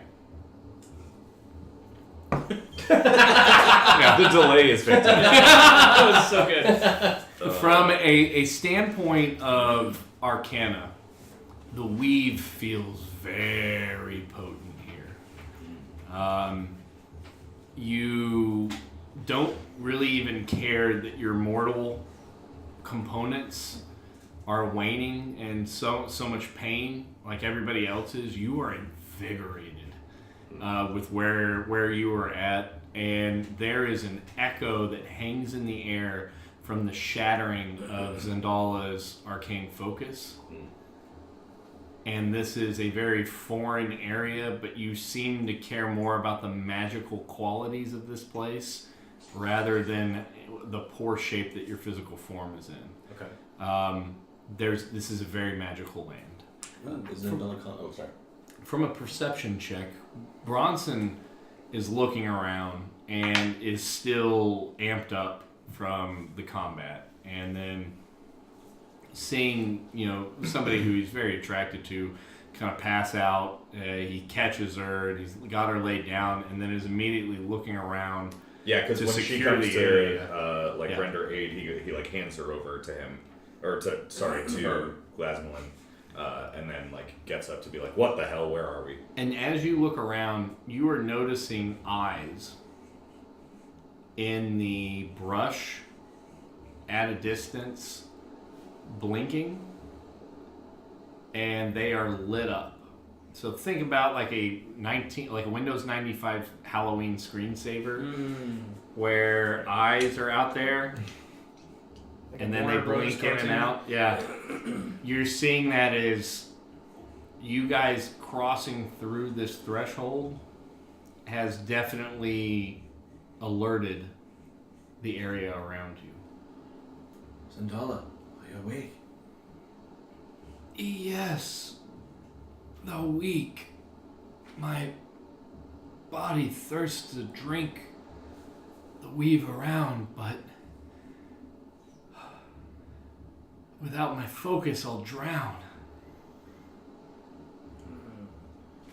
The focus, it was destroyed. Yeah, their arcane focus. And Bronson goes, "We need a new arcane focus," and dumps his backpack out, like starts rummaging through his belongings. So he's got like a holy symbol and like various signet rings, and like starts like handing them to her. Like, "What about? Nope. How about I got my keys." And like, it's his Prince Albert that he finally brings out. Oh, Boo! That's terrible. Valkyrie's gonna walk over and. That is the first time somebody's penis has been booed. Party on party booing. But not the In first D&D time. history. I agree. No. Yeah, that's not okay. He concurred with the boo. Yeah, but Bronson will also convey, lads, we're not alone out there. There's eyes watching us. I think it's a bunch of psychedelic cats. So I'd like to gather the pieces of her focus if I can, and just see if I can like cast shape water or something, and maybe form it back into full. Because I feel the weave is. What is the shape of water? It's got to be in two. Oh, come on. As he gathers the pieces together, I'm gonna That was walk good. up That was good. and take two Scaly, got a boner, lodestones that's out what of shape my of water water is. pouch So gross. and do a circular motion over the arcane, the broken focus, and say "Udkarad" and cast mending. Ooh. Okay, so I need you to roll a religion check. And add a d6 to it.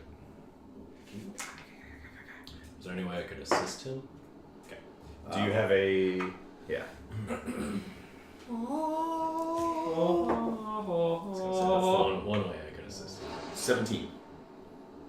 17. So, as you are praying and rubbing your holy symbol over it, it pieces back together, although seems duller in color.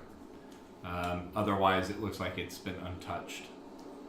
Okay, and then I'm going to take it over and put it into her hand. Meanwhile, while that was happening, Valkyrie had walked up to her and kissed her on the forehead and cast Cure Wounds on her. Because again, that's how Valkyrie casts his Cure Wounds spells.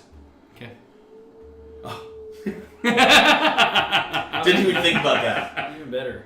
Didn't even think about that. Are we talking full on lip lock here? No, or? it's just like he kisses with the lips and then his spell fires. Oh. 8, 13, and 5, 18. Hit points back to Zendala. And her hand reaches up and kind of touches the cheek of Valkyr, and she grasps for the rod, the magical staff. You're the worst. And then Doctor's gonna walk up and kiss on the forehead both Bronson and Genji and cast Cure Wounds on them. Doing a lot of kissing.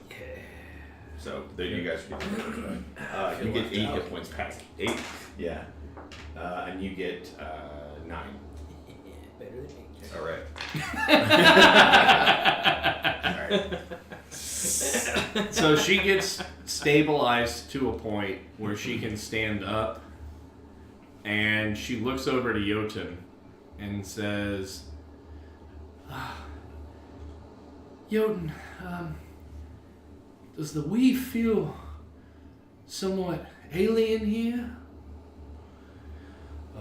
Yes, milady. It's quite strong here. Where are we? I believe we have been transported to the Feywild. Be careful, for things are not as they seem here. I've only read of the Feywild in books. Roll a history check before you make any claims. Oh, 17. 17. So, yes, you have studied the Feywild. You know that here, this is almost a shadowed replication of the world around you, although the creatures that populate here are more magic using than focusing on physical, where the opposite is true, where you have more kinetic arms in the material plane and less magic users over there. You now, as you're realizing where you're at, understand the tumultuous clouds up above, that these are ripple effects and remnants from the spell plague. And this is a very dangerous place, and also one where great artifacts of power reside in the area. I'd like to pull the spell book that I got from the downed airship and just see if there's any reaction in the Feywild. So no real sun is out, and it is full-time glowing. The book? Well, I'll show it to everybody else, like, we're not in Kansas anymore. Where is Kansas? That's a good question. Wherever it is not here. Yes, exactly. I'm pretty sure it's just south of Baldur's Gate. So it is a farm. Yeah. A really big farm. So I'll ask Zanzala, like, how do we get out of here?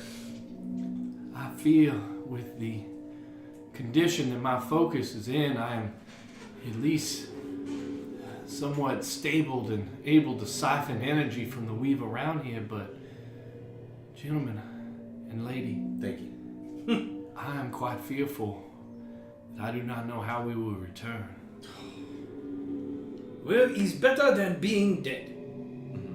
There is that, and I must concur with you wholeheartedly, Genji. You were quite brave in the fray. Bronson, are you all right? You fell. I'm all right.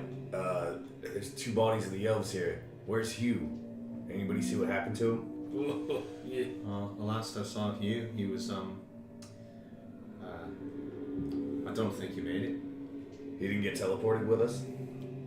I mean, I'm looking around, but I don't. Do we Yeah, see- so like the legs on that corpse that is down on the ground that were hanging out are gone. Whoa! Is it a smooth cut? No, it looks like there was a violent ripping, as if someone stuck their hand outside of an elevator door as it was closing, and the auto open feature didn't end up going. And so as the elevator went up, it just very slowly pulled and rent and pulled and rent until all the fibrous tissues started ripping free. A good steady flow of blood as the jagged remnants of the bone protrude forth. It's really good I description. didn't know what no in Japanese. Aw. Sounded like a giraffe mating over there. Wow. Like that turtle video. So, should we should we set up camp then for a long rest, and then maybe Zendala that will help you restore your strength, your focus. I think I've repaired it. It does appear, Glasman, as if your delicate touch has brought the pieces forth, but it does not have the same arcane power that it had before. Think of breathing through a straw whilst underneath water. It will function, but not to the same extent as before. I'm afraid I don't know how powerful I will be in such a realm until I can find a replacement. Jotun, milady, there's eyes out there watching us. Are we in danger? In the Feywild, you are always in danger, for it is easy to lose your way, lose your bearings, and I've heard tales of shadowy dark creatures that populate these mushroom forests. So the little eyes that are glowing out there are they're little smurfs and fairies and little grumpkins out there. Is that what we should be worried about there? Many I got my grumpkins. flails. Still got flails. Valkyrie's going to go around and expend his last 2 level 1 healing spells. One on you, and he'll give you his only level 2 spell slot. I'll roll the dice in a second. Alright. Man, it's strange playing with a useful Valkyrie. Don't know. So much Anyway. utility. 9 points for you. Mike, 9. Thank you. 10 for you. 10. Indeed, Bronson. Yes. I think we are in much more danger than just some roaming goblins in the Feywild. Oh. But we are in no shape to do any long traveling. My suggestion is we bed down and try to make camp here if we can.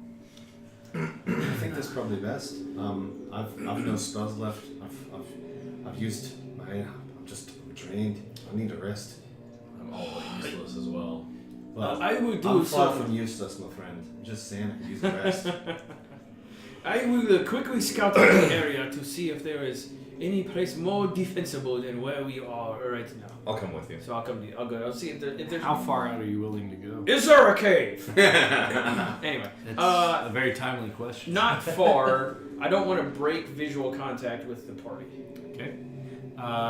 So I need one of you to roll a survival check, one of you to roll a perception check. I'll do Well, perception. as you guys start heading out of Okay, the, can I assist him with perception, or is that unassisted? But survival is assistable. as soon as you start heading Neither out one of the is. circle, One of you is keeping track where you're going, the other one I is will do looking around. survival. What are you trying to do? I was going to go with. Give me that hot face. But we don't Okay. have any. But Are we completely out? We are out. We are bingo on hot face. Just try to shove this in your ass.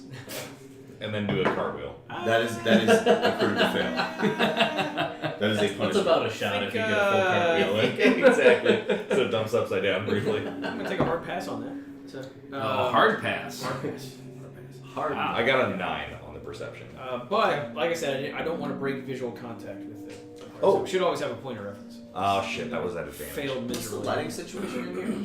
Bioluminescence. Yeah, so it's lit. It's like dim. daylight, but A it's, dim glow. Is this like the color? It's like you're one of them raves that all them kids go to. Oh, I ain't never been to no rave. You talking like you been to no rave. You ain't never been to no rave. I was a doorman. What happened? What just happened? You guys Take all us to take the- 5 points at the end. Take us to the Feywild and everybody turns into a Fey redneck. But That it's was just one of fake Valkyrie's roots. voices. It was. That was Valkyrie actually talking to him. So as you guys are... Dangle, tell you what, man, you ain't been no rave, Dangle. Talking about little mushrooms out here, Dangle, eyes in the forest, Dangle. Tell you what. As Bronson and Genji go walking out, and you guys are almost going in a spiral out around here. You guys who are in the circle, are watching them as they walk out. They get to a distance, and you're sitting there watching them go from high point to high point as they're looking around, and then people start working on things, getting the bodies down and putting them into a place away from where you guys are going to be sleeping, and you look up and Genji and Bronson are gone. Oh, nice. What? Nice. So if you could remove their minis, please. Oh, sweet. This And could not you be going any guys- better. As you're walking Would you like your menu? around, Do you want me to hang on to your menu over here? Yeah. Burano-san. as you guys are walking around, you keep looking off to your side and you see the form of the camp. And it never really seems like you guys are walking all the way around in a full 360. It always seems like there's another 90-degree arc that you're having to go and clear. And you just continue traveling. So when we notice this like altered perception of how we're walking around and it not looking right, I'm gonna say like let's go get back over to camp. This is fucked up. Hi. This is very weird. Okay, so we're gonna walk directly toward it. Okay? And as you continue walking, you feel ground traveling underneath you, but you don't really feel like you're making any progress getting towards camp. Oh, is there right that episode where the holodeck went crazy? And we still can't see them. No? After noticing they're gone, I'll just call out and see if they can hear me. Okay. You guys make a perception check at disadvantage. That should go well. Ha! Double 17s, baby. That must mean something. I got a 10. So you feel like you're walking towards the campsite, but you hear Jotun's voice, not directly behind you, but generally behind you, a long, long ways away. Ooh, what do I believe? My lying eyes or my lying ears? So Valkyr pulls out a small. You thing. can't hide your lying eyes. Oh. He pulls out a short piece of copper wire and points it in the general direction where he last saw What's them. the range on message? 120 feet. Okay.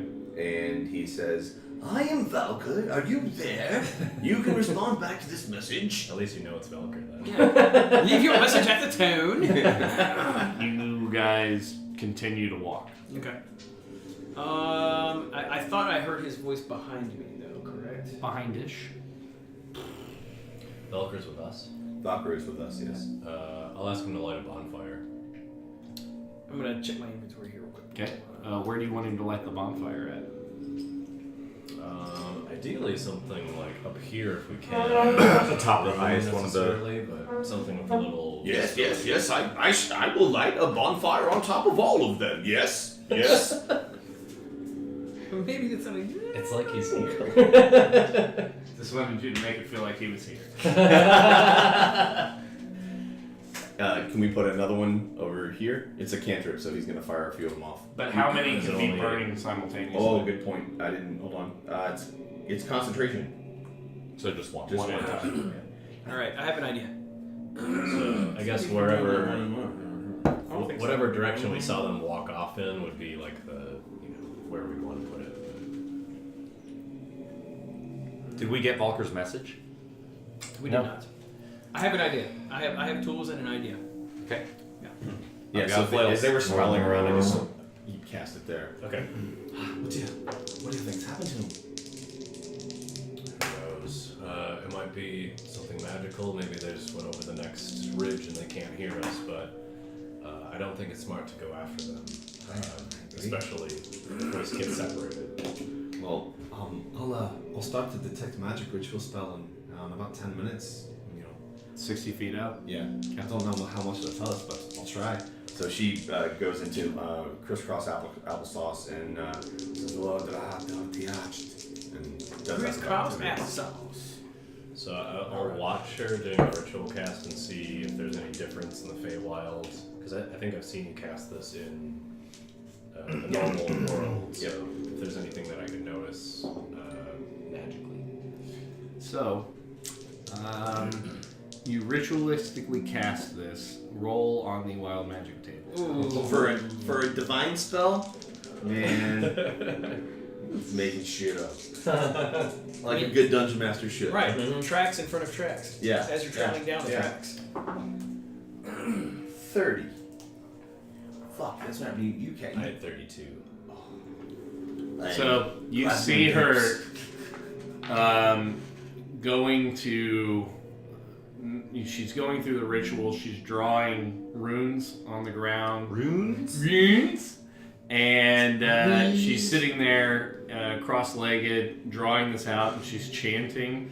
and you see light start to burn through the clouds above, and the light starts to envelop her, and it's almost like it's going to an overexposed photo, where all of her highlights start to glow and burn white hot, and then she disappears, and 60 feet away, with 12 o'clock in that direction, roll a d12. 10. So 10 o'clock moves 60 feet that way, and she reappears in the same position.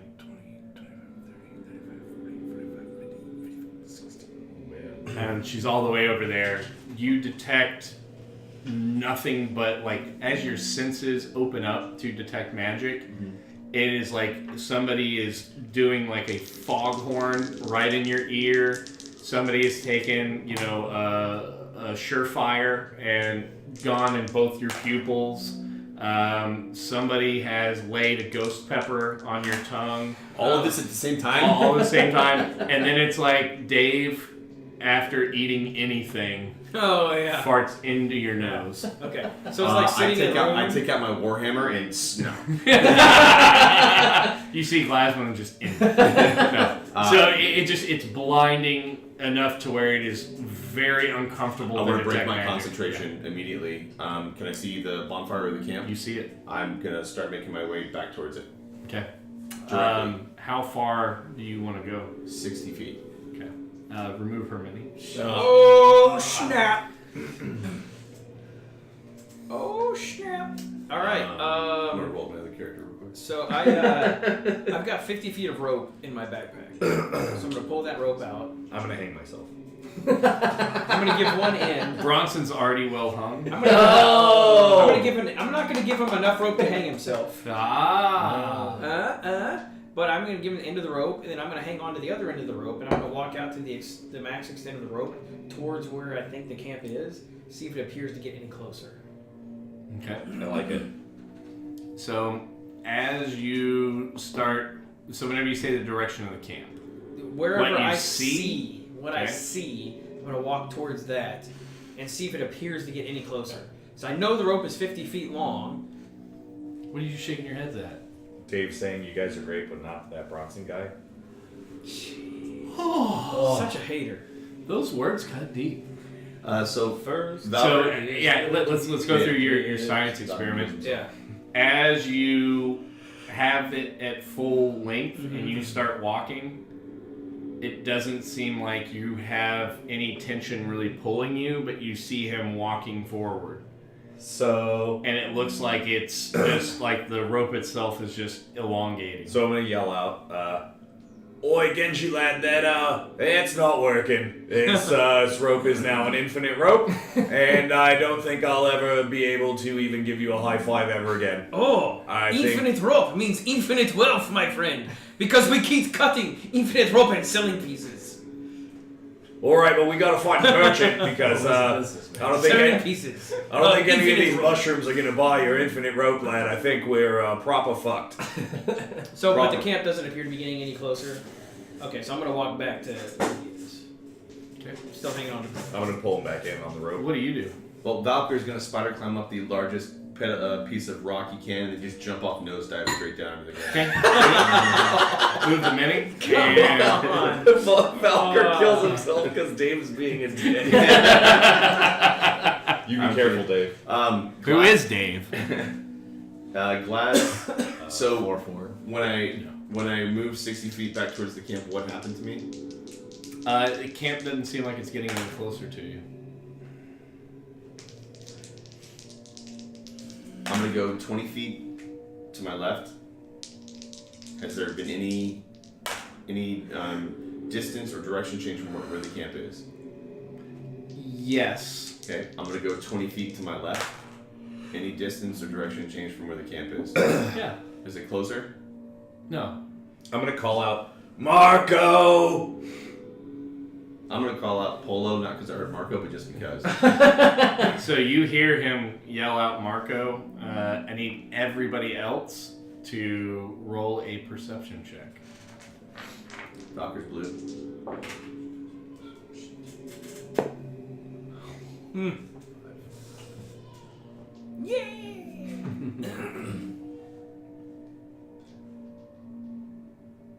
Valker's 17, Glaz is 21.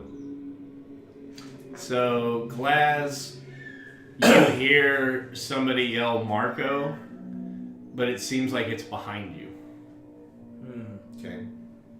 I'm gonna move. And you've done 2 left movements. I'm gonna move directly away from where I heard the sound, 60 feet. Okay. Is Ndala awake? What is she doing? She's laying there, just rubbing her temples and her eyes. I'll ask her if she knows any way to navigate in the Feywild, because obviously you can't trust your eyes. So.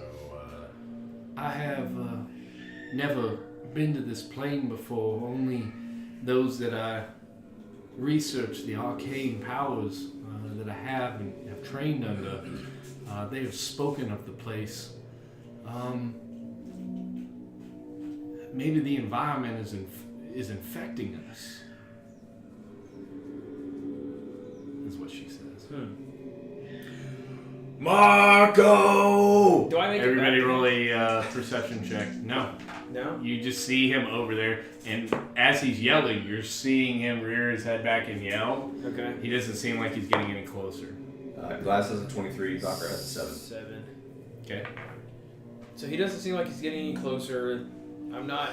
The rope does the rope appear to be dragging behind me at all now that I'm walking back to it? No, wow, gee, this is weird. I had a 17 for Marco. Okay. You don't hear it. 23. Which one was that? Valker? Glaz. Glaz. So again, you hear Marco, and it seems like it's like the direction that you're moving, that it's up from you. Probably 120 feet above you. Okay.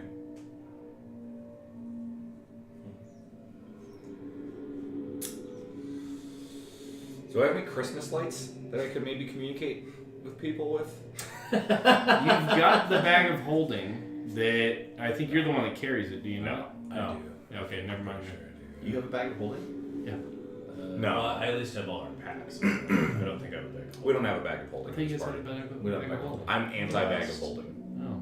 You're anti. I painted one. That's what it was. The last session we did. Yeah. Or the last Campaign. What about a handy haversack? I mean, that sounds fun.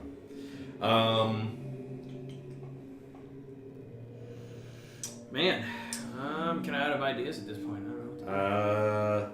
Everybody roll an Arcana check. Oh, this should go well. Am I negative? No. +1. 15. 5. 20. 16. Need to get you a tray. I know. Valker 6. So 20 for Glaz, 6 for Valker. So Glaz, out of everybody's roll,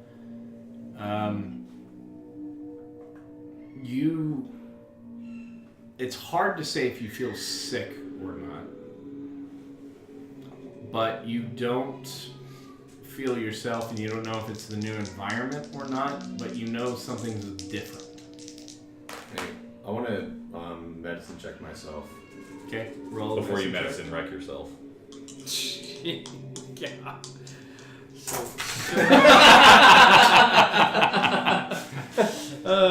Look of frustration.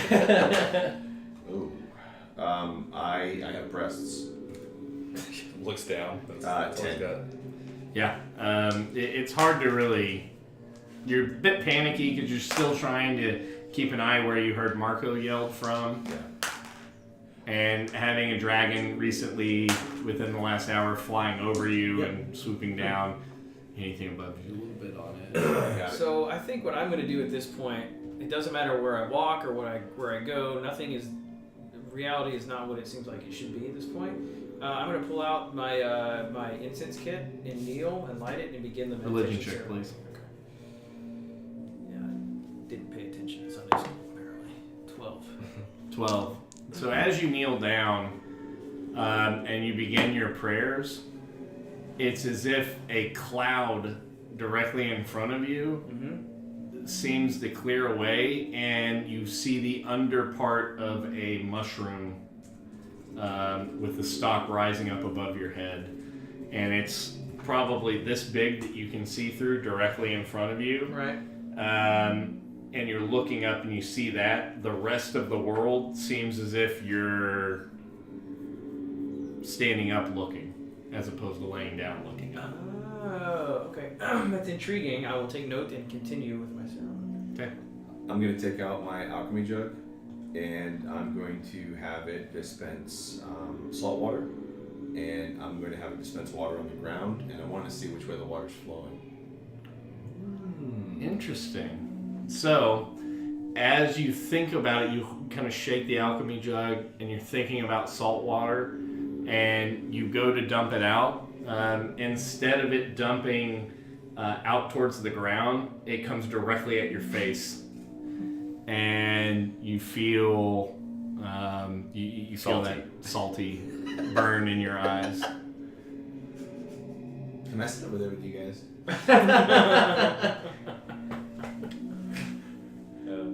I mean, I'm going to jump off the floor like backwards. I want to like jump backwards like when you're underwater, you know, when you're pushing off. I want to do that. You don't feel like you can. I think I have an idea. I have an inkling of what's happening now. Okay, I'm going to pull up my bedroll and lay on the ground and cover up. Okay, so your bedroll, you go to lay out, you put it on the ground, and then you go forward to kind of lay down on it, and it seems like you're falling farther than what you should, and you face plant onto the ground. Cool. How far did I fall? Distance-wise, you're not really sure. It was more confusing. You can roll a perception check to see if you ascertain more from that. I definitely asked something. Yeah. Yeah, I don't know. You bonked the shit out of your head. Okay. Bronson is going to. So, do I still see Genji and I'm still holding the rope? Yeah. Okay, so he's gonna. I'm gonna call out, Genji, don't move. I'm gonna try coming to you. And Bronson's gonna close his eyes as he walks toward Genji and kind of reel the rope in. As Yeah, he goes. pull the rope in. Yeah. You feel yourself just doing that for a while. I'm gonna open my eyes again. What do I see? Genji, the same distance from you. What is that? What does he look like? Probably Like 50, 60 feet. Like the length of the rope, basically, or like longer than the rope, right? Well, because you've been pulling the rope, and it seems like it's slinking down at your side. Is it? Yeah, you look down and you see this big pile of rope, but you just keep pulling on it. Well, the infinite rope still works. Closing your eyes doesn't do anything. Do I hear that? Roll a perception check. 16. Yeah, you hear it. Okay. Well, we can still hear each other, so that's good. Yes, I Sounds can- like it's closer than what you before? think. No, just closer than what you think it would be based upon where you've perceived him to be. Okay. As I continue through this meditation ritual, is anything about my Roll perception another religion changing? check. Okay. 13. The hole starts to constrict as you're praying, and you think listening to Genji may have distracted you a bit. I'm From, listening to Bronson. yeah, sorry, to Bronson. Okay. After everyone's been gone so long, I'm gonna jump up to where this bonfire is and just start dancing around it, yelling out, just making noise, and see if I can, like, anyone can hear me. Okay, you guys roll perception checks.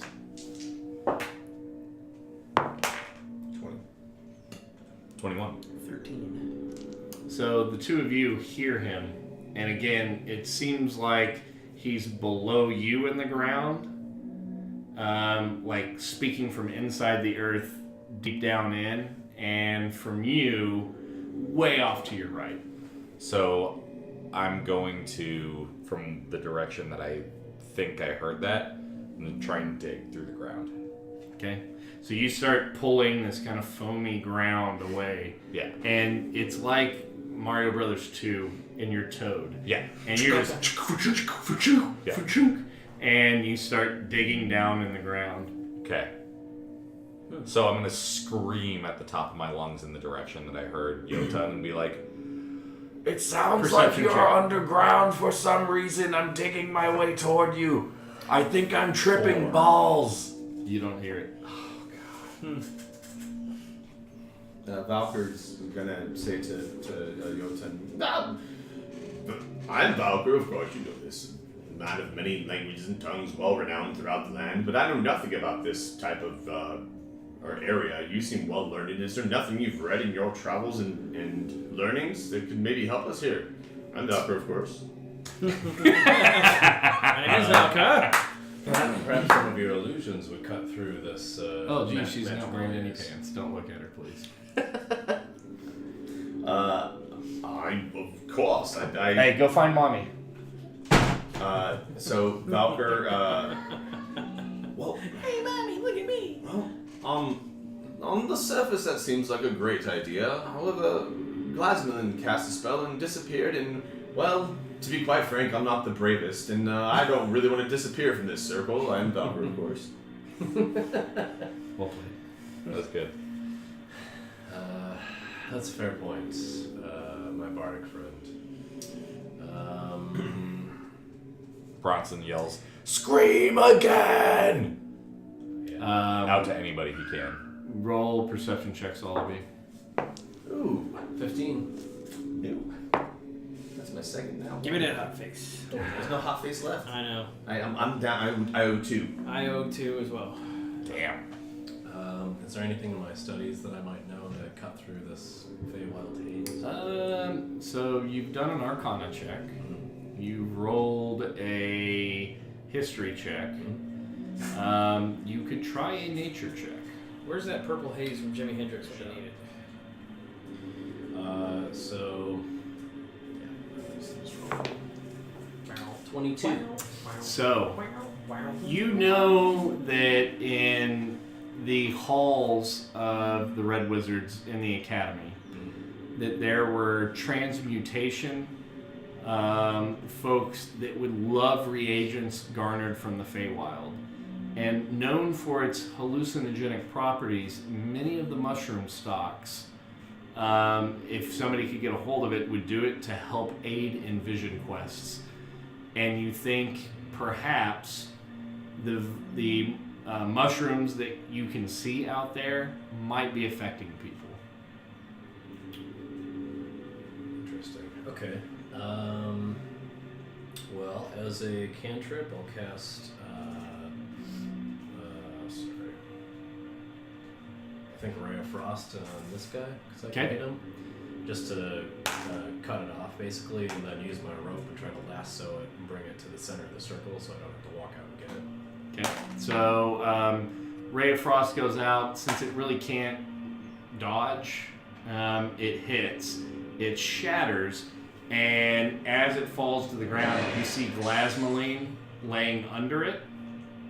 She appears, and you see as the bolt of frost goes through that what you thought before was maybe just like a slight dirt or a haze or a fog must be spores, because they start collecting together and falling to the ground as almost a snow flurry or a sleet. As it hits and falls, so lay Glasmalin down with her head pointed towards the stalk. One more square over and put her feet out towards that. There you go. Okay. I'll take my hempen rope and try to lasso her foot. Give me a dexterity check at disadvantage. Even it up.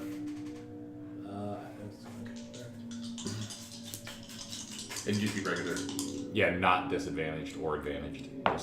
Just do it. Nice. 22. That would suck if that So you were able to lasso her, and as you are pulling, she's unconscious, it looks like, and you're dragging her through the ground, but are able to retrieve her down in. Nice. She's unconscious at your feet. If you want to move Hermione into the circle. Okay. Isn't Dala conscious enough for me to ask, like, how do we... Yeah, you can ask her a question. She's still pretty weak laying on the ground. Okay. anything we can do for Glaz?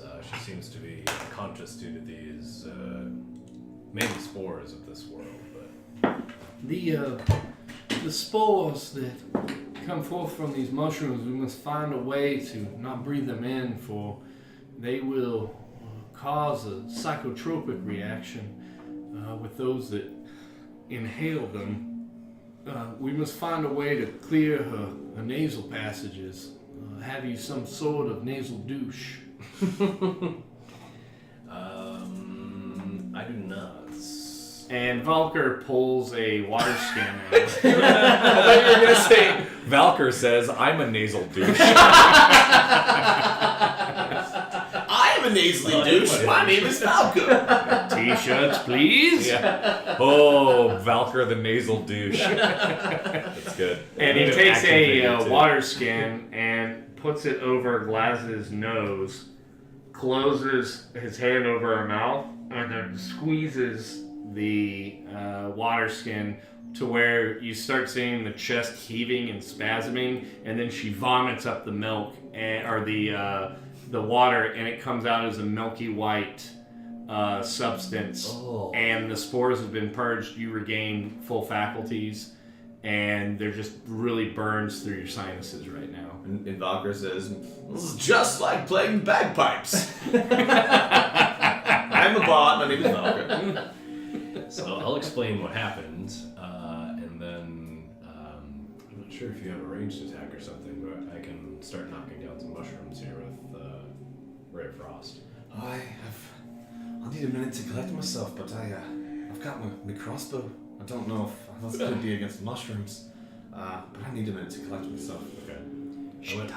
I'll frost every mushroom that I can. Okay, with so you start going around, and over here, Shiitake tempura. Shiitake udon. Shiitake with udon.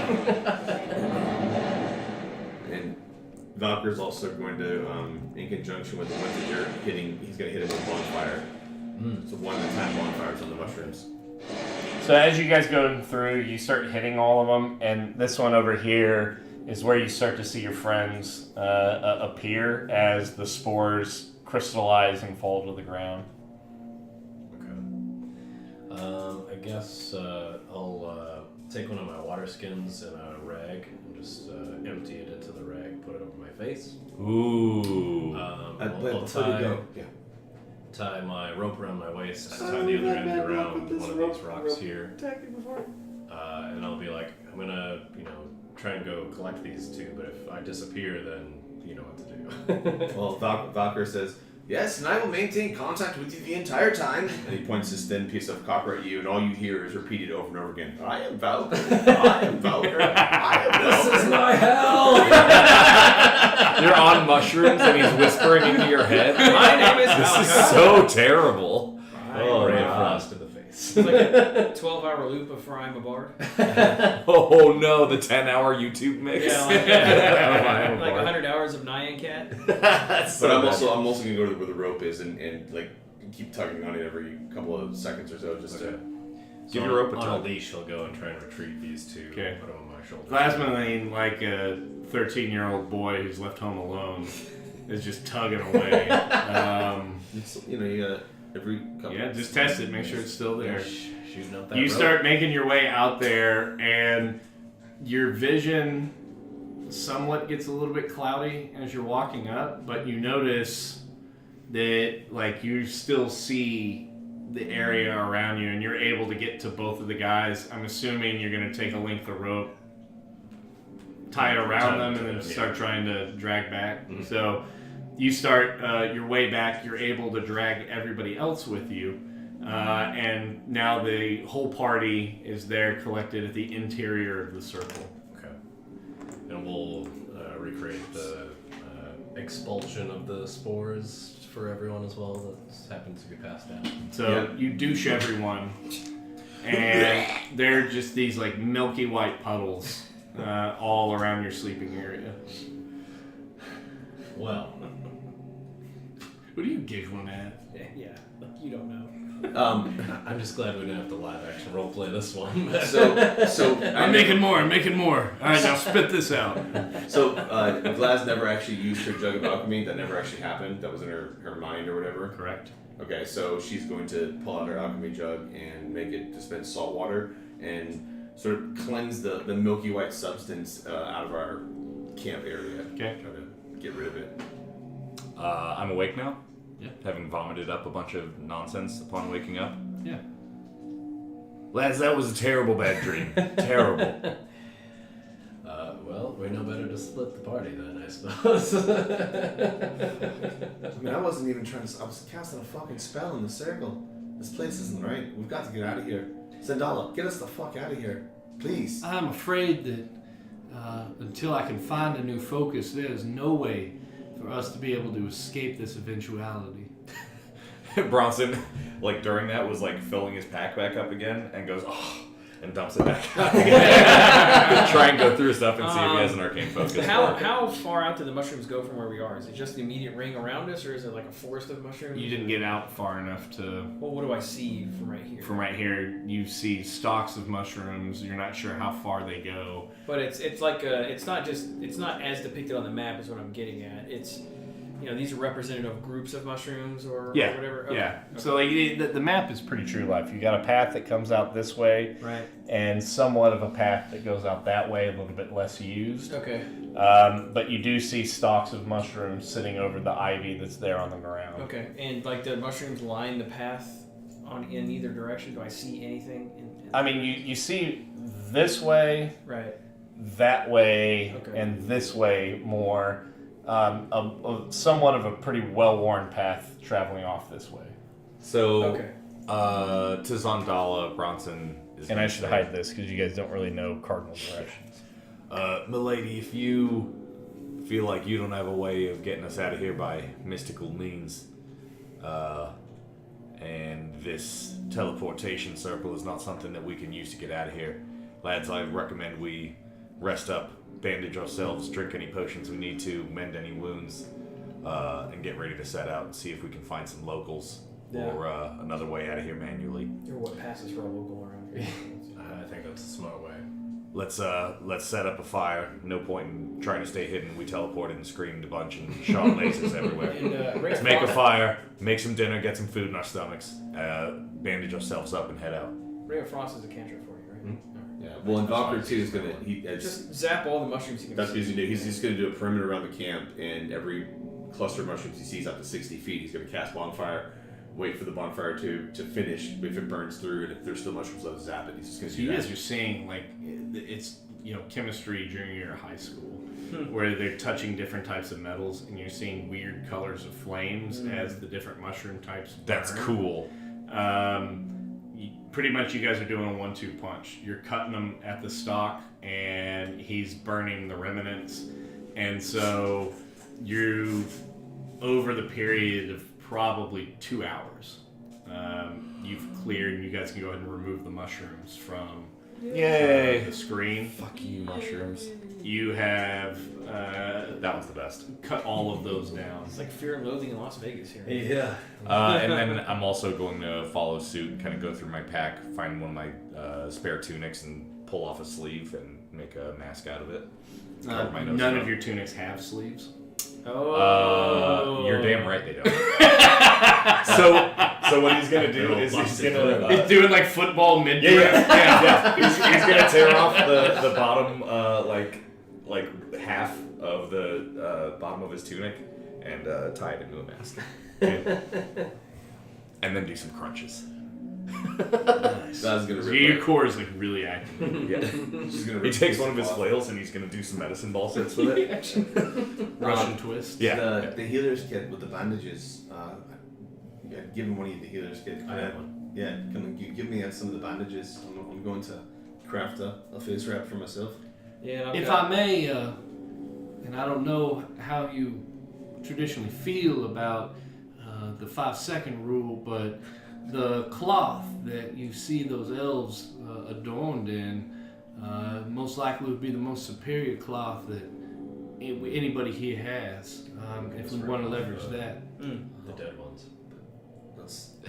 Bronson's like flexing his abs as hard as possible. Be like, oh, all right. Yeah, that sounds pretty good. Yeah. Sweet. And then when she turns away, he goes, And anytime she looks back, Yeah. sucks it back in again. Yeah. Sweet. Yeah. So now, does the cloth have some special property, or is it just well crafted? It's just it's sung in the shape as elves craft. They do not weave necessarily. They sing their industry into happening. That's how they shape the stone.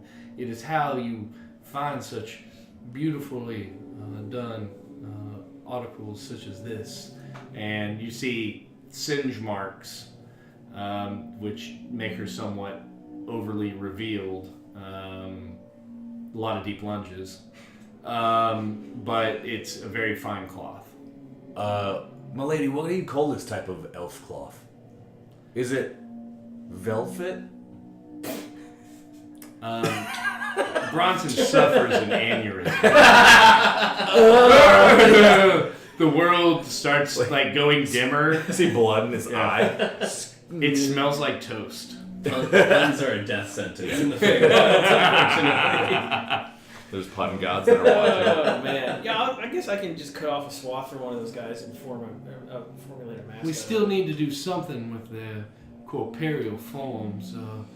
I'm up to suggestions, as I do not know how one might be able to execute a proper elven burial in such a foreign place. And she racks her brain as if. It's hard to know we would even bury them, given our hallucinations and that. That and what sort of elf would want to be buried in the Feywild. I mean, I know for myself, I want to be buried in sponge. I'm also unclear on why these bodies were here on the other side. As if those bodies were dumped in this circle and teleported to our world.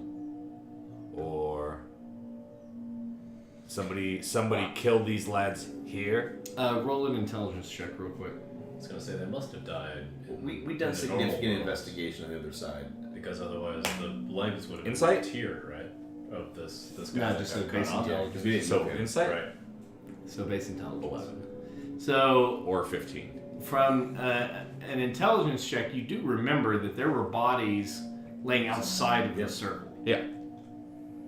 And copious amounts of blood. The blood doesn't seem to have transported here. But then, yeah, it was just the lack of tracks around the bodies from before that seems mysterious. I think it was flying creatures, maybe flying flies or But something. the lack of tracks pincers, was I don't also know. at the fort, not Vengeance, but the one we were at beforehand.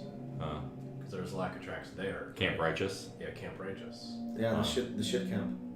Yes. Well, let's take a short rest and then head out.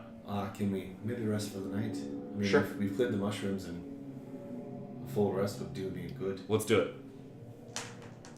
Draw straws for watches. Who's taking first watch? Well, we're still 6 of us, right? We need probably- 4 watches to still all get long rests. Mm-hmm. I'll go first. I can take second. I am Valkyr. I will take the third watch. He would never. No, I know he's not Volunteer. selfless. Yeah, you're right. I shall sleep. Watch for me. Okay. My manservant Bronson will watch for us. Yep. So go ahead and make your first roll. Perception? Mm-hmm. 10. I need to roll some things. I need to roll some things. T-shirt. Yeah.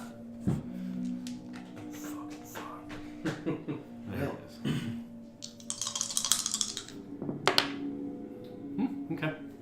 So you sit there, and normally, after everything you've been through, if you were back in the world, something's about to go to bed. Bedtime. Pass that baby around. You know what that means? Time for a pizza run. Oh, yeah.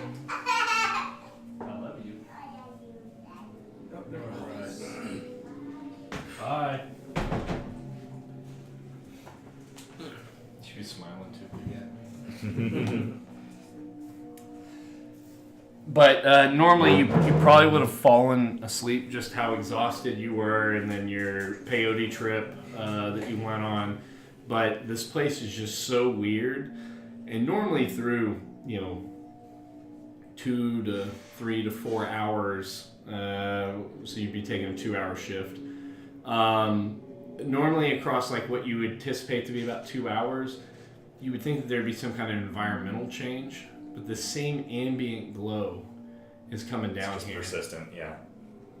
You find that odd, Okay. but you really don't look out because you don't want to walk out while everybody's asleep. Yeah, you're just kind of looking. So you're just kind of making sure nothing's immediately walking on top of you guys. Yeah. End of your shift. Second watch. And go to sleep. Not in that 20. All right. Nice. So, are you focusing only on keeping watch? You doing anything with the book? I think I just want to keep watch. I don't want to risk too much given I've taken this much damage. So, yeah, just staying within the circle, but staying vigilant. You are troubled, but enticed by the way that the weave has so much power. It's almost like what was that Jason Statham movie? Crank. Yeah.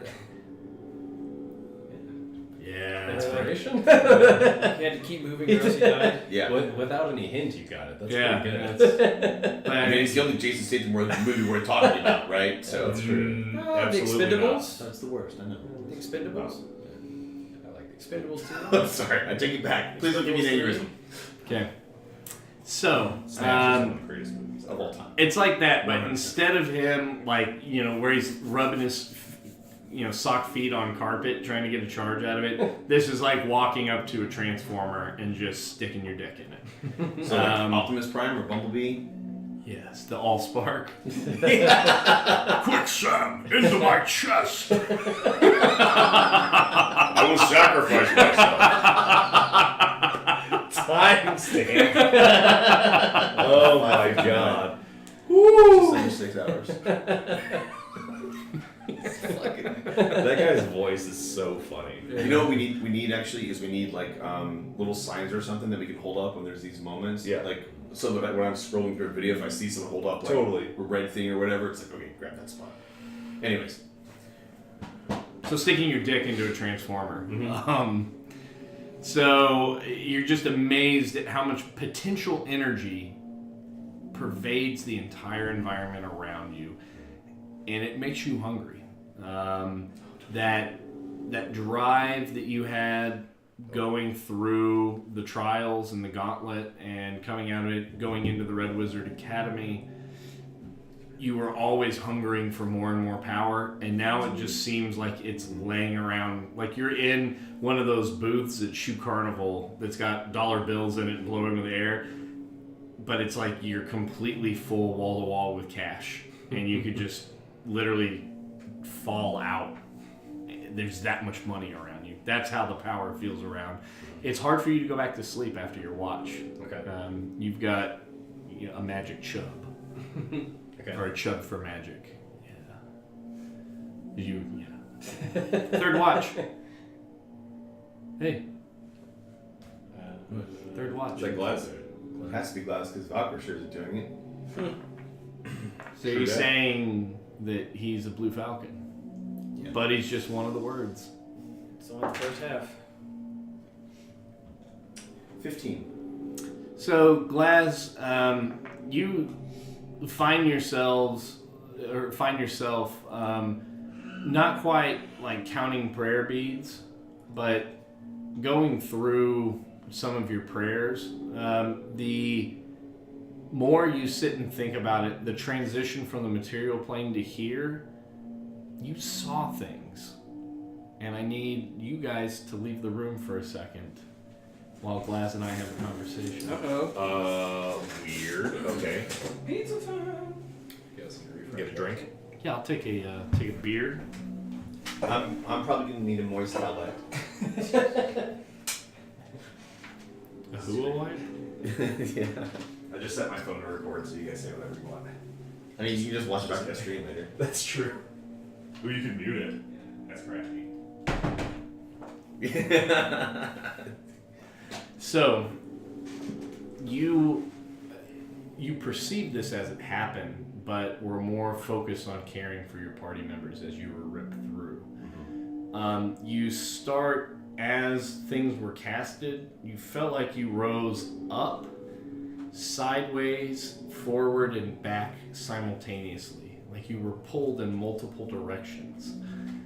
As you were being ripped through, think of like whenever the Millennium Falcon goes into hyperspace, a tunnel surrounded and bathed in light, blues, greens, these hues of electrical and miasma energies all around you. You're ripping through. You see a figure, dark complected, with long braids coming down out of his head and a goatee that hangs low.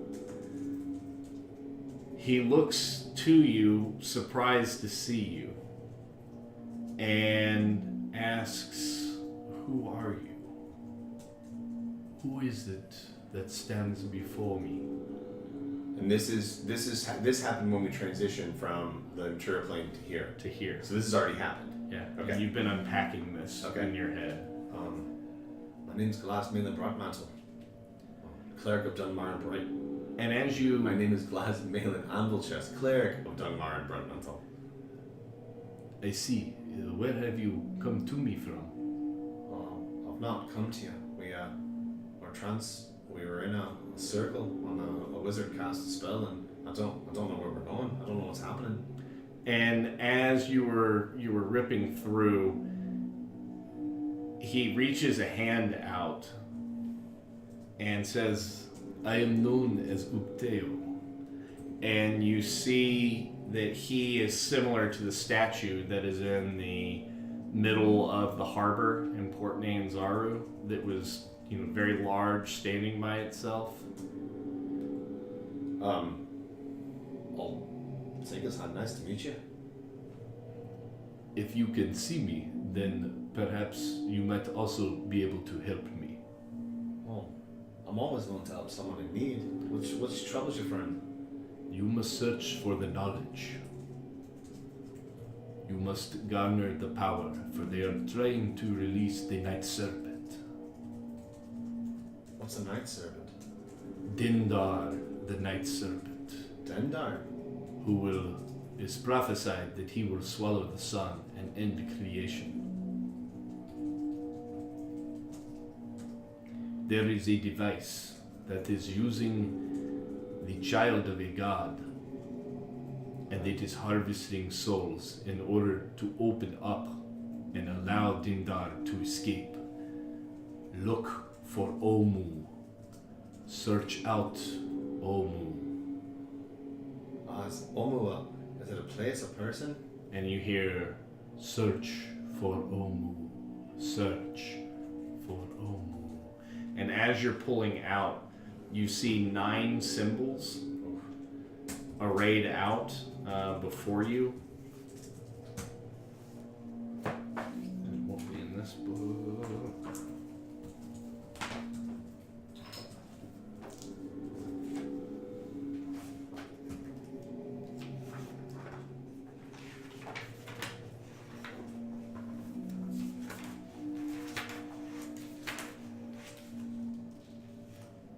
And while you're looking for that, did anything that he said to me ring a bell with anything I might have heard? I mean, outside of seeing the statue in Port You know Mazzaro. that Upteo. Hey, buddy. How are you? Are you about to go night night? Can you come give me kisses? You leave babies upstairs. I don't remember. I love you. You have a good night, okay? Okay. You're the best. I'll see you tomorrow. All right. Say goodnight, Billy. Good night, champ.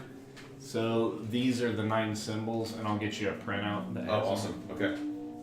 But they seem to be different animals. Yeah.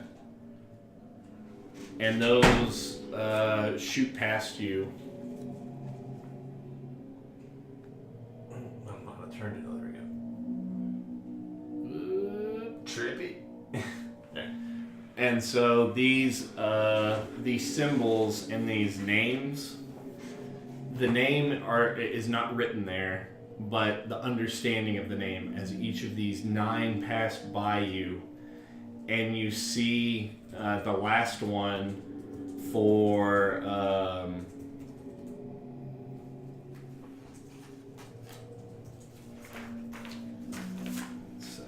what is your alignment? Your lawful good? Yeah. Lawful good. So I believe engine is the. Yeah, here we go. Let's see. Igen? IGEN. I need to look this up online. 1 second. No worries. Clearly, this is important. It means something. And I crafted a mountain out of mashed potatoes. Dude, I could go for some fucking mashed potatoes.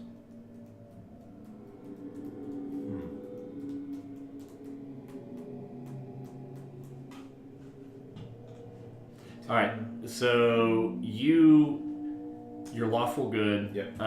Moa is the one that you feel, and it's the snake, and it's the last one, and a stone appears in your hand, and you instinctively put it into your pack.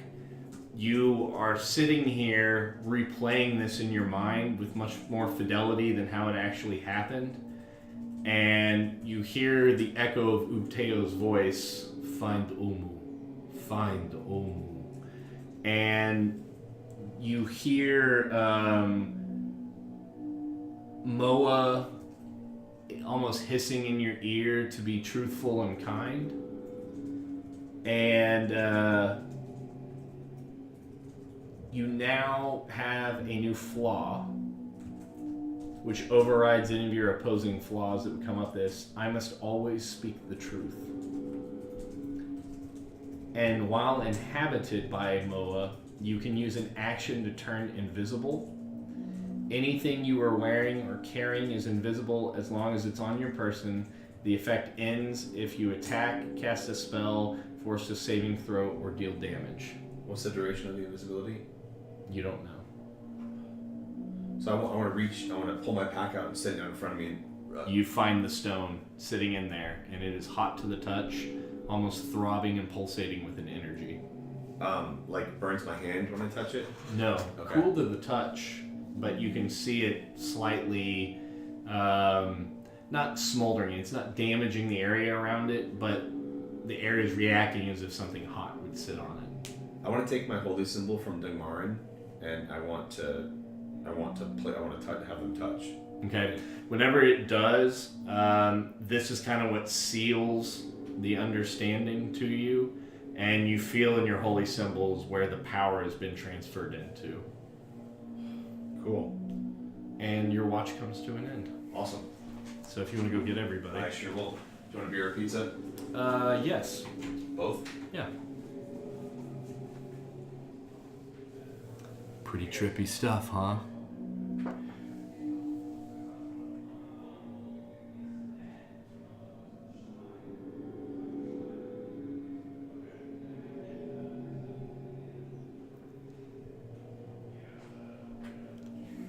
This is some trippy shit.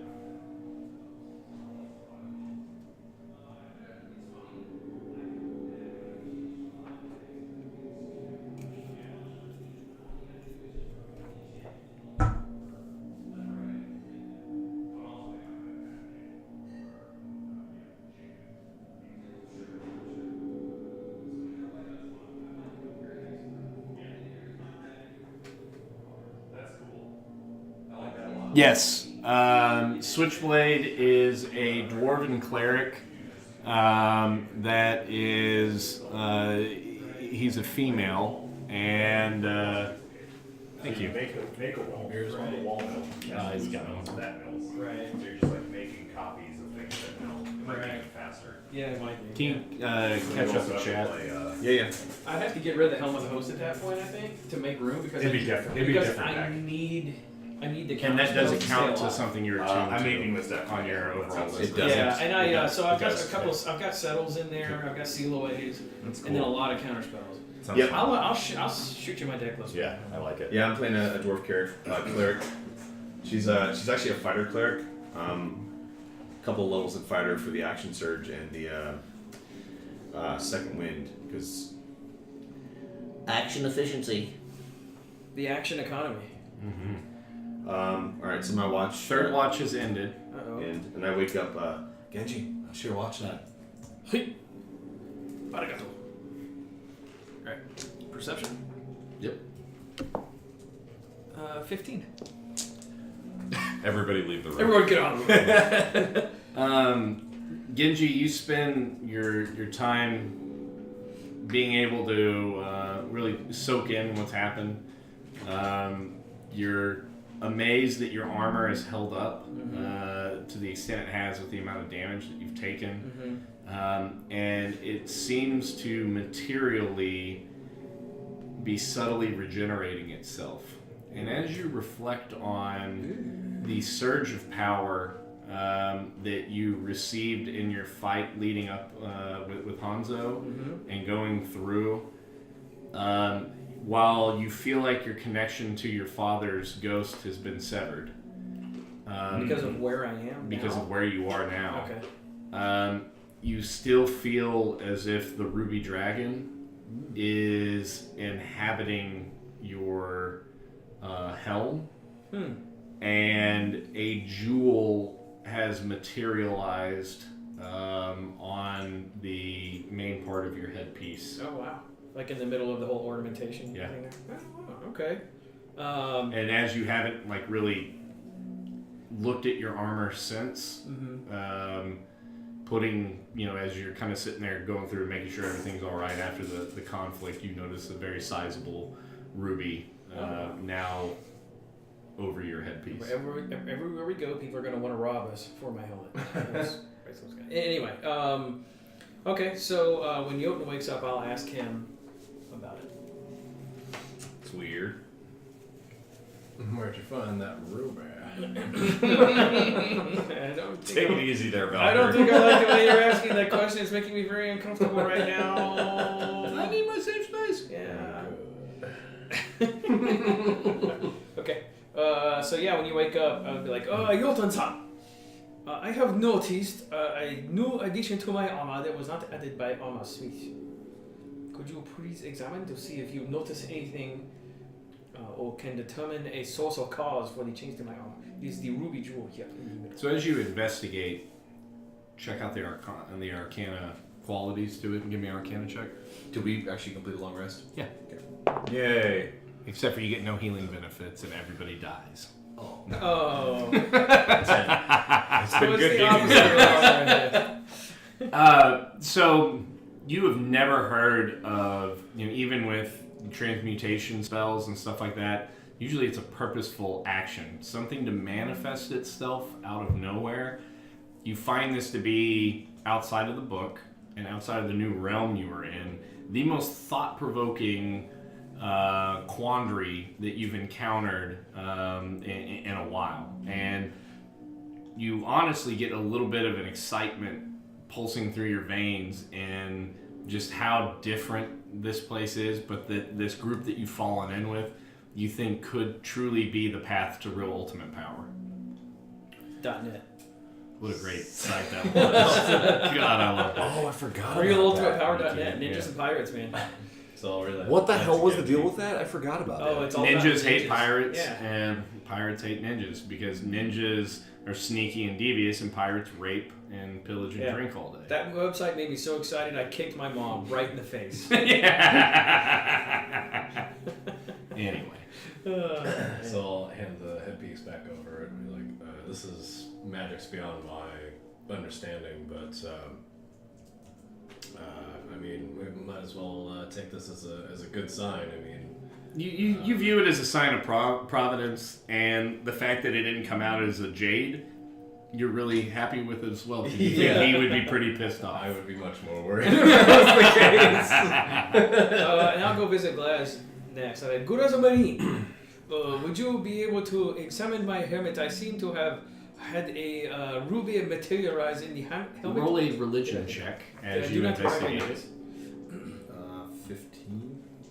15. So while you do not necessarily believe in his ancestor theology, that his ancestors can intercede on his behalf, you have seen a lot of interesting cultures in the way that powers have manifested themselves throughout your travels. And so a way for Genji to have accrued so much honor that a patron, not of the material plane, but perhaps of some other magic, very likely has bestowed upon him some type of a gift. Because the gifting, warlocks and their patrons understand that, but it's more of a slave indentured servitude. Right. Through divination powers, you know that through living honest and true and pledging your being to a belief system that gifts and miracles can be made manifest, and you relay this to him, and you feel in that moment that it's almost as if the ruby dragon has gifted you as your new daimyo. Interesting. You've attained a level of honor that even other family lines of ancestors have taken notice to your deeds. Oh wow. Some important being has taken notice of you, Genji, and has rewarded you. Dungmarn has done it with me with the spells on a daily basis and the visions and the... So you're not that special. The point isn't to take away from what you've been given, but just to Interpreting it in the recognize. most negative way possible. Yeah. Thank you for your insight, Good as a marine. I must contemplate and meditate on this. Before we head out too far, I think we should probably try to harvest some of those mushroom spores. I've got some empty vials that I got to camp. So I'll wrap up my face and someone want to come out with me and we should probably I don't know why I'm stealing your keys. I don't need those to get I'll come with you. I am skeptical of the usage for these mushroom spores, but I will accompany. Oh, we'll find a way. I mean, say perhaps a red dragon lands and you throw these spores in its face and it falls over and starts hallucinating. You may no longer call me skeptic. That's pretty good. That's really good. I wish I could get Yeah. Yeah, so farming. Farming inspiration. So we're gonna try to fan out a little bit. Obviously outside of 60 feet because that's how far our spells could go, and see if we can find a mushroom. We're wrapped up face water. Wrapped up face water. It's like the latest product right next to the asparagus. I'm gonna look at my goggles so that you can cover your eyes. Some guy slept in this water. Face water. Yeah, Scarlett Johansson slept face down in this water. Yeah. Ass down. I was drinking. Yeah. He's letting me his night vision goggles too, so I'm wearing those to protect my eyes, and I'll actually do the harvesting. What a wondrous item. Because I mean, like those are, there's mucus membranes, like if you get spores Yeah, in you your go to eye. absorb spores in your eyeball. So Yeah. I'm gonna go out in front of mushroom and try to harvest some. Because Nature Bronson check? has a degree in biomolecular. He's like, assisting me with this process. Survival How are you gonna assisting assist me? I don't think you should touch it. I'm just Do you have like a Statements. capability for a mage hand? Ooh. Because Zendala does and offers to help you out. well, her mage hand is strong. This NPC helps you not be such an idiot. We need one of those at all times. Please don't. Yelton, you stand a few feet back. Just keep an eye on us. I'm site security. I'm not touching Yeah. those things. So nature check. Ocular. At Holding my advantage. breath. She's helping. Ooh, boom. 18 plus 1, 19.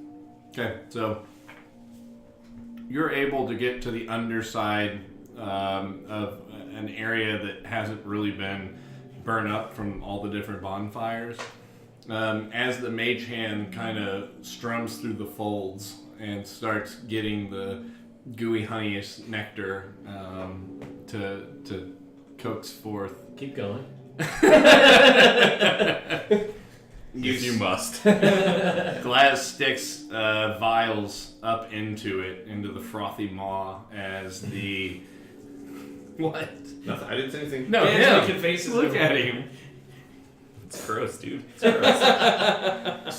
It slowly oozes in there, and you think through, with that roll, some type of bioactivation that the spores stay in a liquid form until something activates them to make them airborne. So you don't know if you need to do a flash heating to kind of vaporize, I bet it's electricity. or some type of an activation that needs to take place. I bet it's magic. I bet magic activates it because we came here and we started casting spells. How many vials am I able to collect? I have 5 empty vials. Roll a d6 and take 2 from it. Yep. I would. Yeah, you get 1. Okay. My name is Valka. Negative. You throw a vial into the void.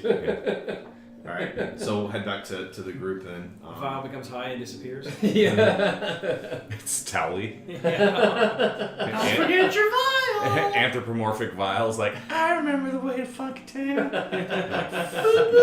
Viley, you're the worst character ever. Hello, Kyle. I'm Mr. Hanky. That's so bad. Uh-oh. Second. Stream freeze? Yeah. Let's go over. Maybe the seed froze. There was you got a little choppy there for a second. Okay.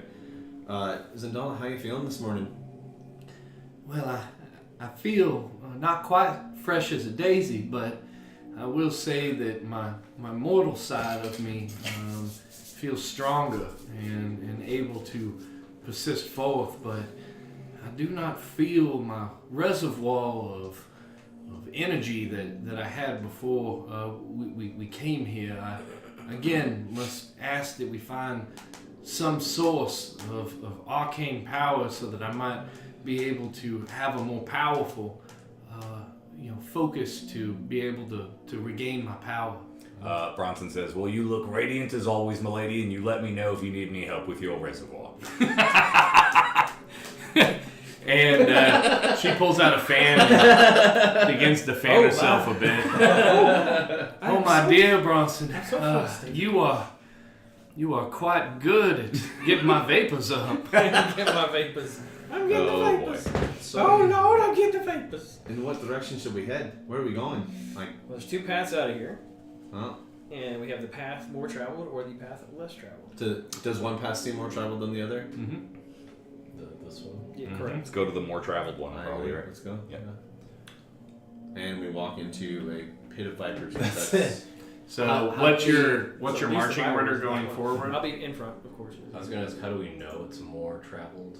You see It's that just it's like- wider Okay. and there's less foliage that is overgrown on it. It's worn down the same way you would see a more majorly used path rather than. So set up your marching order, please. working on it.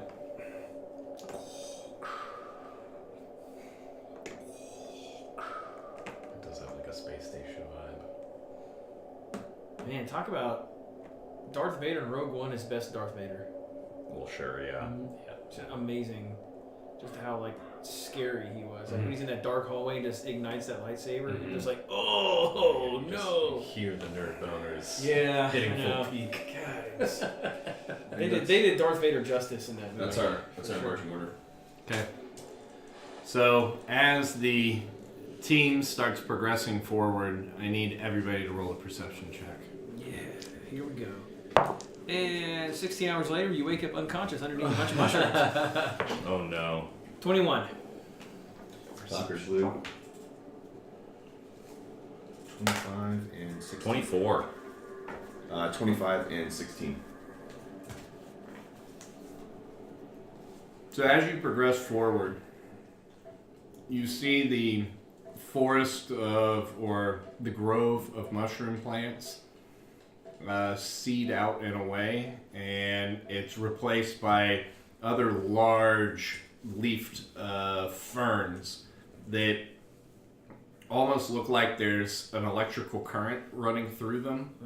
green in orientation, very waxy, and there's a yellow that kind of zips through it, and you see coming out of these groups of ferns long stalks that come up to a furry top, and the stalks are striped as they go down. You walk past these and they crane around, the furry parts do, and almost watch you as you go by along the road. We're headed that way, aren't we? Yeah, just Okay. That's just the There's multiple of them there. Yeah. So Bronson kind of like tips a hat that he's not wearing and goes, "Evening, ladies." to the plants as we go by. Are there any six-legged horses around, or You've seen none yet. pterodactyls that are really big? But as you guys are walking off to your right, who all had over 20? 24. 21. 3, you guys. Yeah, so it was off the charts. You guys notice and bursting forth, and that's where we'll end tonight. Oh, Are you kidding me? Man.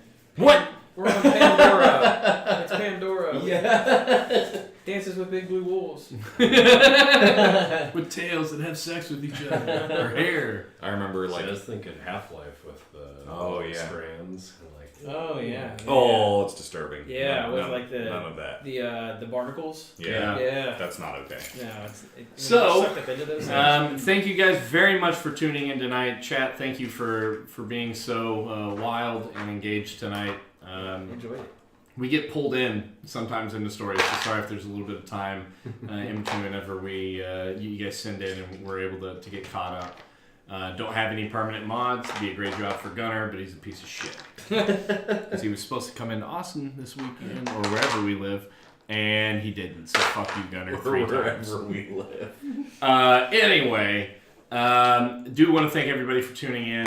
Again, if you have questions about mechanics or any of the products that you've seen here, again, we don't sell any of that stuff, but we're more than happy to give you a review on what we have liked and what we haven't liked about certain things, to send questions in. What happened tonight, the team split the party, and this long caravan, thankfully, they were able to get rid of the more defenseless folks as they sent the crew of the multi-layered cod on their way. It's an insult every single time. I love it. You would. And the children and slaves that they had found that the Jade Syndicate had been using as pack mules, along with a pack mule, they sent them back to Camp Vengeance to try to find a way back to Port Nazaru. They were far enough away that, at some point tomorrow or the day after, that group is likely going to make landfall in there. An interesting point. Is it the 21st or some other time? We don't know, as there's really no way to be able to calibrate, but we'll assume it's the morning of the 21st, as the team has been transported to the Feywild after encountering Tinder the Dragon that had killed Hugh's family as he was trying to teach his sons the way of adventuring and working as a Sherpa through the jungles of Cholt.